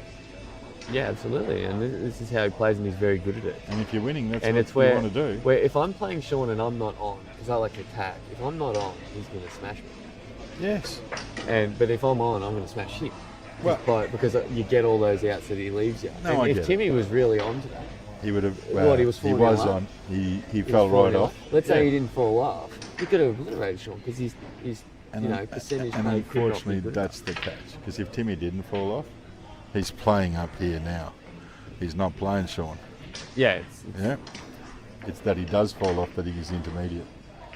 Right? It's that he 100%. can't keep up the run for 15 frames. 100%. And unfortunately, that's what you have to live with and work out. And I wonder if this will be a lesson to, say, intermediate leagues around the state going forward, that a lot of these Masters players can be allowed in. Because Sean's an intermediate, he's in all these intermediate I comps. know. Timmy's not allowed playing He's not anywhere. allowed. We might be saying here, hey, maybe we should, rather than Unfortunately, Logan, close them when up, they consider open people, them they up. think of their past. They don't think of the actual timing. Yeah. Tim took off 15 years to go build a business and Yeah. have a real life. There you go. Okay, 20 years. Okay, because I got him the job with my mate, and that was the rule. My mate said to him, "I don't care about your pool, mate. I need you on weekends." And so Tim's first time he's ever played in a singles tournament again in Wizard View this year after 15 years.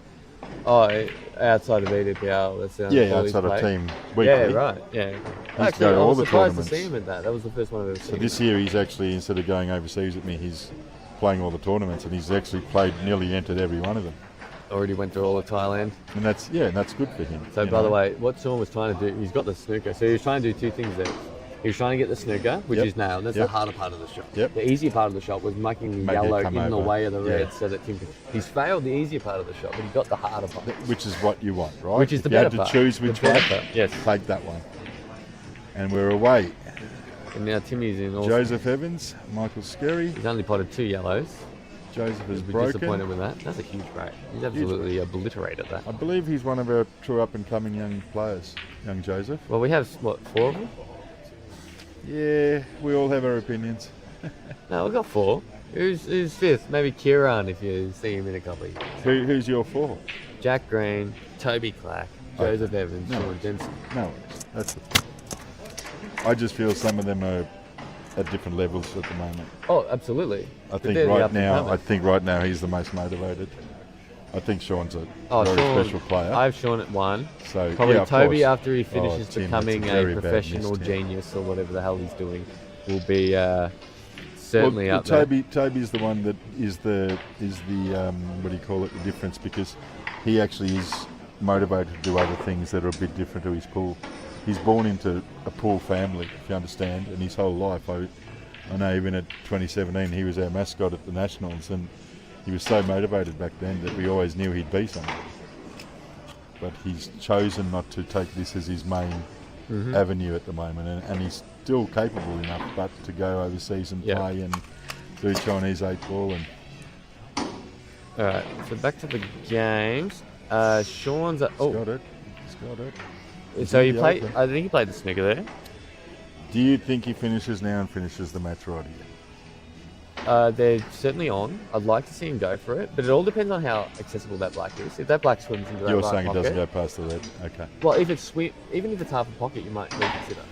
No, 'Cause no, then but the that closer shot, to you not have to be being, that he's much going to better pull on up. the black. Yeah. If that swims in, I think he will go for it, and I think he will get it because it's not actually that hard.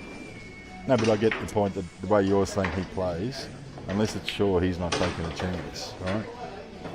And he's not taking a chance.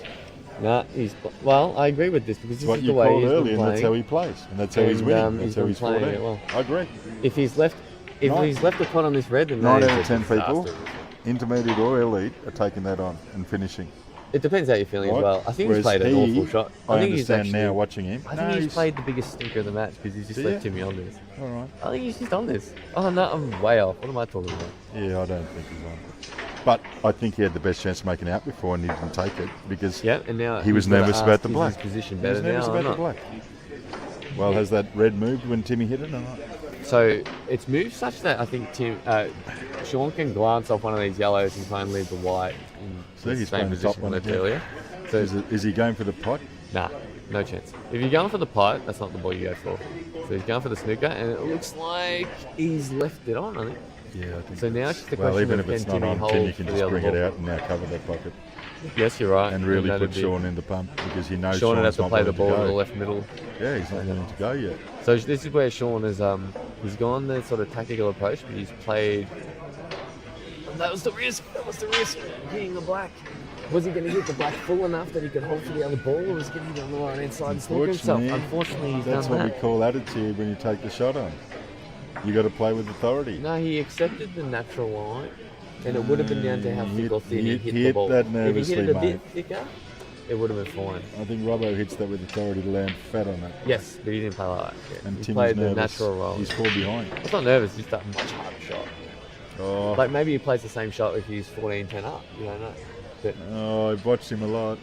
it depends. So I Tim felt does he was like to put nervous work then. on it, but over full distance, I reckon he might have. I would just have played the rather same him one. just play it and leave it over the pocket if he was going to do this. Oh, it was too thin. He hit it. He hit it You could've basically just- pocket weight. No, why didn't he hit it in the middle of the red? See, he's missed the ball completely. Disaster. And That's now it. Sean That's it. is Now he going can't. to Now he tap, can't tap, play taparoo. safe. Well, no, you get I'm there. just saying.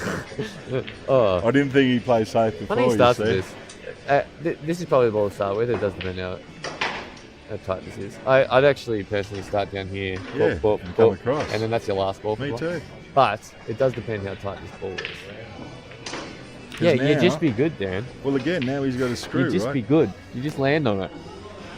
You don't have a natural angle.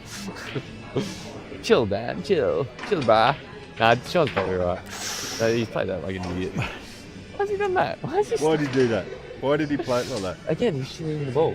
This is why he plays percentage. Oh, mate, that's what I Everyone asked at you. home can That's see why this. I asked you, would he go for this? Because the danger is that he's nervous that bad. No, But it's he not. does No, that. hold on. I don't think it's nerves at all. I don't think any of this is. That shot just then. No, I don't think any of that's nerves. I think that's just a betting. Lack of ability. So the previous shot, he's misplayed.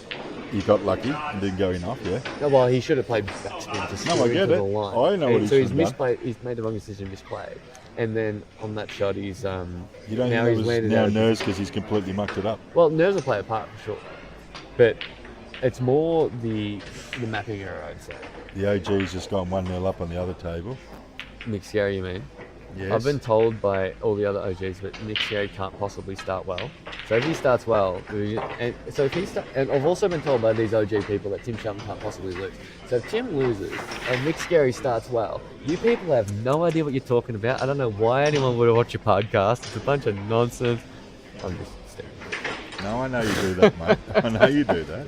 It's dangerous for Dan, but I know you do that. All right.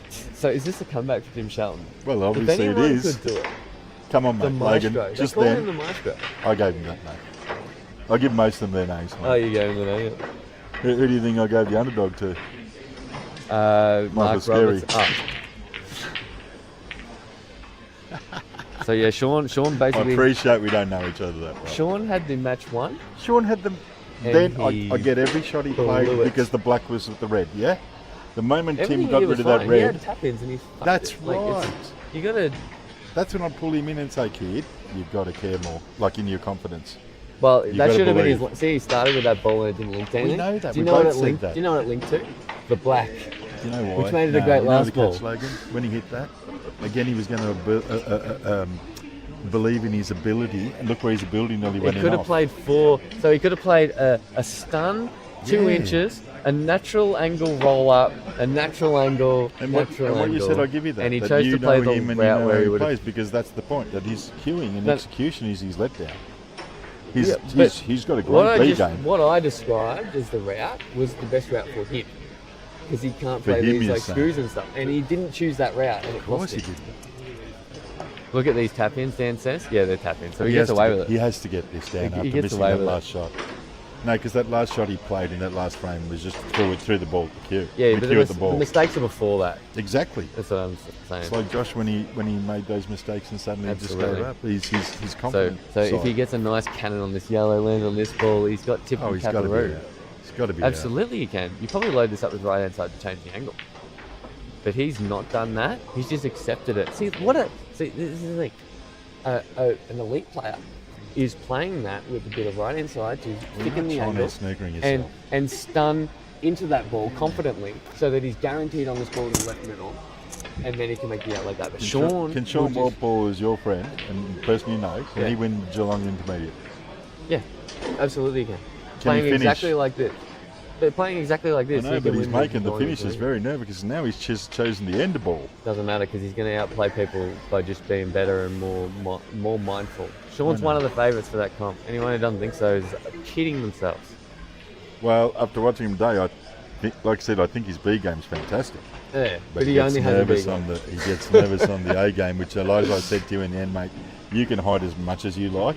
In the end, you have to pot that black. You can't rely on the opponent doing it.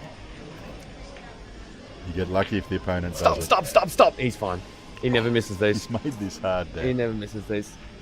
He's- I know, because he just rolls natural angles. He just rolls in. But he maps them well, knowing he plays that way. He plays his way very, very well. And I respect it. I wish I could do it, to be honest. It seems less stressful than having to put work on every shot I know. and get on I know. right lines and things. You just roll everything in, you're fine. Stevie Tran, just here in case you didn't know that Stevie Tran, he was the best B game player I've seen. There you go. He taught Sean Walpole but everything in his he knows, second didn't coming, in his second coming since he started these major tournaments, he's now potting everything and not even worrying he about his got B bored. game. He got bored. He got bored. That's the beauty about this man. He got bored of one too many people flicking a ball out of decided to snookers start in potting in IR. his old age. He's like, I miss world rules. I'm just gonna get him. Just so you know, Steve could always pot, but he was a smart man. He never let go anything for free. I can pop, but why would I when they're just gonna hang themselves every frame and give me 2 shots? I don't know, you remember Josh Haynes? Yes. I had a He's back, when Stevie. I first started. He goes, Steve, write the percentages. And you do that. You do that well. What do you reckon? There was this comp we used to, Hold we on, used to have in let's the watch- Oh, let's sorry, watch- Sean, about to win Let's the watch the tournament. Kiwi. Yep, Black he's Kiwi. done. Hold He's on the black. Let's let him pot it first. Well done. Well done. Alright, Well deserved. I'll be back. Well deserved. And yes, for a lot of people that chose Tim Shelton, unfortunately, it didn't work out that way today. You can make your own assumptions and theories on why. But for Sean Walpole, I give him a lot of credit today. He went out there and played his game for the 99% of it and achieved what he wanted to. So good on him. And hopefully he will now take on a higher challenge and try to grow his game. To Michael Skerry and Joseph Evans now, 1-0 to Michael. Again, we can focus on a different mindset and ability set as we watch this game. Michael has done probably many things in Australia that he needed to do. Joseph Evans is just about to embark on that career. And I think this is a very good game for Joseph, just for the learning curve that I think the kids are willing to take these players that have done it